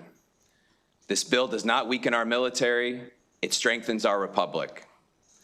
Maryland's Defend the Guard Act is simple. It states that before Maryland's National Guard is sent into active combat overseas, Congress must fulfill its constitutional duty and formally declare war. That is not radical. It is not anti-military or isolationism. It is constitutional, that is accountability, and that is moral leadership. And that is what this bill demands. I urge you to support the Maryland Defend the Guard Act. Thank you. Thank you. Members, do we have any questions? Delegate Conaway. We have one more panelist, Madam Chair. Oh, I'm so sorry. Could you please proceed? I certainly can, and thank you. Members of the committee, I'm grateful to be here today and grateful that you have the opportunity to make sure our Guard is here to protect Maryland's communities. My name is Amy Lepore. I'm a proud Marylander and past president of the Maryland Emergency Management Association. I worked in emergency management in Maryland for over 12 years, guiding Cecil County through numerous presidentially declared disasters. And during this time, I had the great benefit of working side by side with the men and women of the National Guard. Across countless disasters, time and again, our National Guard's men and women respond into devastated communities. I've seen with my own eyes the hope and the resources they bring to bear when they serve in Maryland, supporting and protecting our communities that need it most, and those affected by some of the worst disasters imaginable. We know that disaster disproportionately impacts our neighbors for whom evacuation, finding shelter, and starting over are nearly impossible. Those who live in poverty, the elderly, our struggling small businesses are among them, and the National Guard brings expertise and dependability when Marylanders need it most. So let's talk about what happens right here in Maryland and why the Guard is so important. The elderly couple in Baltimore that needs to get to the hospital despite feet of snow outside their home, and the ambulance crew that needs to get to them, they need the National Guard. The family with young children on the Eastern Shore that must be evacuated as floodwaters threaten their home, they need the National Guard. They do not need the National Guard to be in Jordan, Syria, Afghanistan, Iraq, or Iran, because Congress has abdicated its responsibility. In the absence of a declaration of war, your National Guard belongs at home. So it is on behalf of Marylanders that we must protect our precious resources, our sons and daughters of the National Guard, and ensure that they serve in Maryland. I thank you for your time, and I respectfully request your support for House Bill 1319. Thank you. Thank you for your testimony, and to our veterans, thank you all for your service. Now, Delegate Conaway, do you have a question anymore? Thank you, Delegate and panel, for coming in to testify. I was wondering, I was looking at the testimony, you have an unfavorable by a Major General, Maryland National Guard. Has anyone seen that? Can you read it? No, I can't read. You're not allowed to ask me questions. So I haven't seen it, but if you want to comment on the argument, I'm sure we'd be happy to respond. If I want to comment on the argument? Mr. McKnight has read it, and he's going to offer comment. Thank you. Thanks so very much. Madam Chairman and Delegate, thank you for the question. The Major General's comments were primarily around funding and the threat of losing federal funds for the National Guard. And I'm actually I'm glad they brought it up, because we've been fighting that argument for the better part of 7 years from the National Guard Bureau and the senior officers. But not one of them will ever put a name or a direct reference as to where that threat comes from. It's all speculation. It's a paper tiger. And I want to walk you through how funding actually works. I'll be real brief, but it's very detailed. First, under Article 1 of the Constitution, Congress controls the purse strings, first of all, not a National Guard Bureau, not a general. And that goes for the Department of Defense. They don't control it either. The process, though, when it starts, the president submits a budget every year, a request. And then the Armed Services Committee drafts the National Defense Authorization Act. We hear about it every year. It grows. This year, I think it was over $1 trillion, which is mind-numbing. And that authorizes force structure. That's the amount of personnel, equipment, et cetera, and how it's divided up. It talks about the end strength and the programs and the missions. And then after authorization is done, the House and Senate Appropriations Committees, they draft the Defense Appropriations Act. And that takes the money and it divides it up into certain programs. And inside of that structure is the Department of Defense, the Department of the Army, the Department of the Air Force, the National Guard Bureau, the Council of Governors, that's probably the most important one, the House and Senate Armed Services Committee, the House and Senate Appropriations Committee, and ultimately the full Congress. So beyond that, each structure, each group has to submit a POM, which stands for a Program Objective Memorandum. That's a 5-year plan where they build out what they want to do, training missions they want to accomplish, size and strength, new equipment, things like that. So the funding argument, there's no way for them to reactively take money away from the state because this process is already built. It's already done in statute. And when that money is given to the states for the National Guard, it's given in certain accounts. Personnel, that's salaries, equipment, training, construction, these things are governed by statute. And so when they talk about this threat of losing funding, it's a paper tiger and no one will put their name on it. No general, no politician, no anybody. Yes, Delegate. So as you see it, there is no threat of losing funding? Madam Chairman and Delegate, if I said there was no threat, I would be dishonest. I mean, isn't that a paper tiger? No, I think the threat is minor at best, and it would be long-standing. And we've seen the National Guard around the country be restructured all the time. And in fact, in Maryland right now, they just took the A-10 airframe away from the Air Guard because it's been around for 60, 80 years. It's still the best aircraft ever. And when I was in Afghanistan and I heard that thing flying over the mountains, I would know things were about to get better for us. Well, that's an opinion, but I understand that we have to get rid of the old, bring in the new, right? And deplete our inventory, is that correct? That's correct. Oh, okay. They're not replacing that aircraft. That was the big beg from the Air Guard was to get a replacement aircraft. It's why the state spent about $54 million to extend the runway at Middle River, but we never got that aircraft to replace it. That's, we're being transitioned into cyber. And I guess the only thing I'd add there is it's a long-term project to transition into a new squadron.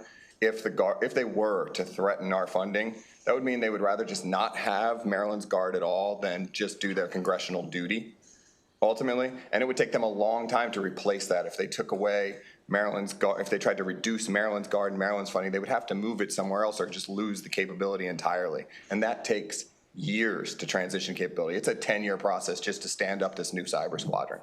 Okay, well, I thank you so very much for your answer, but I do disagree with several of your opinions, so thank you.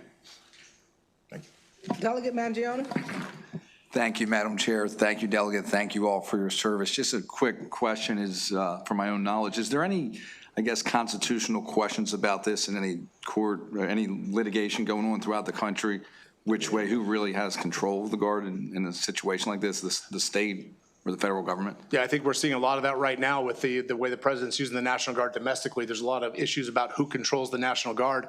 And the Constitution is clear. The governor and the people of the states control the National Guard unless they are called into federal service by one of very few authorized constitutional purposes. And those can be found in Section 12301, paragraphs A through F. But the Supreme Court case that governs the discussion we're talking about primarily is one called Perpich v. the Department of Defense. And when Section 12301, paragraph F was passed, it's called the Montgomery Amendment, it was because a few governors objected to the National Guard being called into federal service to go to Central America to build runways for President Reagan during his tenure. They thought that he was building an invasion landing strip so that we could invade Central America, and they objected. And the Supreme Court said, no, they're going down there to train. They're training, they're civil engineers, they're building runways. You don't get to object because training of the National Guard is what we pay for, the federal government. And so the Perpich decision very clearly says that governors cannot object to federalization of their troops for the purpose of overseas training and training only. And the reason the Supreme Court justice, I don't want to impugn their motives, but the reason I think they left out combat is because it's already addressed in paragraph 1, the very first paragraph of that statute. If they're going to go to war, it has to be one that Congress has already authorized. That is crystal clear in the statute already. Fair enough. Thank you. Yes, Delegate Valentine. Thank you, Madam Chair. Thank you, Delegate, for bringing this bill. I was a proud co-sponsor, I believe, last year. I don't know how it got through this year, but that being said, on page 3 of the bill where you say militia into active duty combat unless Congress has passed an official declaration of war. When was the last time U.S. Congress actually declared war officially? 1942, Hungary, Romania, and Bulgaria. 84 years ago. That's right. So this has been a long-standing problem, not just with this administration, but decades problem. And that's the bigger problem, isn't it? So when I grew up, I saw the, if you remember the Vietnam veterans, they were broken men. And we didn't serve them very well. And then you had, the big one I remember was the war in Iraq, and a lot of my friends went there and they came back broken men. What was it? We do 22 push-ups a day to remember the 22 veterans who commit suicide. And I know a lot of those guys are suffering still to this day. And I think that's the big picture, is no matter what party's in power, no matter who is in office, nothing tends to change. But there is a significant human cost to this that I think our founders accounted for by saying the war power is an important one where we need to have checks and balances. And this bill attempts to do our job as state lawmakers in saying, you are not going to commandeer our local forces if Congress isn't doing its job. One last question. I know in discussions last year, there were certain states that were working at different levels. I believe Idaho was one. There was a couple other. Have any states made it completely through the process where they have enacted similar legislation completely through their process? Delegate, thank you for the question. No state has signed this into law yet. It has passed multiple bodies, houses in New Hampshire, Idaho, Arizona, the Arizona Senate 3 times in a row. It just got introduced and voted by the people in the primary election in Texas, and it passed with 84% majority. So it hasn't been signed yet, but it's making progress. And I think this body understands good legislation takes time, and we are putting in the time. They're in our 7th year. Yeah, and I think the most unfortunate report is from New Hampshire. The bill was heard, the committee immediately killed the bill, and several days later, the New Hampshire National Guard got deployed to Iran, I believe. So the cost of not acting is clear. Thank you. And thank you all for being here and all your service. Thank you. Thank you, Madam Chair. I had to step away. Someone might have asked this question. Is there any federal bill pending on this matter? Do you want to take that? I certainly can. So at this time, this is state legislation. This empowers legislatures just like yours to take into their own hands the fate of the National Guards, each state. Can we talk about today's vote? Can I address the federal thing real quick? Yeah, and do maybe the War Powers Act as well. So, Madam Chair, there is a federal law that's already in place. This bill would align state law with the federal law. The federal law, Title 10, Section 12301A, the very first section in that code says that the National Guard can be mobilized into federal service for war that Congress has declared. And this bill would align Maryland law with it. Delegate McComas? You were indicating that, well, we are in a war right now with Iraq. Or Iran, excuse me. So this is not an emergency bill. So even if it passes, it's not cross-filed. So do you want to have it amended as an emergency bill? I'm just asking, because, I mean, even if everything went right, it's not going to be effective until October. Madam Chair and Delegate, that is a fantastic question, one that I had to consider. But the bill, whether it's an emergency bill that goes into effect tomorrow or in October, it controls one moment in time. It's just the bill lasts for about a second. And it's that moment right before the National Guard is transferred from the state to the federal service where the state gets to stand up and say, hold on just a minute. Is this legal? Is it constitutional? Is it authorized? So I would love to see it go into effect tomorrow. I would love to see it go into effect 2 years ago. But in the reality is, at this moment, I don't know that an amendment would be in order. I don't know how that works here in Maryland. Should we make it an emergency bill? Yes. But I would make the bigger point, we're actually not in a war because Congress has not declared it. Well, that's a semantic thing. It's a war. And that's actually, in this committee, there are no semantic things. So I have another question going back to the federal law.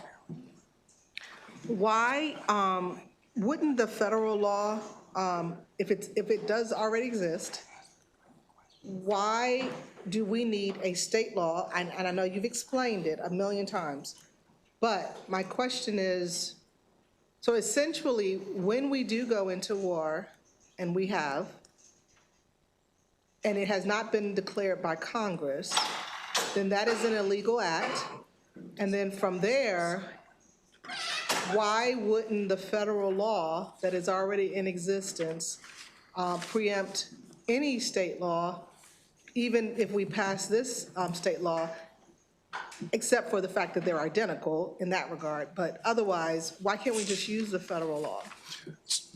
Madam Chairman, that's a fantastic question. And the reason why is because there's a broader scope in that law that further down section 12406 that says, or any other reason the president determines is necessary, that gives him the authority to deploy the National Guard or federalize them for anything he sees necessary, except for the ones that are identified already in the bill. And I'm talking to a room full of mostly attorneys, I believe, who are on the Judiciary Committee, so I don't want to over-explain this from my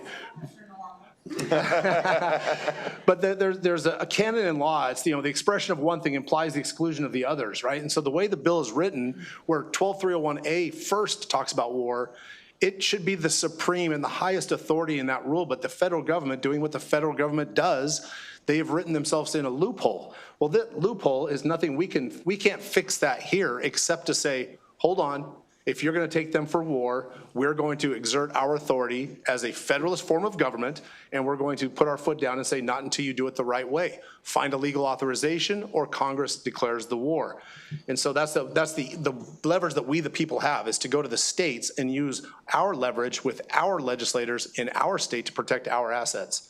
Going to Washington, D.C., everyone here lives in the shadow of that place. There's nothing you can do there that in Congress that you can't push their hand. We have no authority, no leverage there whatsoever.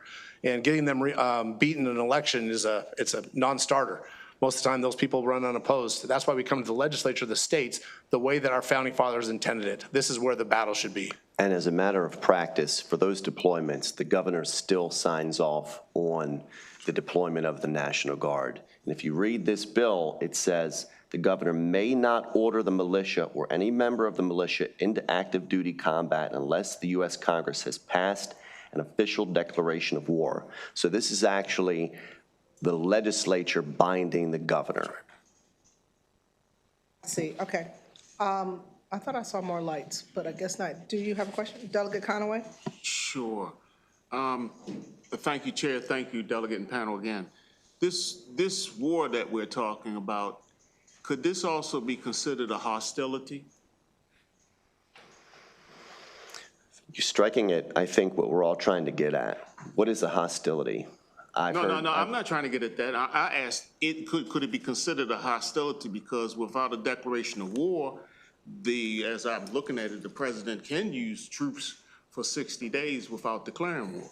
Is that accurate, or that's totally inaccurate? Yeah, Madam Chairman, Delegate, great question. I think you're referring to the War Powers Resolution of 1973 that gives the president the authority to respond to a direct and imminent threat for a certain amount of time.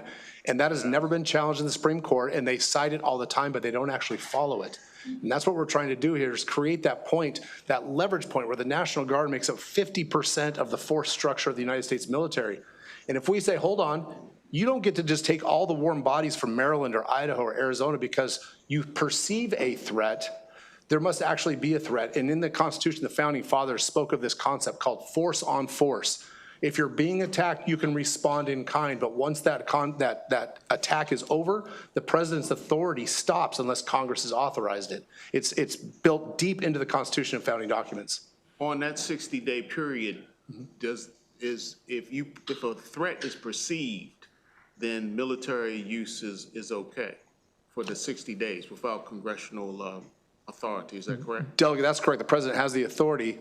My argument would be that why would you respond with a National Guard force on an imminent threat? I understand that that's your argument, but that wasn't my question. Okay. And I don't need to understand necessarily what people above me are doing and why they're doing it. I was just asking the question. Okay? Yes, I think the answer to your question is... You didn't bring that up. Yeah, a hostility in the definition of the War Powers Act of 1973, the president does have that authority, yes. Thank you so very much.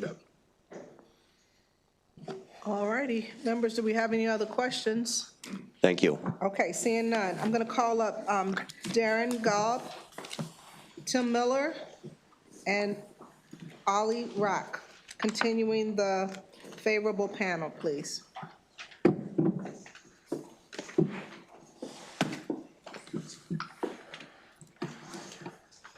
So I believe Darren should have been virtual. Yes, they're pulling him up. Oh, wow, Yeah, okay, he made it. That was my signal to the. Okay, perfect. He's Okay. actually one of my colleagues. That's why I was like, oh, he's going to make it. So, but I'll get started while you put him up. So thank you so much, Madam Chair and members of the committee. For the record, Ally Rock, State Freedom Caucus Network. We strongly support HB 1319 for its defense of constitutional principles and commitment to federalism, as you have in my written testimony. But for oral testimony, I am actually going to repeat a previous oral testimony that I gave when this bill was in another committee. And it's about why the title of this bill is dubbed Defend the Guard. Why does the National Guard, and specifically the Maryland Guard, need defending by the people of Maryland? After all, they are tasked with the defense of us, the American people in the state of Maryland. Why do we need to step up and protect the protectors? For over a year now, I have been struck by the artwork in the halls of the House office building here, particularly on the 3rd floor. But I'm embarrassed to admit that when I first began advocacy here last year, it took me a few weeks of walking the halls to notice that the beautiful charcoal renderings of the human subjects of the art project have a tragic meaning behind them. Chris Hipsley, Army, stoops to greet his service dog. Lenny Youngblood, U.S. Marine Corps, proudly bounces his toddler on his hip in dress uniform. Rory Patrick Hamill's haunting, solemn gaze, balancing atop his prosthetic leg, overlooks the business of the 3rd floor. They are all the faces of 22, the staggering statistic of the young men and women veterans who have taken their own lives each day in the United States.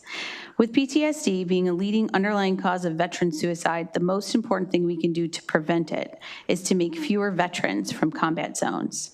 We can hold Congress to their duty to put their names in votes to a declaration of war if it is truly a necessary last resort to defend our nation and our national security. More urgently now with the escalation in the Middle East even today. And that is how we defend the Guard, who have sacrificed so much to defend us. And while I urge the committee to issue a favorable report this year, I do want to note that while other states have this moving through and have not passed it yet, Maryland could be the first. So thank you. Chair, members of the committee, thank you for the opportunity to speak. I'm going to keep this kind of brief because people have said this very well already, and I don't want to beat the point into the ground other than to reinforce a couple things. My name is Tim Miller. I'm a Maryland resident and a father. I'm here in support of the bill, obviously. Just recently, the Maryland National Guard members were deployed to assist our communities during severe winter storms, clearing roads, supporting emergency services, and helping Marylanders when they needed it most. That is what the Guard is doing, is serving exactly as it was meant to serve, both state and union. Those same men and women may also be called upon for foreign combat operations as global tensions continue to rise, including the Middle East.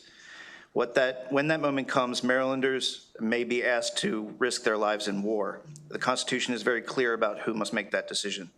Article 1, Section 8 gives the power to declare war to Congress.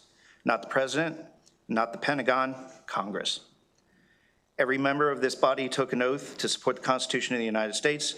Defend the Guard simply asks that we take that oath seriously when it comes to the gravest power that government holds, the power to send our citizens to war. For more than 20 years, our nation has relied on stretched and outdated authorizations instead of the clear constitutional process the framers intended. Regardless of political party, that erosion of responsibility should concern us all. This bill does not affect disaster response, domestic missions, training, or any constitutional duty of the National Guard. It applies narrowly to undeclared foreign combat deployments. War is the most serious power government can exercise.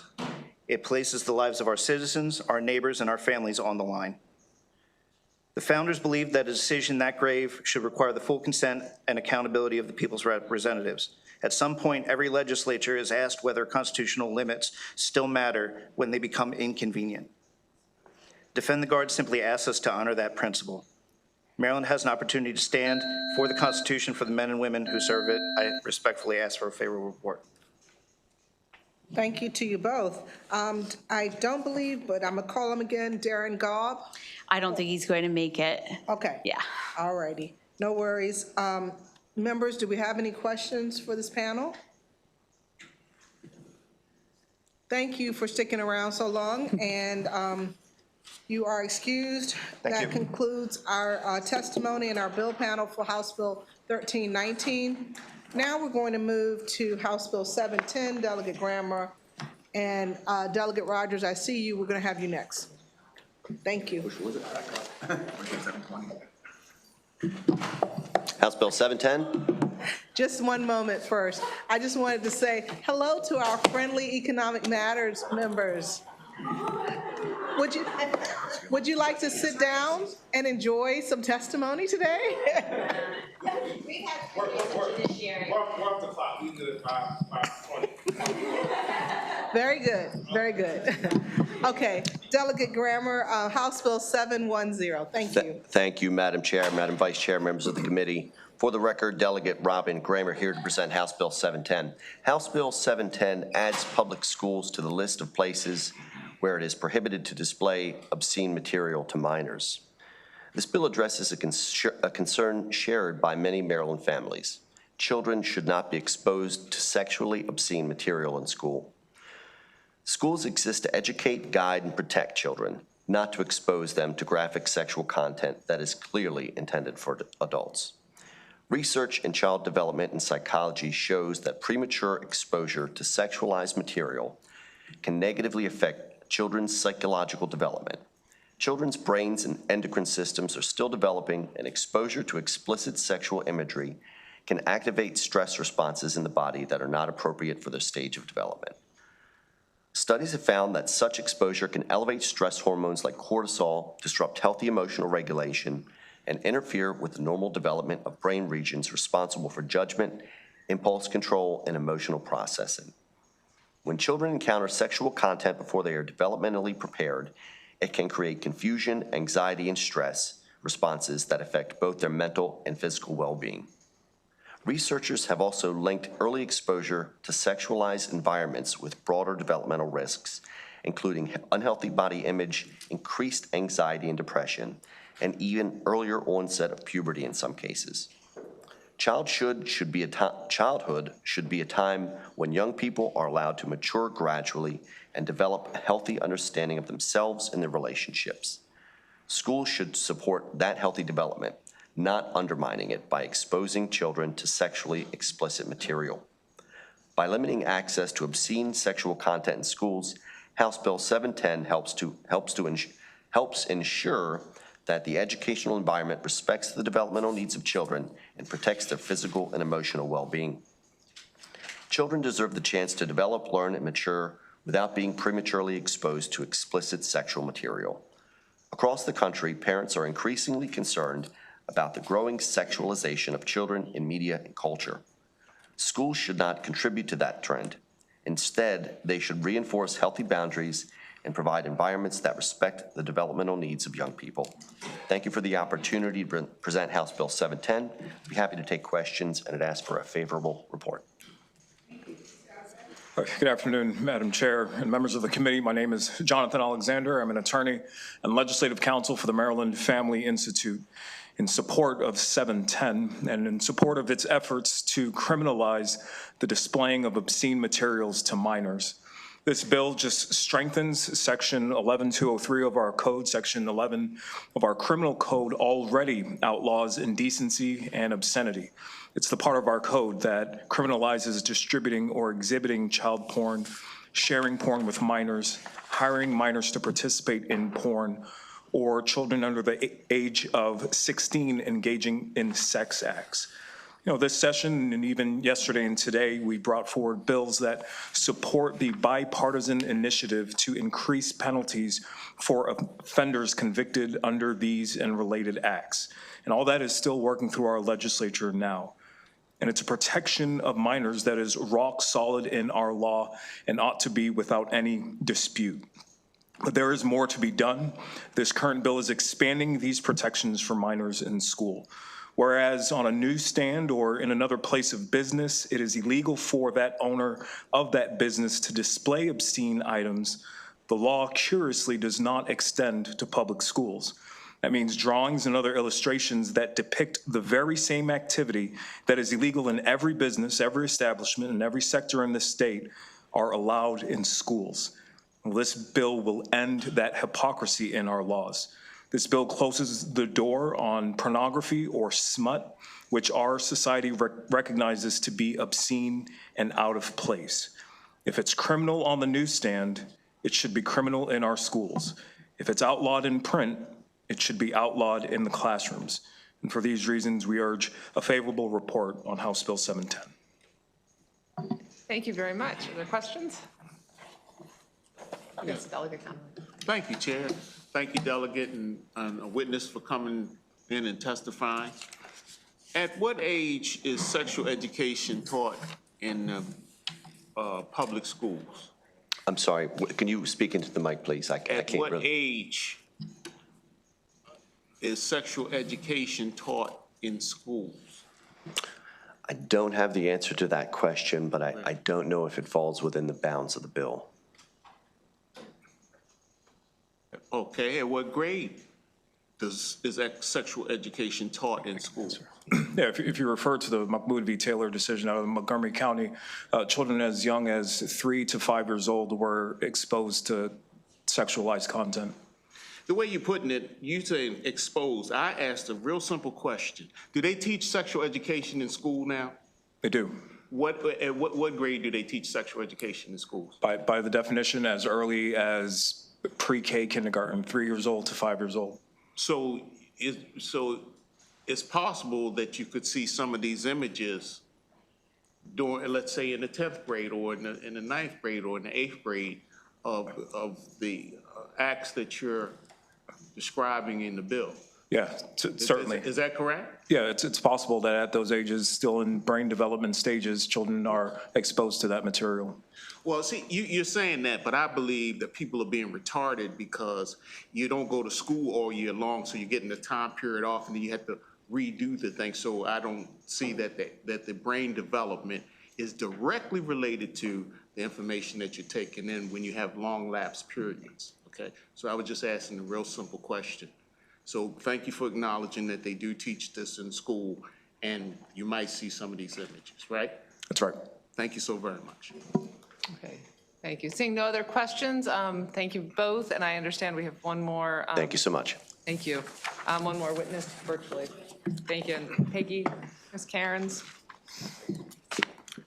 Thank you for acknowledging that they do teach this in school, and you might see some of these. Cairns, you'll need to mute. That's right. Thank you so very much. Can you mute the? Thank you. Seeing no other questions, thank you. Thank you. You have 2 minutes.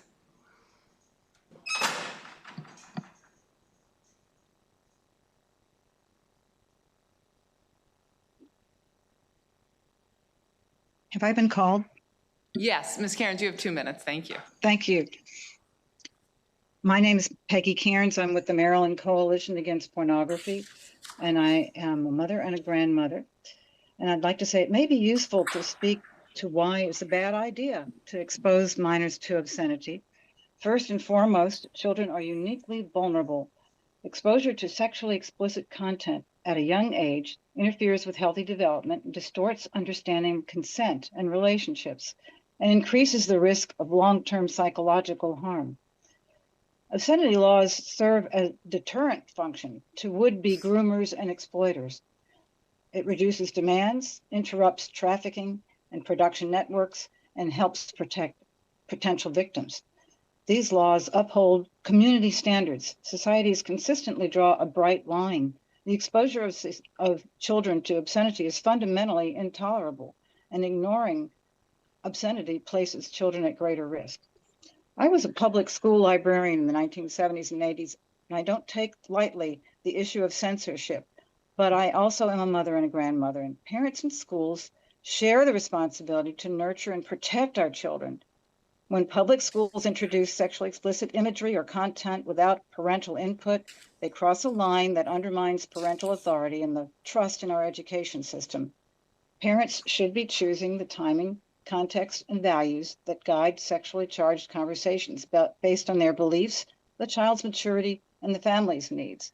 When explicit material is put into schools, that decision is effectively taken out of parents' hands and can confuse children who receive mixed messages at school and at home. You may hear it said there is no obscene material in schools. I'm not fond of sharing concrete examples in polite company, but if you want examples, I can give them. We urge a favorable report on this bill. Thank you. Thank you very much. Are there any questions? Delegate Conaway. Thank you for coming in to testify. And you said you used to do what? You were a librarian, maybe? That's correct. Okay, and did you have books on Egypt? You had Egyptian books? I'm sure there were. And would the pharaohs' pictures maybe be in there, off the walls? I'm sure there's quite a bit of art that probably features. Right. And often you see the pharaoh naked with a erect phalanx. Is that correct? Yes. Oh, thank you so very much. Seeing no further questions, that concludes the testimony on House Bill, 710. Thank you all. Now we'll call Delegate Rogers for House Bill 1186. Chairman, can I bring my panel? Absolutely, please do. And that's, I see John Heath. Yes. Wonderful. And Madam Chair, I think we have Ms. one Bennett? person virtually who will be a technical She's still there. Would you like to, we'll include her as a panel after the two of you have spoken. Thank you. Thank you. So Chair Embry, madams of the mighty Judiciary Committee, the ones that are still standing. For the record, my name is Delegate Mike Rogers, and I represent Legislative District 32, and I'm here to testify in favor of House Bill 1186. So I respectfully request a favorable report of House Bill 1186. This bill would restore parity to the rental and peer-to-peer market by making the insurance of a peer-to-peer vehicle driver the first sought in a at-fault situation, just like a traditional rental car or personal vehicle driver. This bill passed both the Senate Finance Committee and the full Senate unanimously last year, and this year it just passed third reader in the Senate today. So a little background. Peer-to-peer is a service where one person has the use of another person's vehicle for a period of time in exchange for payment. This transaction is facilitated by a peer-to-peer operator or platform. The customer and the vehicle provider are connected to the service via a website or a mobile application. Under current law, if a driver of a vehicle engaged via a peer-to-peer platform gets into a crash, it is the insurance of the peer-to-peer operator that is sought first ahead of the driver who caused the fault. This is out of line with current adjacent industry practice and with national model policy. The peer-to-peer industry in Maryland has been steadily maturing. In 2017, the Maryland Insurance Administration issued a report shaped by a broad range of industry and government stakeholders to update the statute and to keep it in line with industry and consumer practices. Who should have primary and who should have secondary coverage in the case of a vehicle crash was the subject covered by that report in 2017. So the solution, in response to those recommendations and in line with the national model policy, this bill places the vehicle driver's personal insurance policy as a primary source of motor vehicle liability insurance in the case of a fault by the driver of a peer-to-peer car rental. There's an amendment to this bill to meet the concerns of the trial bar. This amendment, which brings the bill into even closer parity with the rental car statute, makes it clear that subject to a number of conditions in the case of third-party liability, a peer-to-peer car sharing company's insurance would be primary, just as it is for rental vehicles. This will make locating the correct insurance information in these scenarios easier. This bill does not remove a peer-to-peer operator from liability. It simply aligns the law with almost every other case where a driver is at fault behind the wheel and making the driver's insurance the payer of first resort. If a driver is without insurance or improperly insured, a peer-to-peer master policy would then be sought. Under this legislation, the driver, the car owner, and the peer-to-peer service must all be properly insured, just like a traditional rental car or personal vehicle. If the car owner or driver is found to be improperly insured, the peer-to-peer operator would still be liable.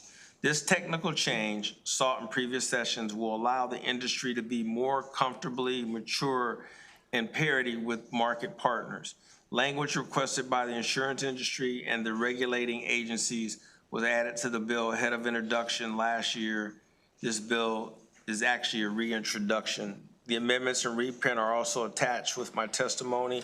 Again, I request a favorable report on House Bill 1186. Madam Chair Bartlett, in her absence, Vice Chair Davis, and Madam Chair, thank you for the opportunity to testify on behalf of HB 1186. And I would be remiss if I didn't thank the good delegate for sponsoring this. We also have two of your members who are also on this, Delegate Scott Phillips and Delegate Williams. My name is John Heath. I'm the Director of Government Relations and External Affairs for Turo.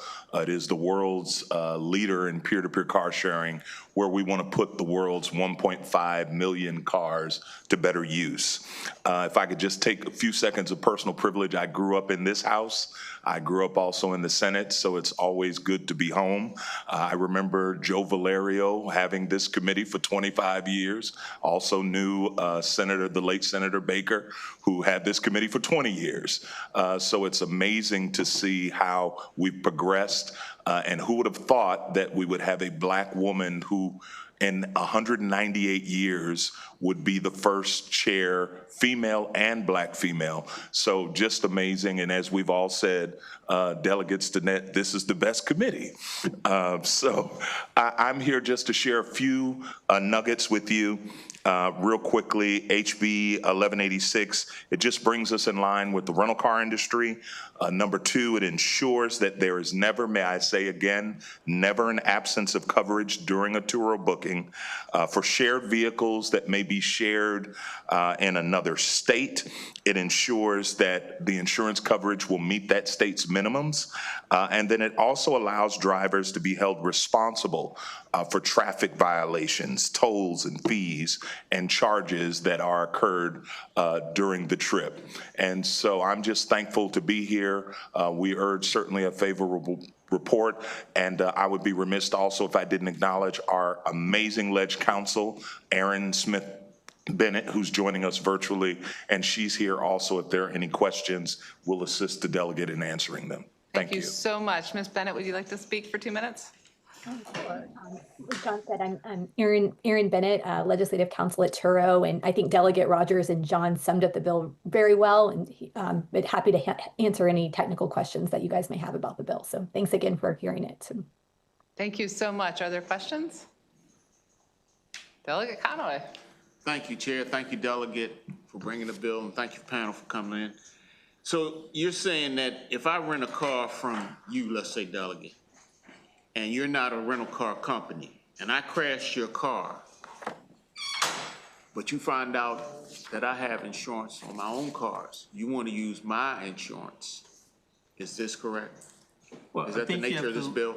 I think you have to look at where the fault lies, and then it just makes sure that I we're in don't understand alignment. what you're saying about the fault. So we're just trying to make sure that we are in alignment with what the rest of the industry is in terms of. What I'm asking you is if I have my own insurance, but I rent a car from you, I rent your car, your personal private car that you're doing peer-to-peer or something like that. I understand that I should be responsible for the tolls, the fees, the tickets, so forth and so on. But if I crash your car, you now want to use my insurance for that accident. Is that correct? No. If I may, Delegate. Because that driver's at fault, Delegate. If I am driving your car that Yes, you sir. rent me, and I am at fault, I run a light and just smash somebody. Yes, sir. Do you want to use my insurance company? Because the driver's at I fault. didn't say because. Do you want to use my insurance company to cover this accident or not? Sir? Do you want to use my insurance company? And I'm trying to be very respectful. Okay. Go ahead. I'm being respectful. No, I am. And your dad was so kind to me. My dad don't have nothing to do with But, it. That's disrespectful to me. I'm sorry. That's disrespectful. I'm sorry, sir. Thank you. So what I'm saying is, and what we're trying to express, is that if the driver is at fault, Yes. then that driver should then have the consequences to incur the cost of that accident that they caused. Okay. Thank you. Yes, sir. Thank you. Thank you so much. I see no other questions, so that concludes the testimony, and I appreciate you being here. Thank you all. For staying so late. Thank you. We will now turn to Delegate Crutchfield's bill, House Bill 1309, and I see Heather Warnken is here, and anyone else who is favorable, please, in person, please come up.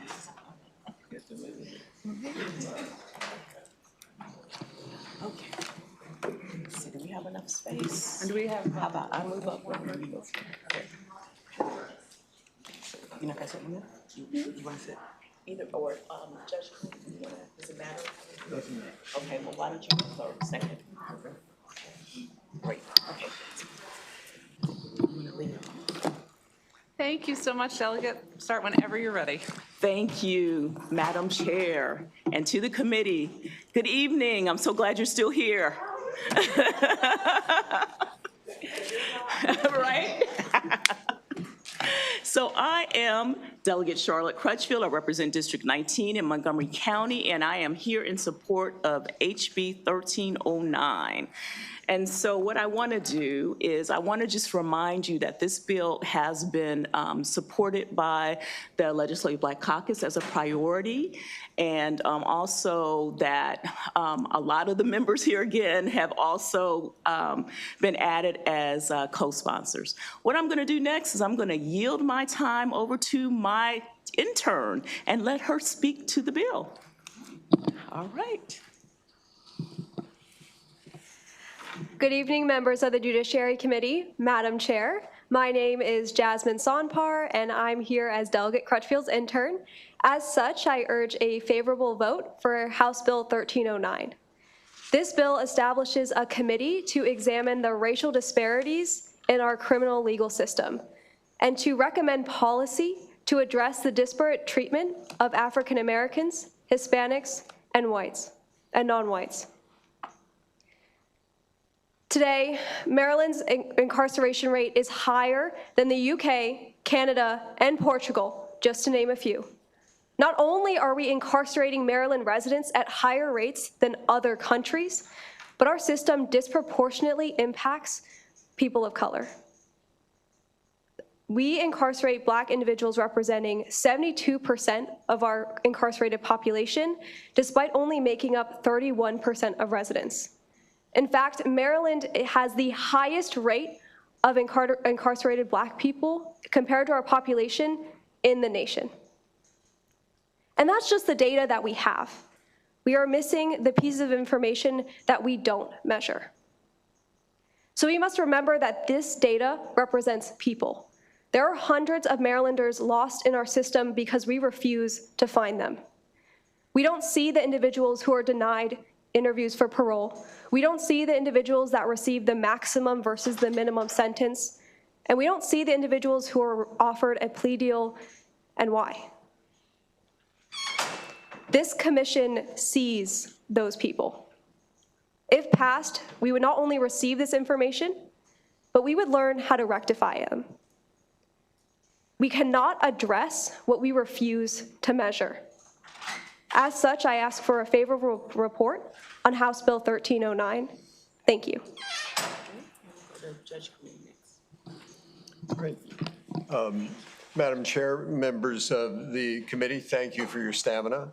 Phil Karoom speaking for Maryland Alliance for Justice Reform, not for the Maryland Judiciary today. I want to just emphasize a couple of things about the dimension of the problem. According to a 2019 study, the rate of incarceration of Black citizens for lengthy sentences, that's 10 years or more, is double the national average. So it's not a small problem that we have here. The Maryland Sentencing Guidelines Commission in 2023 did a report considering what they knew and concluded that more study was needed to explain some of the things they were seeing.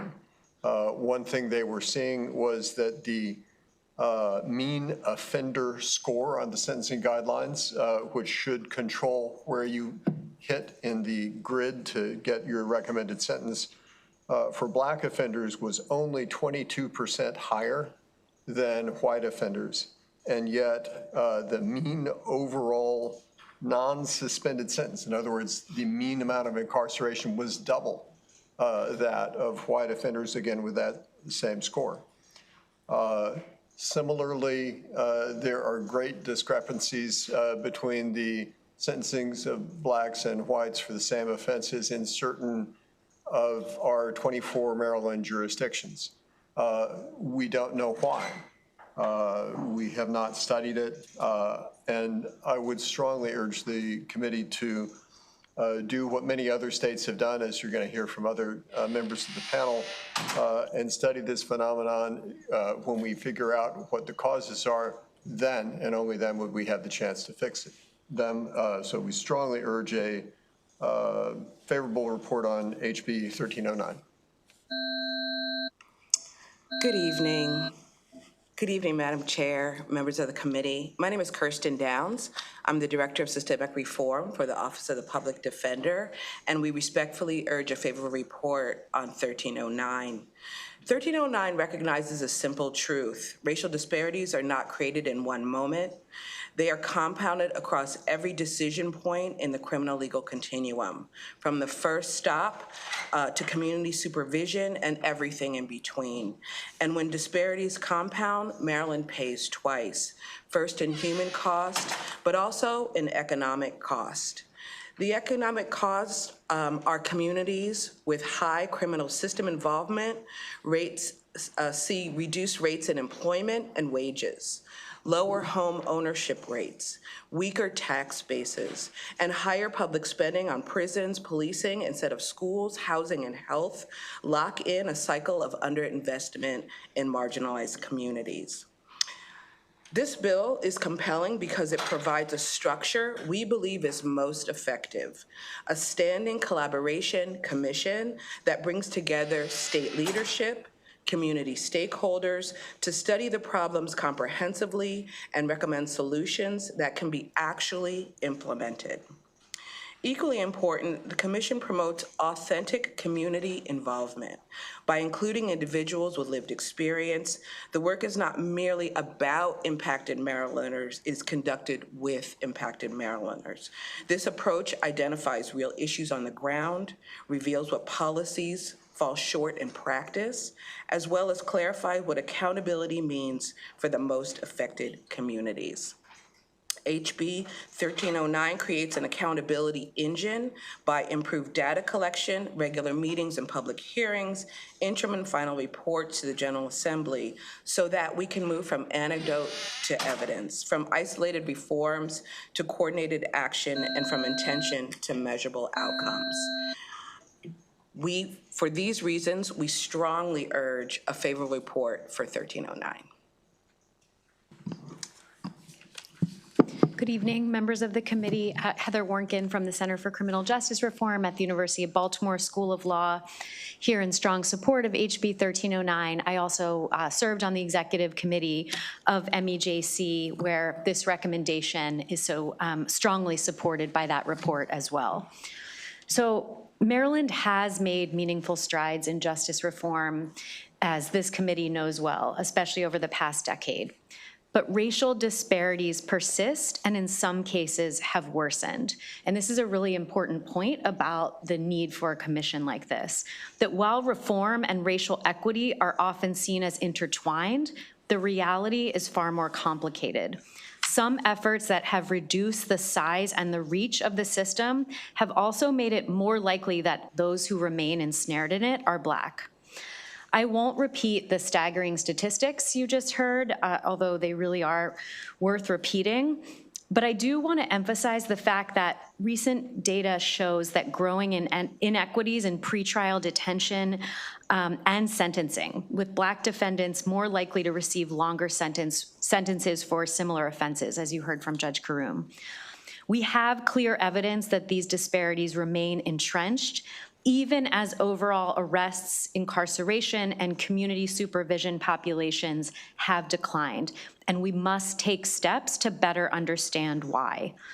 HB 1309 does exactly that. It'll deepen our understanding of these disparities and support the research-informed, actionable policy solutions that the state needs. It will also identify areas where we have challenges with quality, consistent data collection, and where investments in the research infrastructure are needed to further these goals. By passing HB 1309, Maryland will join a growing list of states that have undertaken similar efforts and assessments, and I'm happy to talk a little bit more about that. We urge a favorable report. Thank you. Thank you. Members, we only have, do we have any questions?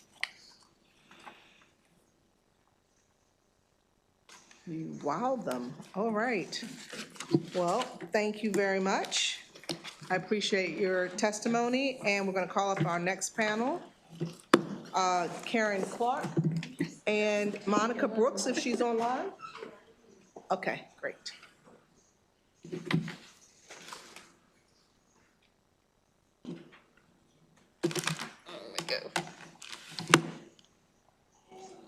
Well, good evening, Chairman, Madam Chair, and our committee members. Again, I will not repeat a lot of the things that the panel said. I've got them down here on my notes. A couple things I will add. I'm Karen Clark, speaking on behalf of the statewide Unitarian Universalist Legislative Ministry. We speak for a wide number of people that are supporting this bill. And we ask for your support for 1309. And we are proud to be a state that has a reputation as one of the most diverse state legislators in the country. It has a wonderful reputation. We're proud of that.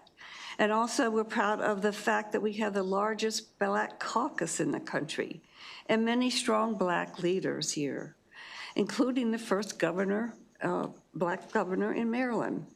But having the recognition as being the state with the largest racial prison population disparity is disgraceful. And we need to do the things that were just mentioned in this panel and others to change this. The data I have down is the same.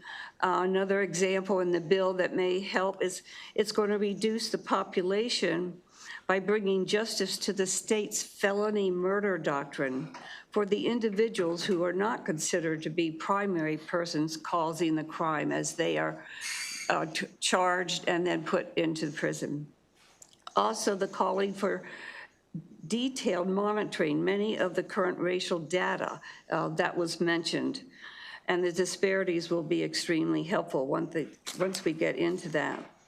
And we should be able to reverse, by doing these things, this negative trend of our prisons' racial disparities. So let's move on this, and please vote in favor. Thank you. Thank you, Ms. Clark. I'm going to move on to Monica Brooks online. Pardon you, would you ask me? I said I'm going to call Monica Brooks next. She's online.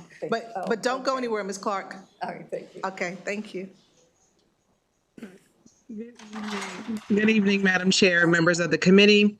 My name is Monica Brooks, and I'm representing NAACP. I'm focusing today on the Eastern Shore branches from Queen Anne's all the way down to Worcester.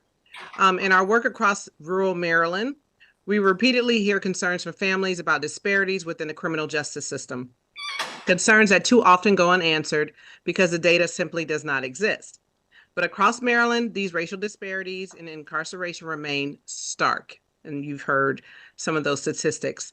But these disparities are often discussed in urban areas where they are already troubling, but in rural communities like the Eastern Shore, it's worse. In many rural jurisdictions, there are far fewer access to Black attorneys, judges, advocacy organizations able to provide oversight when inequities occur. In smaller jurisdictions, systems can operate for years with very little outside scrutiny. So when community members raise concerns about disparities, a lot of times they're saying, okay, well, where's the data? But the reality is that everyday citizens do not have the capacity to file endless PIAs, compile court records, get criminal justice data, and all of that across counties. So that's why this commission would be so important and so valuable. Maryland needs reliable, transparent data so we can strategically identify not only the systemic problems, which we know are there, but also specific jurisdictions or practices that stand out as outliers. We also know that incarceration is not always about guilt or innocence alone. Too many individuals remain behind bars simply because they can't afford bail, while others face charges that later prove unfounded. For far too many families, the system begins to feel like allegations become guilt until there's finally a chance to prove innocence.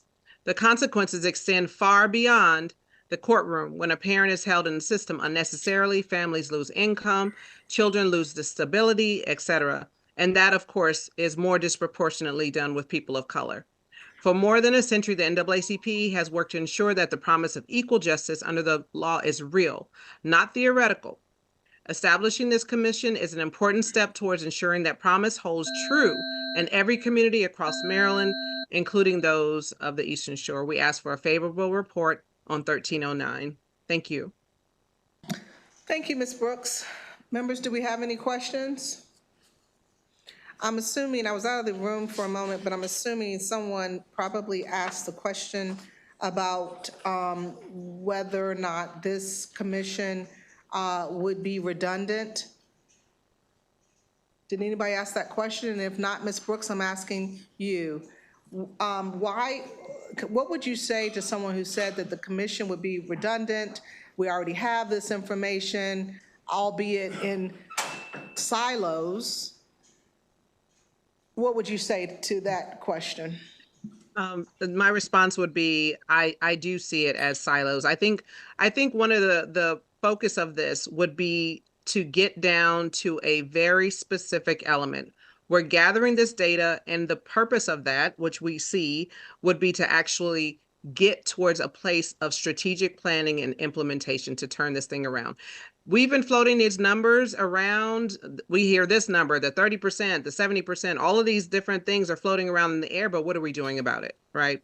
So if we have a specific commission that is the plan, that is the focus, then we can actually turn things around and not be the state that has these large, disparities of Black men and young Black males, disproportionately incarcerated. So that's how I see this commission. Now, if someone wants to make this a subcommittee, if that was, an idea of a subcommittee, but I think it would even fall through the cracks. So I think we've waited long enough for this as well as other things, and so that's my response. Well, I appreciate your response. Thank you very much. Thank you. Okay, members, do we have any other questions?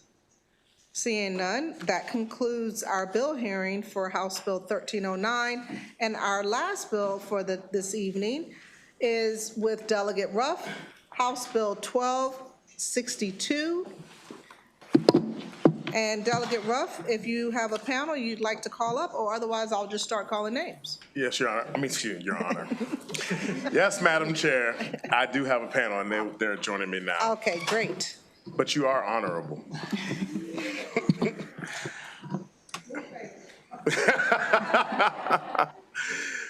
If only it was that easy.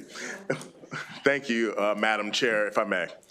Madam Chair, Madam Vice Chair, and once again, the hardest working committee in the House of Delegates. Those of you that remain, I thank you so much for giving your time and attention and opportunity to present House Bill 1262 today. At its core, this bill asks a simple but very profound question. Should racial profiling ever be tolerated under any circumstances in the state of Maryland? And the answer should be unequivocally no.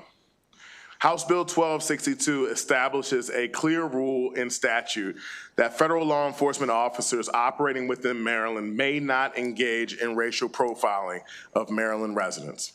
This includes agents from federal agencies such as the United States Immigration and Customs Enforcement, also known as ICE. The bill ensures that individuals who are subjected to racial profiling have the ability to seek civil remedies in Maryland courts. To be clear, this legislation is not simply about what the law is today. It is about protecting Marylanders against what federal law may become tomorrow. Last year, in a concurrence by Judge Brett Kavanaugh on the Supreme Court, the justice argued that race and ethnicity can qualify as reasonable suspicion to detain a citizen, despite the protections of the 4th and 14th Amendments. In fact, he stated that it was common sense to consider race and ethnicity, and that shouldn't be a big deal to people who hadn't done anything wrong. Legal scholars across the country have interpreted that concurrence as a signal that the court could further restrict lawsuits against federal officials who violate constitutional rights like the Equal Protection Clause. If that happens, individuals who are racially profiled by federal officers could find themselves without any meaningful remedy in court. House Bill 1262 ensures that Maryland is prepared for this possibility. This cause of action is anticipatory. It is designed to ensure that if federal remedies disappear or are narrowed, Maryland residents still have a way to hold bad actors accountable in our state courts. It is narrowly tailored. It includes a common sense exception for legitimate suspect descriptions. The legislation also contains a whistleblower protection so that federal officers who witness racial profiling can safely report it without retaliation. It has been drafted specifically with constitutional parameters in mind. It does not control federal enforcement policy or criminalize federal conduct. It establishes a civil remedy for unlawful discrimination within Maryland borders when federal officers are utilizing Maryland law. That has long been exercised by states in their authority to protect civil rights. Colleagues, we must be a leader in protecting civil rights and ensuring justice under the law. House Bill 1262 does that. And for those reasons, I respectfully ask for a favorable report on House Bill 1262, and I'm willing to take any questions after the panel. Thank you. And who would you like to go next? Go ahead. Madam Chair, members of the committee, my name is David Roca. I'm a senior staff attorney with the ACLU of Maryland, here to urge a favorable report on HB 1262. Until the last few months, there was a clear legal consensus that racial profiling, meaning the reliance on race or ethnicity as a basis for determining suspicion or taking other law enforcement action, was morally wrong and unlawful under the federal Constitution. But the continued vitality of that understanding has been called into question, as Delegate Ruff said, by Justice Kavanaugh's now infamous concurrence in Vasquez-Perdomo versus Nome, a shadow docket case where the Supreme Court temporarily blocked a lower court order prohibiting federal agents from relying on race or ethnicity in whole or in conjunction with other factors in making stops. While the Kavanaugh concurrence is not yet law, this bill is needed because of the real danger that federal law may change following his opinion. Maryland can and should make clear that racial profiling will not be tolerated or permitted in the state by state or local law enforcement, and that's what this bill does. Protecting Marylanders is particularly important now, given that our Supreme Court traditionally interprets our state constitution in parallel with how the Supreme Court interprets the federal Constitution. As Delegate Ruff said, the bill also adds whistleblower protections, and it ensures that when federal officers rely on state law for their actions, they are also subject to state law. That's in the amendment to Section 2-104 of the Criminal Procedure Article. And it ensures that when state and local law enforcement adhere to state law when they are participating in federal task forces or deputized. And before I end, I want to just very quickly address the comments that the chiefs and sheriffs submitted in opposition to this bill. As to intent, relying on race, which is the operative provision in the cause of action, is inherently an intentional act. And intent is not the same thing as animus, which means bias or hostility or ill will. Animus is not a part of equal protection jurisprudence or any other discrimination statute. And indeed, the Supreme Court in Wren said that subjective motive is irrelevant to the Fourth Amendment analysis. And finally, circumstantial evidence is currently sufficient to prove unlawful discrimination under the 14th Amendment. If it were otherwise, no one could ever prove discrimination when the defendant didn't acknowledge that they were using race, which they never do. We urge a favorable report. Thank you for letting me testify today. Thank you. I can go next. Good evening, committee and Chair Bartlett. My name is Tiara Bradford, Senior Policy Counsel for the ACLU of Maryland, for the record. When you base suspicion on race or ethnicity, you are no longer suspecting someone based on a particularized and objective basis. You are suspecting someone for existing as they are. Whether selective enforcement or a policy or practice, suspecting someone based on race or ethnicity is unreasonable suspicion in violation of the Fourth Amendment, and it forgoes equal protection under the law in violation of the 14th Amendment. Racial profiling worsens public safety by alienating people from law enforcement, undermining community policing efforts, and eroding trust. As a result, law enforcement officers and agencies lose credibility with the very communities they are sworn to protect and serve. Some Marylanders are still experiencing racial profiling by local and state law enforcement, but in the current climate, we are also seeing federal agents act lawlessly across the country. We have witnessed them abusing their authority by engaging in blatant racial profiling, illegal and baseless arrests, and excessive use of force. All of us know racial profiling is wrong, but what are we doing to ensure that constitutional protections against this nefarious practice are not infringed upon here in Maryland? How will we ensure accountability measures against this harmful practice? HB 1262 codifies existing constitutional protections with language explicitly forbidding racial profiling by all law enforcement who are operating in Maryland. We urge favorable report. Thank you. Hi, my name is Randy Williams. Thank you for letting me testify. I'm a retired Baltimore County Police Sergeant. One of the things that I wanted to talk about was racial profiling does exist in law enforcement. Here in Annapolis, I wrote an article in the Capital Gazette in 2021 in reference to Annapolis Police Department. I wrote a Maryland Public Information Act, retrieved their data on traffic stops, which there is a law in Maryland that deals with racial profiling. It's Maryland Transportation Article 25-113. But what I wanted to do was find is their stop and frisk, pedestrian stops, were they racially profiling? And the answer was yes. In 2015, with Annapolis having 26% African Americans at the time, I don't know what it is now, they stopped 66% African American males in Annapolis on field interview reports, which is the first cousin of stop and frisk, called by a different name. So I did it for 2 years. In 2016, it went up to 75%. So it went from 2/3 to 3/4. When I retrieved the field interview reports themselves to look at what was the justification for the stops, what I found was suspicious subject and a suspicious vehicle in a suspicious neighborhood. That's not probable cause. That's not reasonable articulable suspicion. It's mere suspicion. And quite honestly, you could take mere suspicion and $2 and get yourself a good cup of coffee because it amounts to nothing inside the courtroom. And I found that repetitively, even when it came to the traffic stops, predominantly it was African-American males who were stopped, even when it came to the racial profiling on traffic stops. And it was for minor offenses, seatbelt violations, not having a front tag, and search of the vehicles, yes, for minor traffic violations. So the profiling does exist. Thank you for your time. Thank you. Good to see you, Mr. Williams.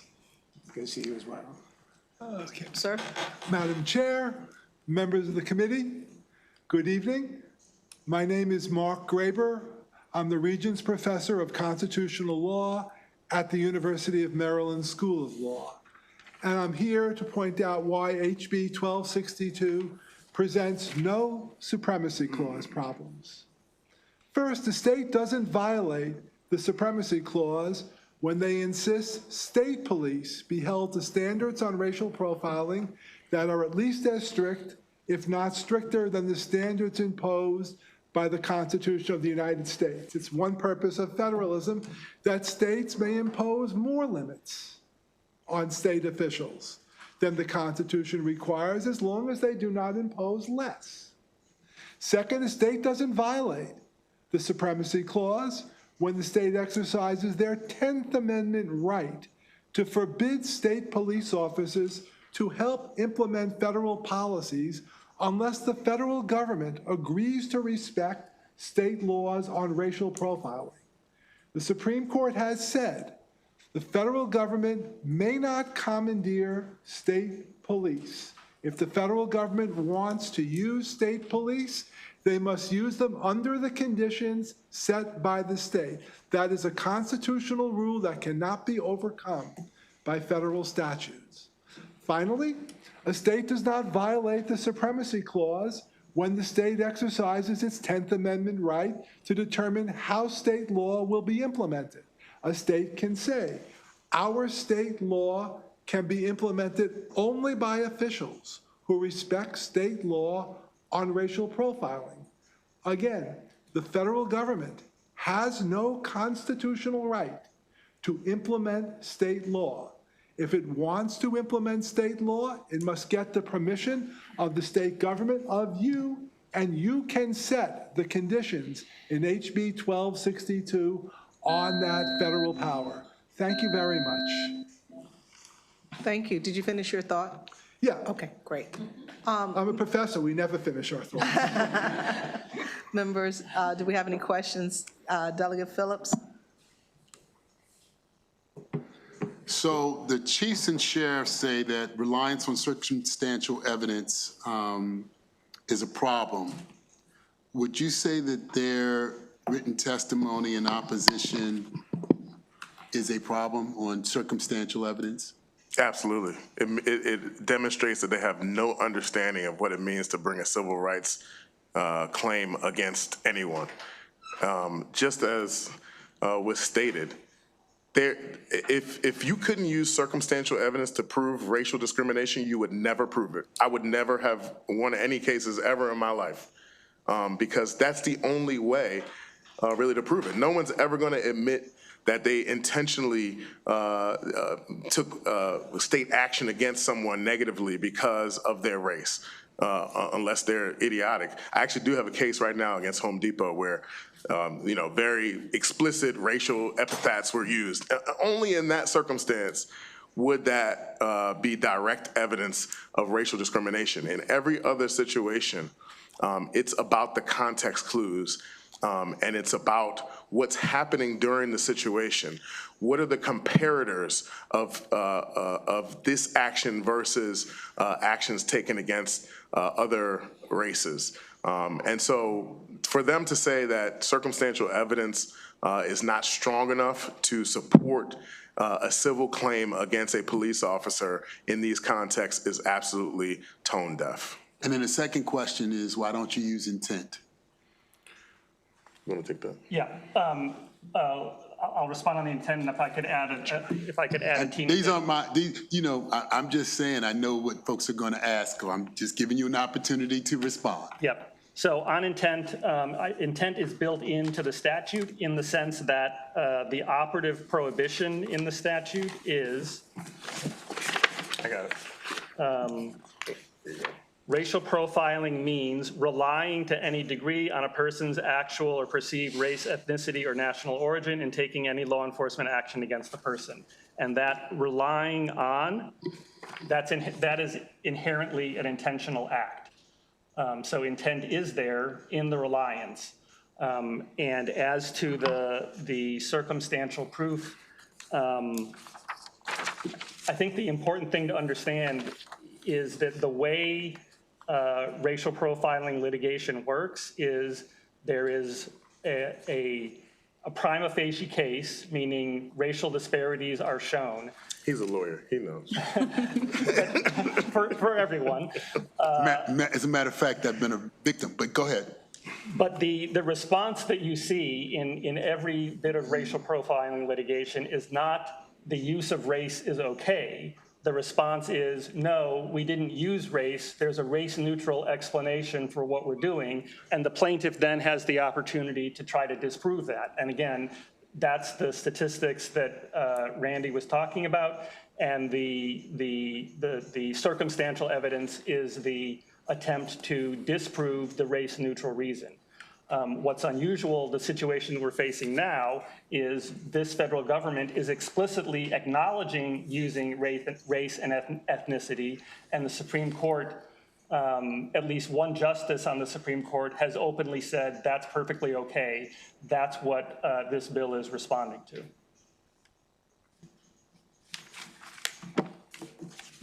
Delegate Conaway?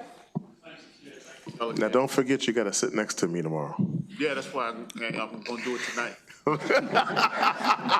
Dad, you're going to know tomorrow. So, if the United States is at war, would the supremacy clause be overruling? So, I wasn't going to ask you, but you might want to answer. No, go ahead, Delegate. You want to answer?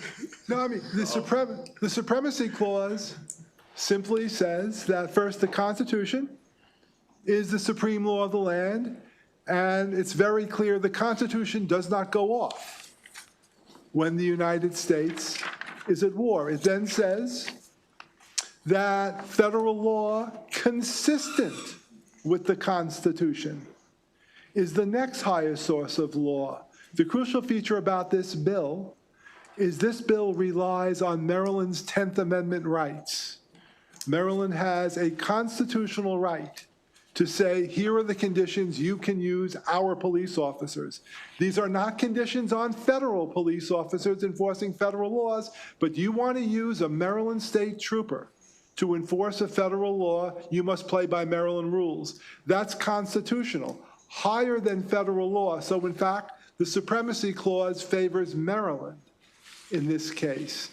There is no clause in the Constitution that is off in time of war. It may be a clause is interpreted differently, but it's hard to figure out how, if we are at war with Iran, which, by the way, the president half the time denies, we don't know whether we're at war or not, but if we are at war with Iran, why is racial profiling African Americans? Well, I don't know, but you see, I didn't say that we were at war. My question was if we were at war, but I understand he has the president has like maybe a 60-day window that he can do things without officially declaring a war under hostility or perceived threat. Am I correct on that or am I incorrect? Yeah, the answer to that is that the Constitution does not have an absolute bar to using race. We may use race when race is a necessary means for a compelling government end. So we do think winning a war, as I said, is a compelling government end. No, okay, that's fine. You keep going on. I'm a professor too, so I have never-ending thoughts too. Yeah. But you see, what about Homeland Security? That's been talked about. So there's some things that are being put in place, not because we're at war over there, but there's a perceived threat over here. Would you agree with that? I would say the threat has been grossly exaggerated to the point where it is very difficult to believe that there is presently a threat from the presence of undocumented people that requires the necessary use of race to achieve a compelling government end.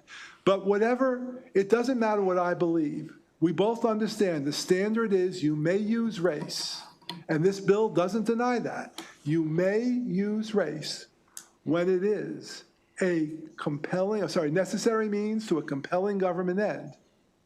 And in your opinion, that's your opinion, though, that it's No, not. it's not my opinion. I think y'all are missing each other. That delegate, you're talking about a hypothetical situation. No, I'm talking about what I perceive the president is saying. So I'm sorry, it's not hypothetical to me. If the man, I'm looking at the TV, the man's supposed to be the president. He says it's a threat. I put some kind of weight on it. No, I say hypothetical because you said the word if. But I think the critical piece that we can rely on that the scenario you're setting up doesn't conflict with the viability of this bill is that we're talking about federal officers that are using Maryland law in order to racially profile, right? And under those circumstances, I don't think that scenario would come into play. That's fine. Thank you so very much, and I appreciate you. Thank you, Delegate. Thank you. Delegate McCombs? I just want to ask Delegate Ruff, because I never actually had a course in law school on, racial profiling or, how it works or shouldn't work. So what I wanted to know is, because you handle those kind of cases, correct? So basically, how, in other words, if the individual is not doing anything on the road, they just get picked up or they just get stopped because they did something, they didn't do anything necessarily wrong, but You're talking about it's being used as a pretext, right? Their race is being used as a pretext to have a contact with them and to detain them. Okay, so what if a person goes for, instead of making a stop at the stop sign, they didn't roll the car back, that wasn't a complete stop, it was kind of one of those rolling stops. Do you think, the person was a different race from the officer, do you think that would be considered racial profiling? So I don't know if I should go into every single scenario, but what I do want to do is quote the bill. Okay, so racial profiling means relying to any degree on a person's actual or perceived race, ethnicity, or national origin in taking any law enforcement action against the person, right? So there could be a sliding scale. I mean, they could be using the stop as a pretext, but if there's enough evidence, enough circumstantial evidence that says something about what they said or what they did or the way they did it, then there could be a scenario where racial profiling has occurred and this law would come into play. If I could, I would try to answer that question. In Wren versus United States, they said a lot of stuff in that law, but one of the things they said was pretextual stops are legal. The Supreme Court said if you stop a person for a legitimate reason, or rolling stop or a stop sign, that you can stop them no matter what your intent is, because it may have been racial profiling. To answer your question, it happens a lot, but taking your hypothetical a step further, the officer stops the person is Hispanic, and the first question out of the officer's mouth is, are you in this country legally? At that point, is it racial profiling? I've actually had that scenario in Baltimore County Police Department. I had 2 Hispanic liaisons that worked for me, and they got a complaint. And my question to the upper echelons was, are the police asking that question of everybody they stop? Because if they're only asking Hispanics that question, then it's racial profiling, because it's one group. But if you ask everybody that, because undocumented, you have white people who are undocumented, Black people who are undocumented from Africa, from Haiti, Hispanics. So we need to ask that question to everybody, but if you're only talking to one group, it's racial profiling, if that answers your question. Okay. All right, thank you. Thank you. And members, do we have any other questions? Okay. I probably have some, but I know where to reach all of you, so I can ask my questions to you. Thank you very much for being here this evening. Thank you, Madam Chair. Yep, thank you. I appreciate your testimony. We're not done yet, folks. I'm going to call up Gina Amar, Mark Graber, Davon Love, Dr. Matthew Fogg,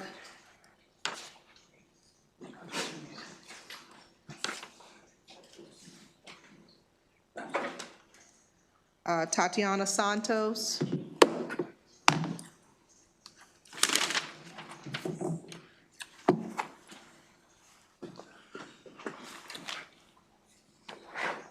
do we have Sean Link still here? Okay.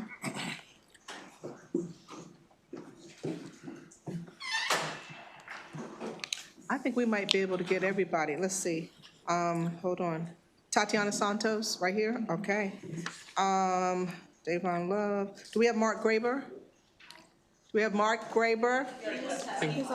Thank you. Thank you. And is Debbie Ramsey online? Okay, keep on standby because I'm going to call her up. Okay, so we'll start with whoever wants to start first and whoever's ready. Mr. Link, I'm looking at you. We're going to start in the middle. Thank you. Thank you, Madam Chair and members of the committee. My name is Sean Link, and on behalf of the Maryland Office of the Public Defender, we respectfully request a favorable report of HB 1262. Racial profiling is illegal, ineffective, and destructive. That has long been true under Maryland and federal case law, and as an affront to the Equal Protection Clause and the Fourth Amendment, but nowhere in the Maryland Code does it presently say that. In this moment, signals of backsliding are looming in federal courts, which could snowball into legalized racial profiling under Maryland state law. As a firewall and to shore up public trust, we need to make sure we have our own Maryland house in order, affirming the baseline standards that apply to local police at all times and to federal agents when we lend them state authority. This bill certainly recognizes the work ahead as Maryland continues to struggle with severe racial disparities. Racial profiling is certainly not an exclusive cause to those, but explicitly banning it is a key step forward. As I said, racial profiling is not effective. Traffic data from 2018 to 2024 found that police continue to stop and search Black drivers more often than white drivers, yet those searches of Black drivers were actually less likely to lead to an arrest or discovery of drugs or weapons. Racial profiling is offensive and dangerous, especially in a state where 53.6% of residents are non-white or Hispanic, and where 17.1% of residents are foreign-born, 587,000 of whom are naturalized citizens. Racial profiling promotes fear and distrust of police and courts. They make drivers afraid to pull over at any officer's signal, make witnesses hesitant to speak with investigators on either side, and make vulnerable folks reluctant to interact with the court system. It's not just extreme examples of racial profiling, but OPD clients tell us how any stop based on race, no matter how brief, is confusing, chilling, and stigmatizing. It tells a targeted individual and their community that they don't belong. And that's why we urge a favorable report to signal that Maryland prioritizes residents' dignity. Thank you. I can go next. Good afternoon. My name is Rina Amar. I am a staff attorney at We Are CASA. We Are CASA is proud to offer our support for HB 1262 today. We Are CASA engages with tens of thousands of Maryland residents every year. This engagement includes providing approximately 1,800 human services every month, including civil legal support and social services to those detained by ICE through our 24/7 hotline. Over the course of 4 decades, we have seen firsthand how racial profiling harms our communities. Last fall, in Vasquez-Perdomo versus Nome, the U.S. Supreme Court essentially sanctioned the harms and abuses of racial profiling when Justice Kavanaugh issued an opinion justifying the practice.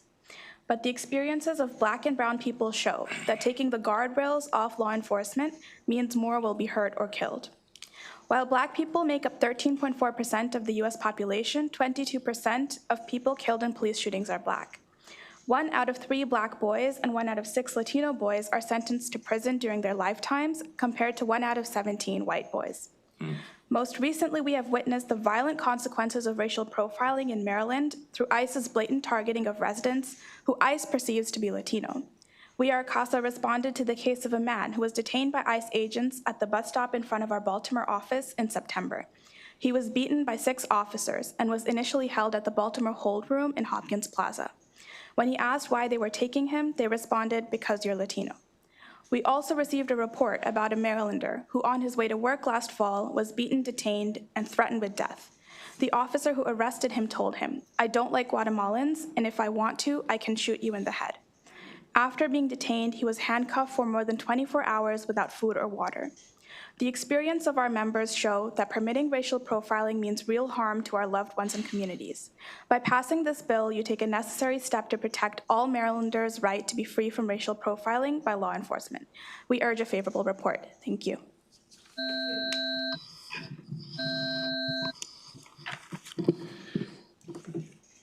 Very few individuals will describe themselves as racist, even those who engage in practices and rhetoric that are rooted in racist logics and assumptions. But all the sociological measures of quality of life, Black people are at or near the bottom.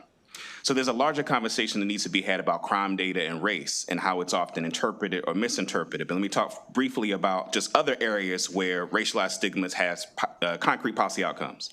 In a widely cited 2016 study from the Journal of Psychological and Cognitive Sciences found that doctors perceive Black people as having a higher pain tolerance and less sensitivity in their nerve endings. Maybe this explains why Black women have 3 times higher infant mortality rates than white folks. Or Black families are often characterized as being inherently pathological, harkening back to the Moynihan report that describes Black families as a tangle of pathology. Maybe that explains why Black families, according to a 2022 American Bar Association article, that Black children are 2 times more likely to be taken away from their families than white families. Now, going back to law enforcement, Essence of Innocence, a study that was done in 2014, says that Black youth are perceived to be 6 to 10 times older than their actual age, that Black youth are seen as more culpable, less innocent. Maybe that explains why Black youth are 2.5 times more likely to be incarcerated than their white counterparts. The purpose of going through all that is to say that the stigmas that generate these inequalities do not come magically out of the sky. These are stigmas that are consistent with historical societal propaganda of notions of inherent Black criminality and inherent Black inferiority that are central to the collective American consciousness. Very few people will volunteer that they share these deep-seated beliefs. So the only way we know that these beliefs are held is the outcomes of the policies that they are in charge of. If we're serious about addressing mass incarceration, we have to understand that allowing these societal stigmas about Black people to go unchecked does harm to our communities that is often only visible to the mainstream when extreme instances of police brutality takes place. This bill provides a deterrent effect to practices of police abuse that it characterizes the historical relationship between Black people and law enforcement. Thank you.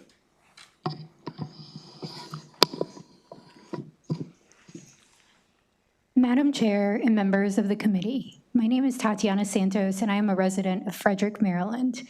I'm speaking today in support of HB 1262. For more than a year, we have seen federal agents acting lawlessly as they flood American streets across the country. We've witnessed them abusing their authority as they have engaged in blatant racial profiling.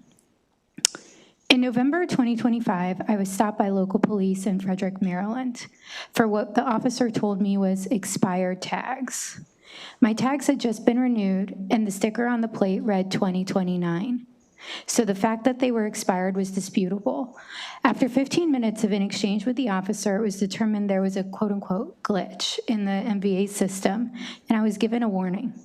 When I got home and read the warning document, I noticed it listed Hispanic in bold letters under the race section. With a 287G agreement in place at that time, it became clear that I was not stopped for expired tags, but rather for driving while Hispanic.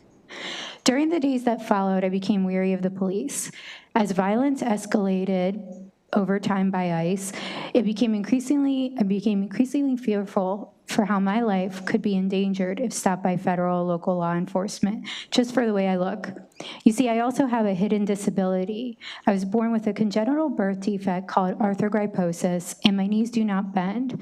What would happen to me if an officer tried to pull me out of a vehicle and force me to the ground?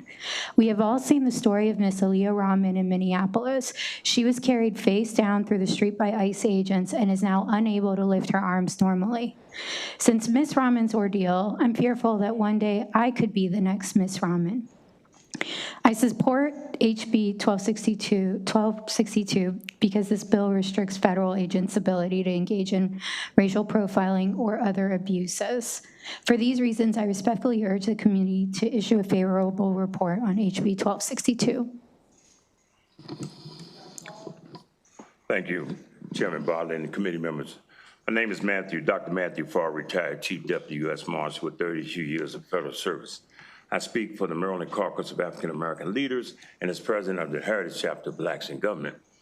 I support HB 1262 because it does 3 critical things. HB 1262 requires accountability. When federal agents operate under Maryland authority, they must follow Maryland civil rights standards. Currently, federal agents can engage in racial profiling with limited consequences because federal oversight has failed. And more importantly, HB 1222 prevents a toxic federal culture from infecting Maryland operations. Within our DOJ federal culture, many agents often follow non-policy procedures that include racial profiling or any other means necessary to raise our arrest statistics and project a media image that we are ridding our cities of criminal elements, the exact same justification we often hear for immigrant enforcement. In 2008, a federal jury found the U.S. Marshal Service maintains a racially hostile environment toward African-American deputy U.S. Marshals. That's still pending today. For more information, please visit bigotswithbadges.com. HB 1262 also protects whistleblowers against agents who report violations from internal reprisals. The bottom line is that Maryland should not trust that federal agents won't bring a racial profiling culture to Maryland. HB 1262 mandates that federal agents operating in Maryland are mandated to obey federal Maryland laws. Finally, should federal agents operating in Maryland be exempt from civil rights protections Maryland requires of its own officers? The answer is no. For these reasons, my organization supports HB 1262, and I welcome any questions. Thank you. Is Debbie Ramsey online? She is not. And Nisha McCoy? She is in the meeting right now. Okay. I am here, Delegate. Great. Do you want to can you turn on your camera?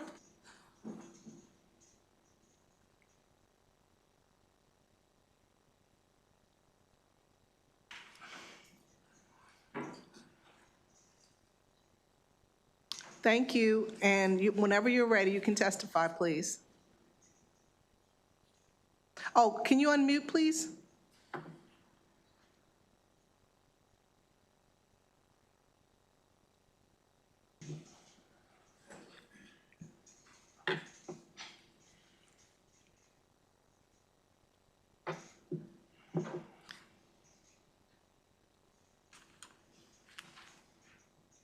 Apologies. I'll be ready in a second.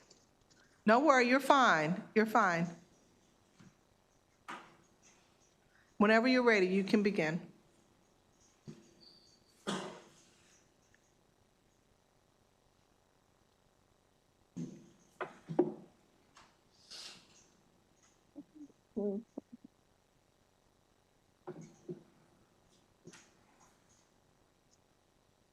Okay. My name is Naisha McCoy, and I am here in strong support of House HB 1262. While some argue that profiling helps law enforcement catch criminals, we must distinguish between criminal profiling, which relies on observable behaviors, and racial profiling, which is discriminatory practices based on identity. Racial profiling is an unacceptable violation of our core American values of equality and due process and has no place in the Maryland's justice system. We are seeing the devastating consequences of this distinction right now. In March 2025, Hilmar Abrego Garcia, a Maryland legal resident for over 13 years, was illegally deported to El Salvador in direct violation of a federal court order barring his removal from the United States due to credible claims of gang violence in El Salvador. The United States Supreme Court eventually had to intervene, ordering the Trump administration to facilitate his return after an administrative error sent him to a notorious foreign prison. Some might question how racial profiling plays into Hilmar Abrego Garcia's case. In 2019, he was arrested in Hyattsville, Maryland, on a charge of loitering outside of a Home Depot while seeking work as a day laborer. In a gang-filled interview sheet, a Prince George's County police officer, also alleged that Abrego Garcia was affiliated with the gang MS-13 because he was wearing a Chicago Bulls jersey and a hat. Additionally, as recently as January 2026, a U.S. citizen named Ramon Minera was detained specifically because an agent targeted his accents.